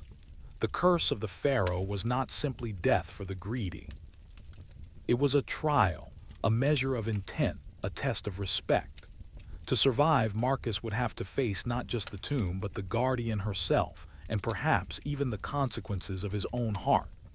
Chapter 5, The Night of Whispers. The tomb had changed.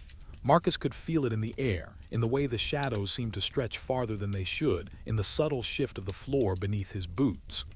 The torchlight flickered violently, casting grotesque, dancing shapes against walls that no longer followed logic. Every step Marcus took echoed unnaturally, bouncing off corridors that twisted impossibly, spiraling into darkness that felt alive. He had thought he understood the tomb. He had been confident, armed with maps, knowledge, and experience in the art of grave robbery. But the moment he had entered Thaner's sanctum, the moment he had glimpsed the mummy's eyes, alive, watching, aware, everything he believed shattered. Now he was not just a trespasser, he was prey. The whispers began as a low murmur like the rustling of dry desert sand. Marcus froze, straining his ears.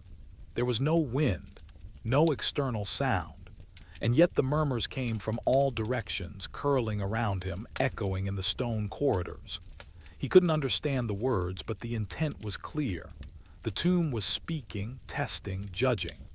He held the torch high and moved forward cautiously, each step an act of defiance and desperation. The corridors stretched before him, narrow at first, then opening into a large chamber adorned with hieroglyphs so intricate they seemed to shimmer. At the center of the room was a raised dais, and upon it lay a golden box, inscribed with symbols that Marcus instinctively recognized as both protective and dangerous. As he approached, a sudden chill brushed his neck. He spun. The mummy stood at the far end of the chamber, or had she always been there? Her wrappings were pristine, her eyes glowing faintly in the torchlight.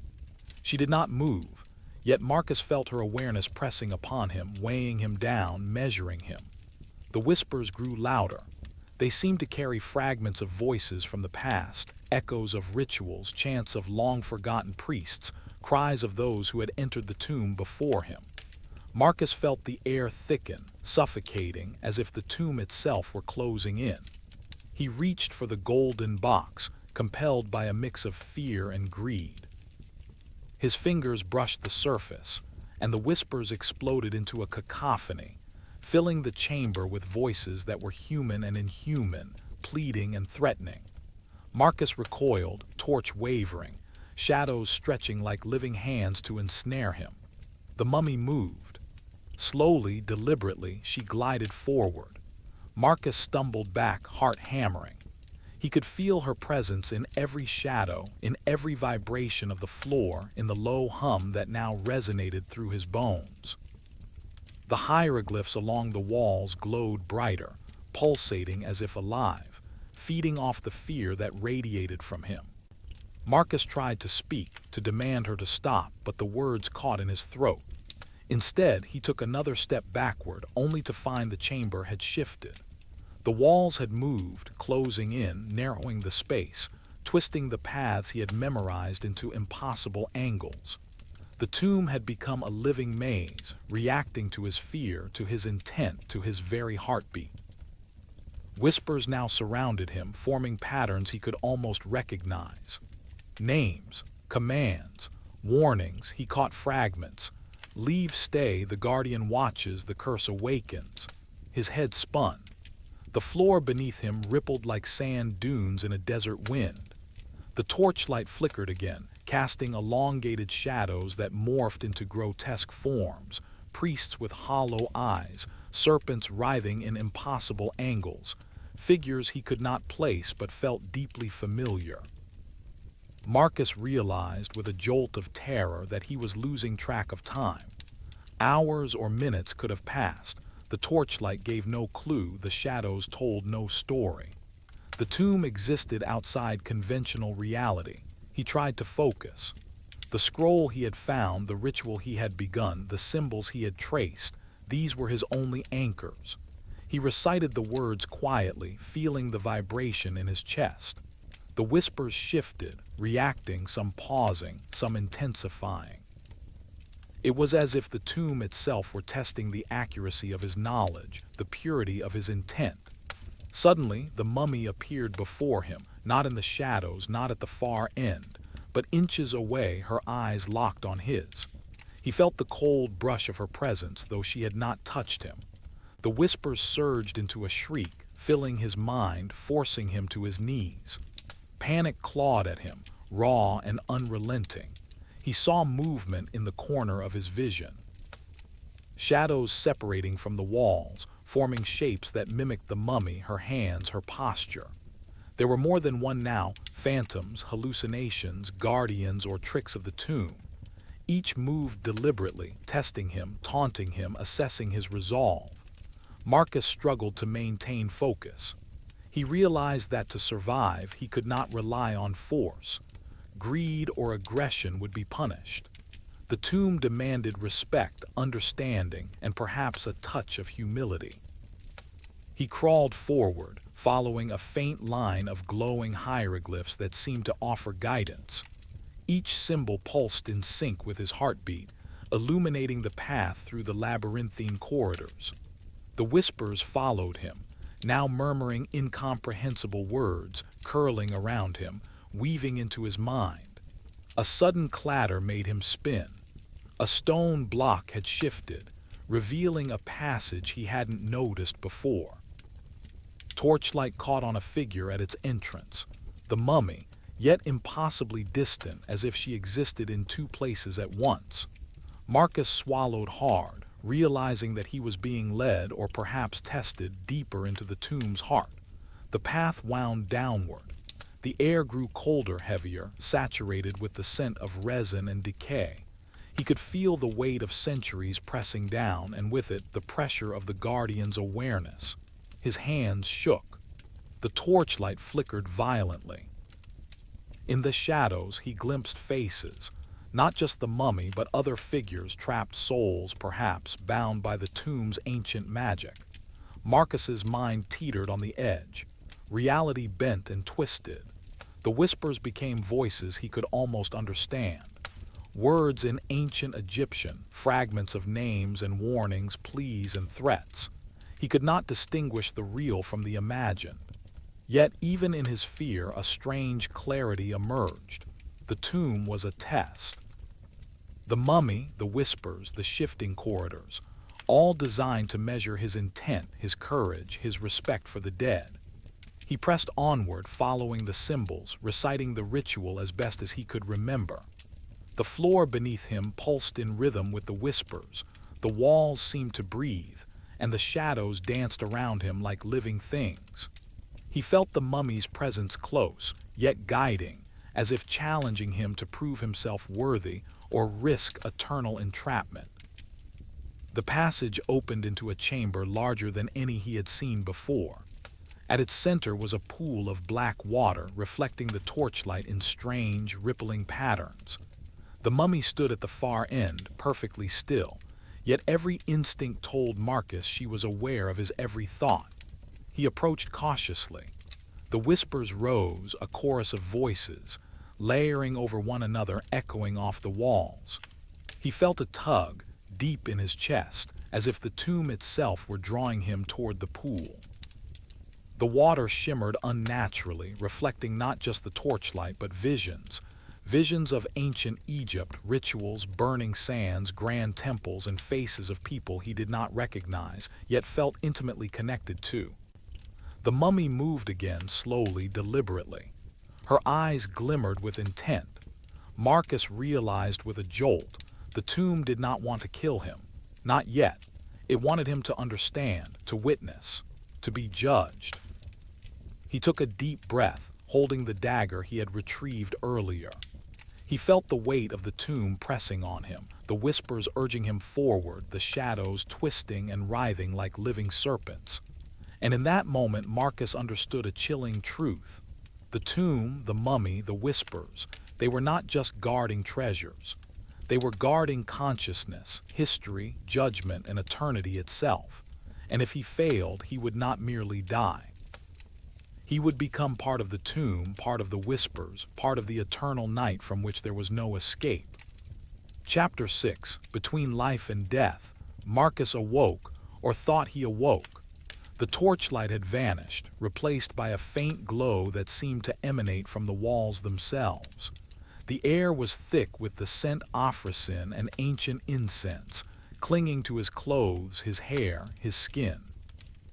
His head throbbed, his vision swam, and for a moment he wasn't sure if he was still in the tomb or trapped in a dream conjured by exhaustion, fear, and the fumes of centuries-old herbs and balms. Somewhere in the darkness, a whisper moved. Not the familiar chorus of echoes he had grown accustomed to, but a single, deliberate voice, low and commanding.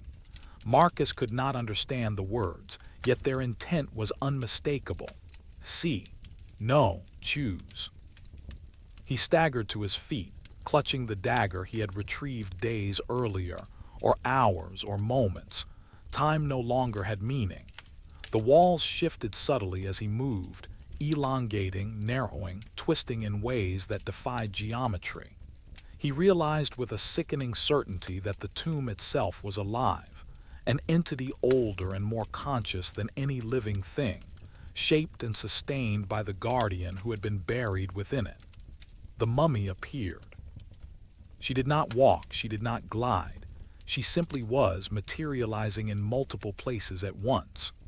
Her linen wrappings shimmered with an unnatural luster, and her eyes, black and glimmering like obsidian pools, seemed to pierce not only his vision but his very thoughts. Marcus tried to speak. Words failed him, his voice caught in his throat, a lump of panic and awe. She reached toward him, and he felt a cold, almost magnetic pull, drawing him closer. He realized that this was not an attack, not yet. She was guiding him, testing him. The visions began. They came suddenly, flooding his mind in overwhelming waves. He saw the mummy in life, a high priestess, royal and commanding, performing rituals to protect the pharaoh's tomb. She was both feared and revered, her voice carrying authority over men and spirits alike. He saw her betrayal, those who had plotted to imprison her, to bind her spirit to the treasures she swore to guard. He saw the moment of her burial, alive, conscious, interred beneath layers of stone and sand, cursed to remain guardian for eternity. The visions shifted. Marcus saw himself, not as he was now, but as a participant in these ancient rites. His greed, his intrusion, his desire for wealth, they were clear to her, transparent to the tomb. He felt shame, fear, and recognition. The guardian could see his heart, his intent, his soul. Why? Marcus whispered, his voice shaking. Why me? The mummy's eyes glimmered. For the first time he thought he saw her move with human expression, the faintest hint of sorrow, of understanding, of warning. The whispers intensified, forming words he could almost comprehend. The greedy perish, the respectful witness. The willing learn, choose, intruder, choose now. Marcus understood. The tomb was not merely guarding treasure. It was guarding judgment. Life and death were fluid here. The mummy could reward, punish, or transform him. His every thought, every hesitation, every heartbeat was measured. The tomb shifted again, corridors twisting and reforming into impossible angles. He stumbled, fell, and rose again, heart hammering. Shadows of figures he could not recognize danced at the periphery of his vision, trapped souls, hallucinations, or perhaps echoes of previous intruders doomed to wander for eternity. The line between reality and nightmare had vanished. He thought of the scroll, the ritual, the chants he had half remembered, the symbols he had traced. They were his only chance, not to steal but to survive, to prove his intent, to show respect for the guardian, the tomb, the ancient magic that bound them. Marcus knelt at the center of the chamber, trying to recall each step, each gesture. His hands trembled, but he forced them steady. He traced the hieroglyphs along the floor, reciting the incantations aloud. The whispers shifted, responding, some approving, some testing, circling around him in a maddening symphony of sound and meaning. The mummy approached, now singular and focused. Her presence was overwhelming, pressing on him from all sides, filling his senses.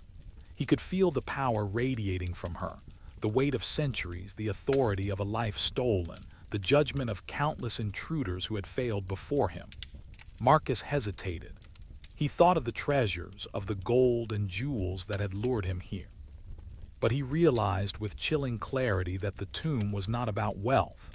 It was about understanding, respect, and choice. Greed would be punished. Reverence could be rewarded. He completed the gestures, the incantations, the offerings he could muster with the materials at hand, dust, small relics, gold flakes. The tomb responded. The The shadows receded slightly. The whispers softened, forming a cadence almost like a heartbeat, guiding him toward a final realization. The mummy did not desire his destruction. She desired acknowledgement. Marcus knelt, exhausted, trembling, and met her gaze. I understand," he whispered. "I respect what you protect." The mummy's eyes seemed to soften, not humanly, not emotionally, but with recognition of intent. The tomb shifted one final time. The corridors aligned, the shadows receded, and the whispers faded into a low hum. Marcus rose slowly. The air was still heavy, but not suffocating. The visions faded. The guardian remained, standing silently, her presence still commanding, still aware, but no longer pressing. He realized then that he had been given a choice, and that by choosing respect over greed, humility over hubris, he had survived. The tomb, the mummy, the curse, they had tested him and deemed him worthy for now. But he also knew, with a shiver that ran down his spine, that he had not truly left. The tomb had marked him. The whispers lingered at the edges of his consciousness, subtle, insistent, reminding him that the line between life and death, reality and vision, greed and respect, was thin, and the guardian ever watchful. He took a deep breath and moved forward, guided by the faint glow of the walls, the distant pulse of the tomb. The treasures no longer mattered. The mummy, alive or not, had shown him something far older, far more powerful than gold. The measure of a soul, the weight of choice, and the eternal vigilance of those who guard what should not be disturbed. Marcus's journey through the tomb had not ended. It had transformed. And as he moved through the shifting corridors, he understood that the line between life and death was no longer a boundary. It was a continuum, and he had glimpsed both sides. The mummy followed silently, not as predator, not as tormentor, but as sentinel and guide. Marcus had survived, yes, but he would never be the same, and the tomb, patient and eternal, would always wait, whispering, watching for the next soul who dared enter its darkness. Chapter 7. The Awakening. The tomb exhaled. Marcus could feel it long before he saw it. The walls pulsed with energy, the shadows writhed as if alive, and the air itself carried a low, resonant vibration that pressed against his chest. The faint glow from the hieroglyphs intensified, casting eerie light over the chamber as if illuminating a stage where he alone had been summoned. The mummy appeared, not in the distant shadows, not in the half-glimpsed corridors, but fully, solid, commanding, her wrappings gleaming faintly like spun gold. Her eyes, black and glimmering, pierced him. There was no malice now, but authority, purpose. The air seemed to tremble with her presence. Marcus swallowed hard, gripping the dagger tighter. The torch he carried flickered and dimmed, unable to compete with the supernatural luminescence of the chamber. He had expected hallucinations, whispers, tests, but this was no longer a trial of the mind. The tomb itself was awake, responsive, and it had made a choice. The intruder must now confront the full measure of the guardian's power. The walls began to shift. Stone blocks moved silently, forming new corridors, closing others, narrowing paths into jagged angles. Dust and sand rose from the floor, swirling as if alive, coiling around his ankles, tugging at him, urging him to stop, to turn, to flee. He realized that the tomb was a living organism and he was the prey. And yet the test was not merely for survival. A sudden shimmer ran along the hieroglyphs. Symbols glowed brightly in sequence, forming a pathway. Marcus hesitated, realizing instinctively that it was a guide, but one fraught with danger. One misstep could trigger the ancient defenses, or worse, invoke the full wrath of the guardian. The mummy moved closer, her presence radiating through the chamber like a tide of cold fire. Marcus felt compelled to bow, to acknowledge her authority, but fear and instinct urged him forward.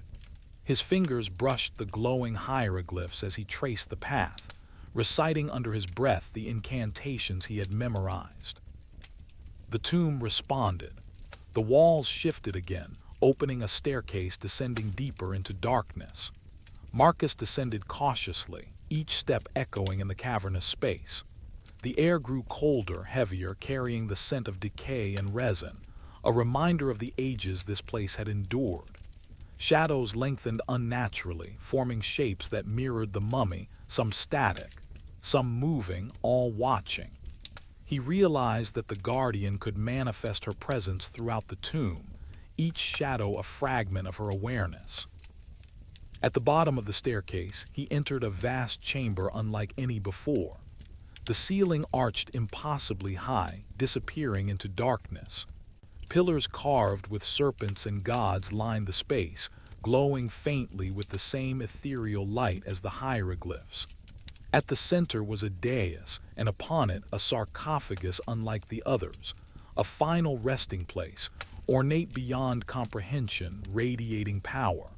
Marcus approached, heart hammering. The mummy emerged from the shadows, fully corporeal now, standing beside the sarcophagus. She extended a hand toward the lid. For a moment Marcus thought she would attack, but instead the air shimmered and he heard in his mind rather than his ears a clear thought. "Do you understand?" "I think so," Marcus stammered, his voice trembling. You guard this place, you test, you judge, and I have tried to respect." The mummy's eyes glimmered, shifting slightly, almost imperceptibly. Marcus felt a pulse, as if the tomb itself had acknowledged his words. The air vibrated with low energy, and the sarcophagus lid slowly began to slide open, revealing darkness within, but no foul stench, no decay, only a presence. The whispers returned, but now they were different. Calm, deliberate, guiding. Witness, choose, accept, or leave. The power of the tomb is yours to respect or abuse. Marcus realized with a jolt. The mummy was offering him a choice, a final awakening.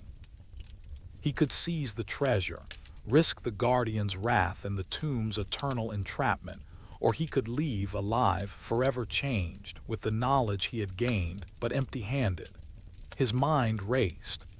The gold and jewels he had coveted seemed pale in comparison to the magnitude of what lay before him. He could feel the energy pulsing from the sarcophagus, ancient and infinite, aware of him, measuring him. The mummy watched, patient and inexorable. Suddenly, the shadows around the chamber shifted violently, forming countless shapes that resembled both guardian and tomb alike. The whispers became a chorus, urging him to make a decision. Marcus felt the weight of centuries pressing down, a cosmic judgment that extended beyond mere life or death. He stepped forward. His hands hovered over the sarcophagus, but he did not touch. Instead, he bowed slightly, acknowledging the guardian, the tomb, and the ancient power he had trespassed upon. I respect you." He whispered, "I take nothing. I leave with my life and my understanding." The chamber trembled. The shadows paused, the whispers softened, and the mummy stepped aside, her form shimmering before dissolving back into the fabric of the tomb. The sarcophagus closed gently, the glow fading from the walls and pillars. The corridors realigned, forming a clear path back to the surface. Marcus exhaled, trembling, his heart still pounding. He realized he had survived not because of cunning, not because of greed or force, but because he had understood. The tomb was not a treasure vault.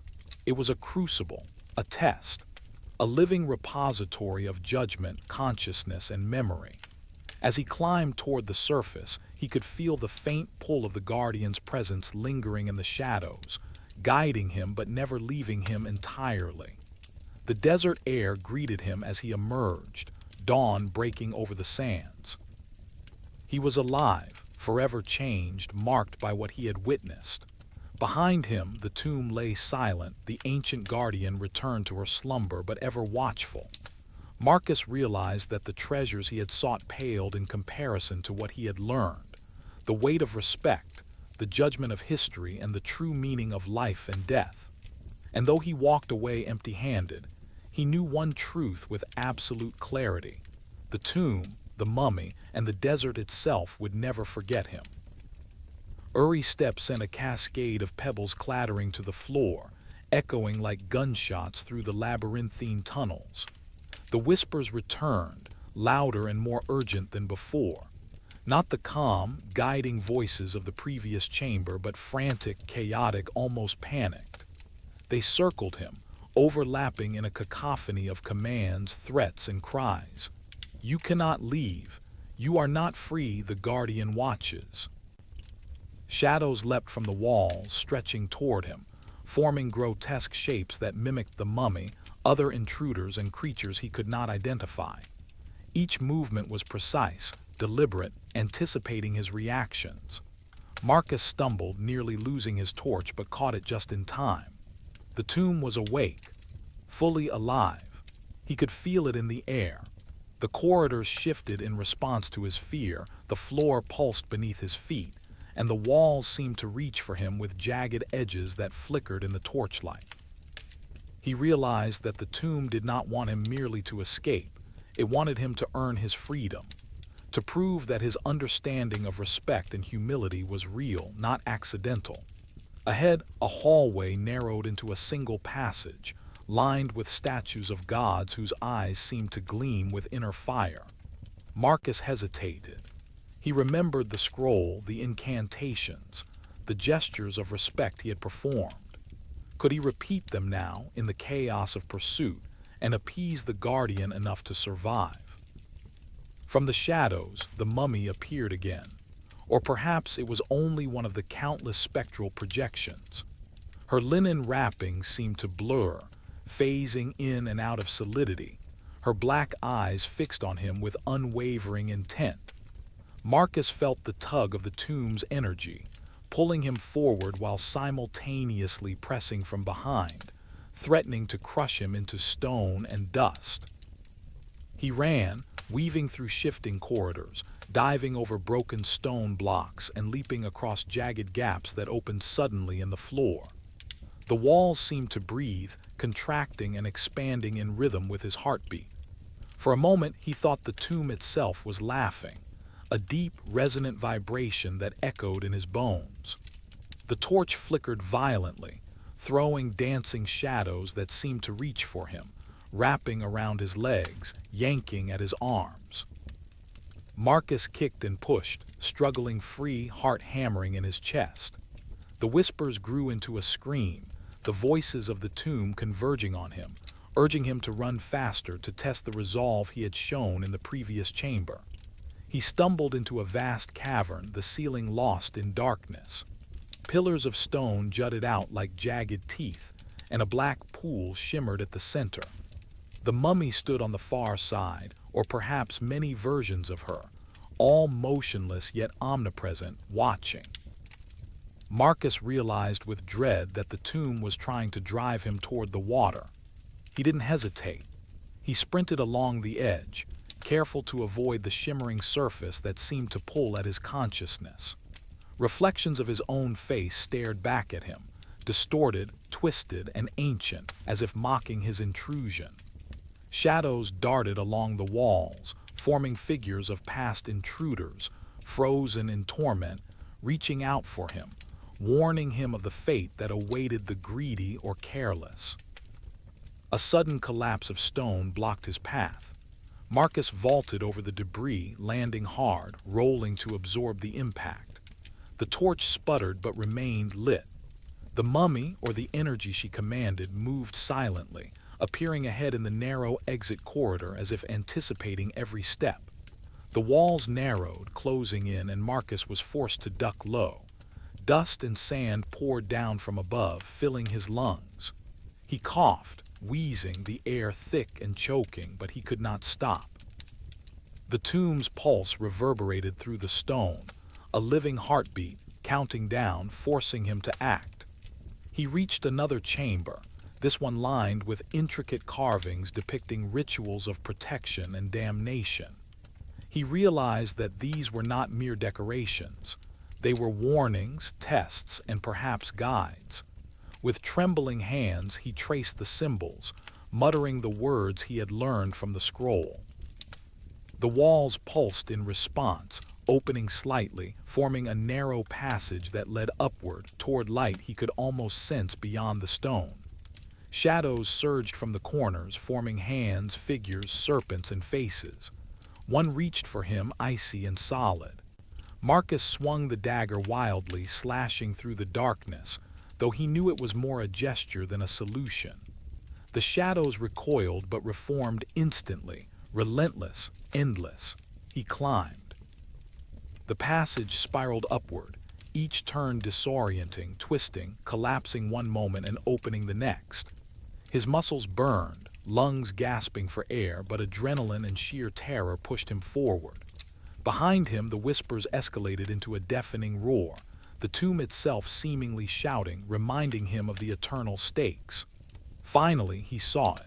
A faint opening, a rectangle of pale light at the end of the spiraling tunnel. Hope surged through him, giving him the last burst of strength. He sprinted toward it, the shadows lunging, the walls contracting, but somehow, miraculously, he reached the threshold. With one final effort, he vaulted through the opening and fell onto the desert sands outside. The torch sputtered and went out, leaving him under the pale light of dawn. The tomb lay behind him, silent, ancient, eternal, as if it had never been disturbed. Marcus lay there, chest heaving, sweat and sand coating his skin, listening to the wind whisper through the dunes. The desert was calm, indifferent, but he could still feel it. The pull of the tomb, the lingering presence of the guardian, a subtle reminder that he had been marked, that he had survived a trial few ever would. He rose slowly, staggering to his feet. Behind him, the pyramid's entrance yawned like a mouth in the sand, silent and watchful. He understood now. The mummy had tested him, the tomb had judged him, and the desert itself had witnessed his passage. He had escaped, yes, but the experience had changed him. He was no longer merely a seeker of gold and relics. He was a survivor of something ancient, powerful, and alive.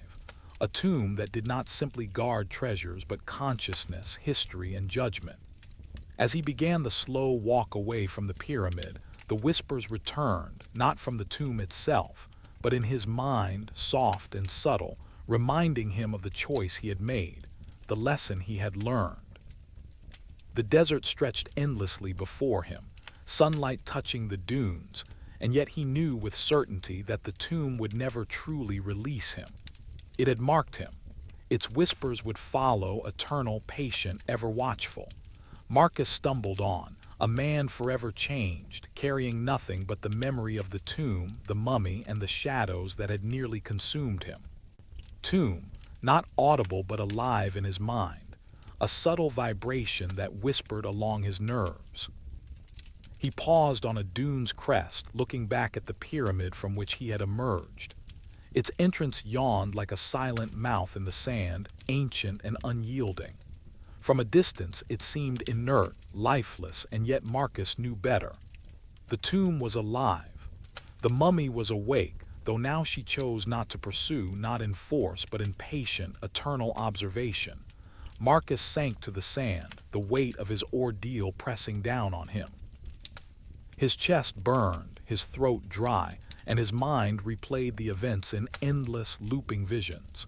The shifting corridors, the whispers, the spectral forms of the guardian. Every detail was etched into his memory, every sensation amplified, leaving him raw, trembling, and profoundly changed. He realized with a mix of relief and fear that he had survived, not because of strength or cunning, but because of respect.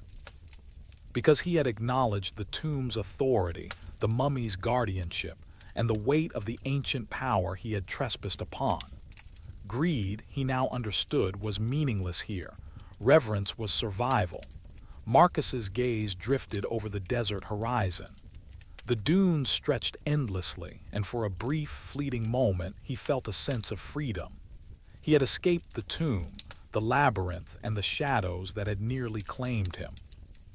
The wind carried the faint scent of resin and sand, a reminder of the living guardian behind him. But the sense of liberation was fragile. He knew the mummy's presence lingered, not in physical pursuit, but as a constant, invisible thread connecting him to the tomb. The whispers were gone, replaced by subtle nudges in his thoughts, an awareness that his every action, every decision could be observed. The tomb had marked him. He was no longer a mere mortal trespasser. He was now part of its story, a witness, a keeper of its secret. He rose slowly, brushing sand from his clothes.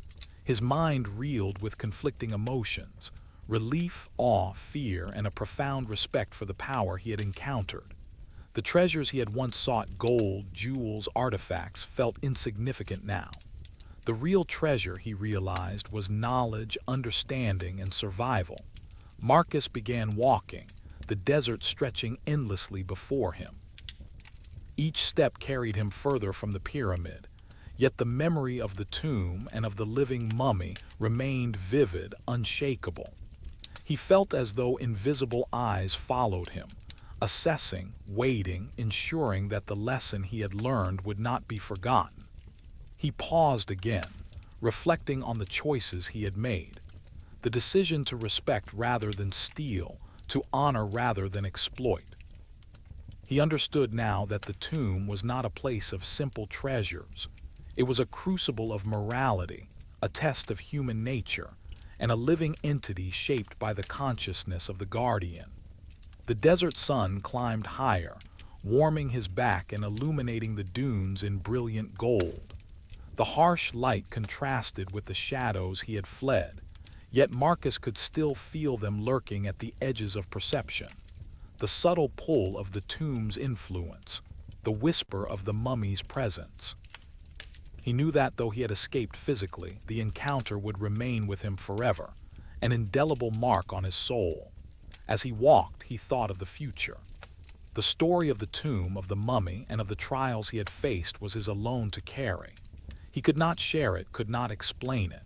Who would believe the living tomb, the sentient guardian, the shifting corridors that had tested him?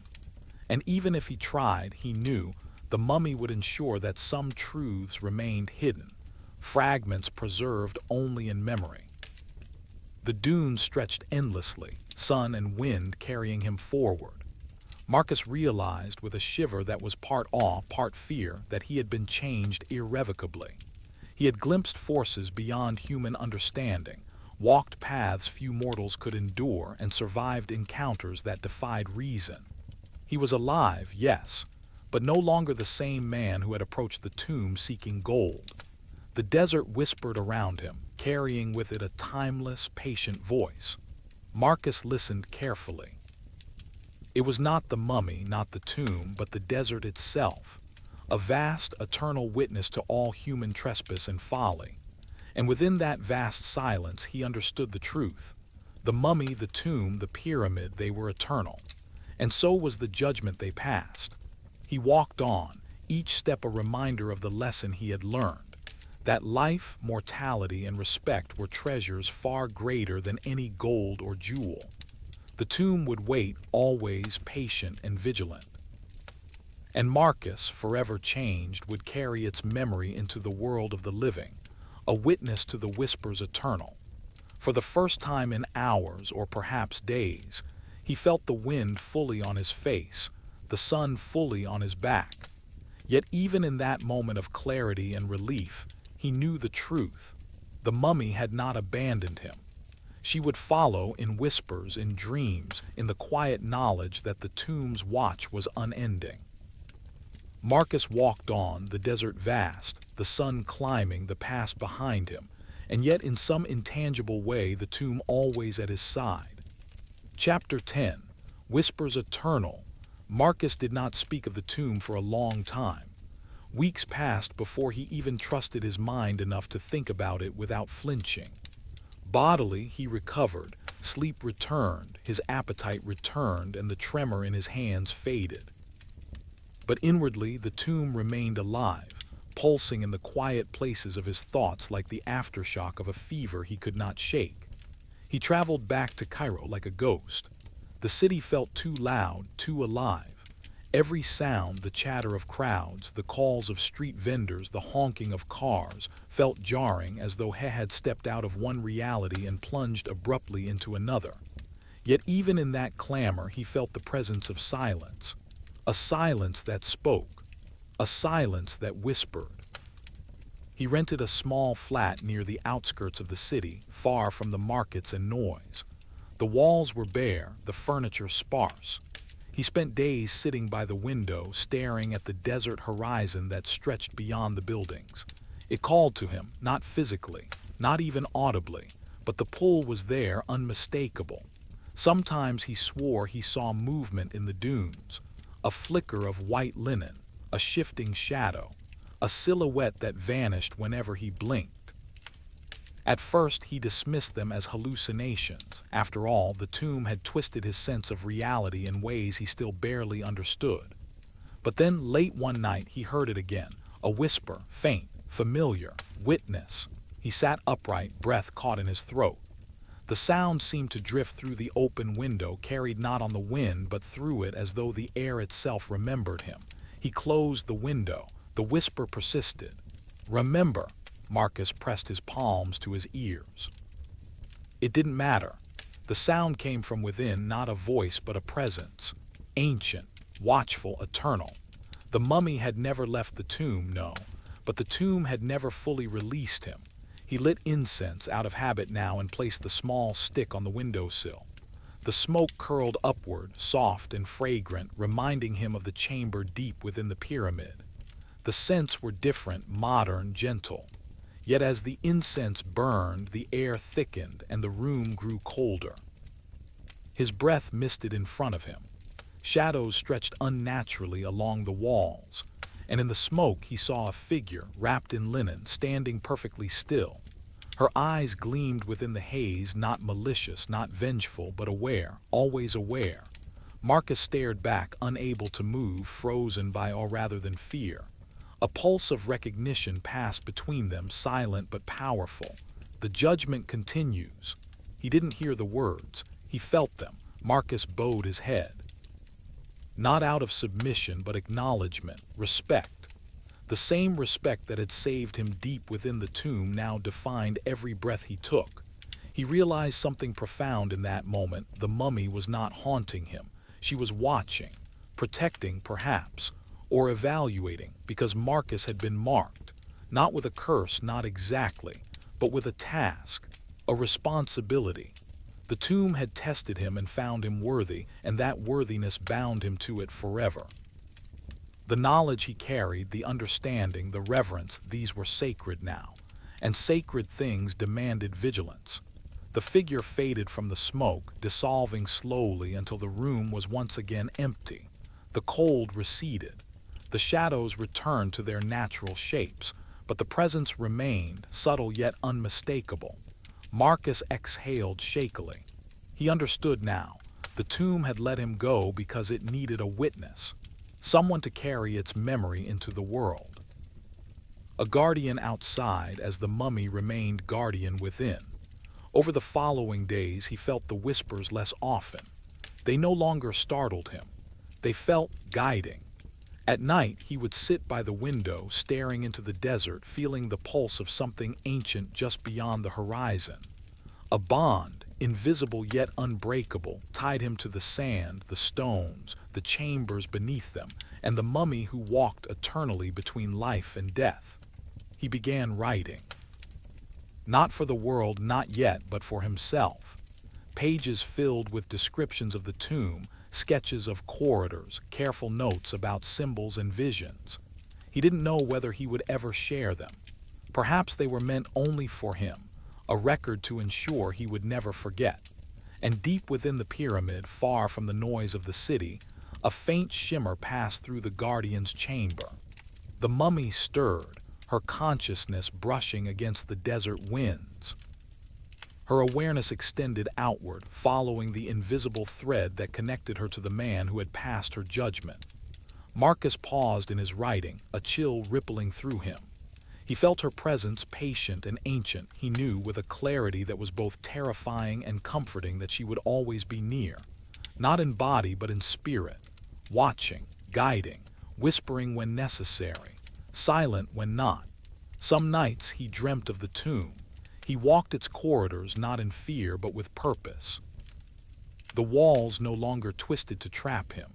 The shadows no longer lunged. The whispers recited ancient truths instead of warnings. And at the end of the dream always stood the mummy, her eyes calm, her presence vast, eternal. One night, as the wind howled across the desert and rattled the shutters, Marcus woke to find a single grain of gold on his bedside table. He stared at it, heart pounding. It was not possible, not physically. Yet there it was, a gift, a reminder, a sign. He touched it.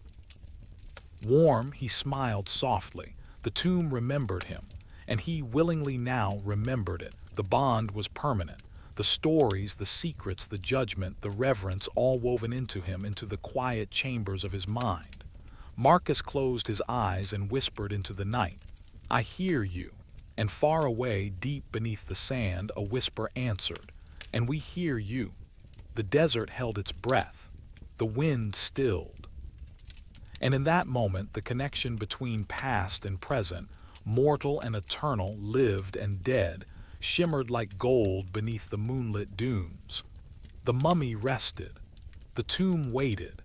And Marcus, forever changed, carried the whispers eternal.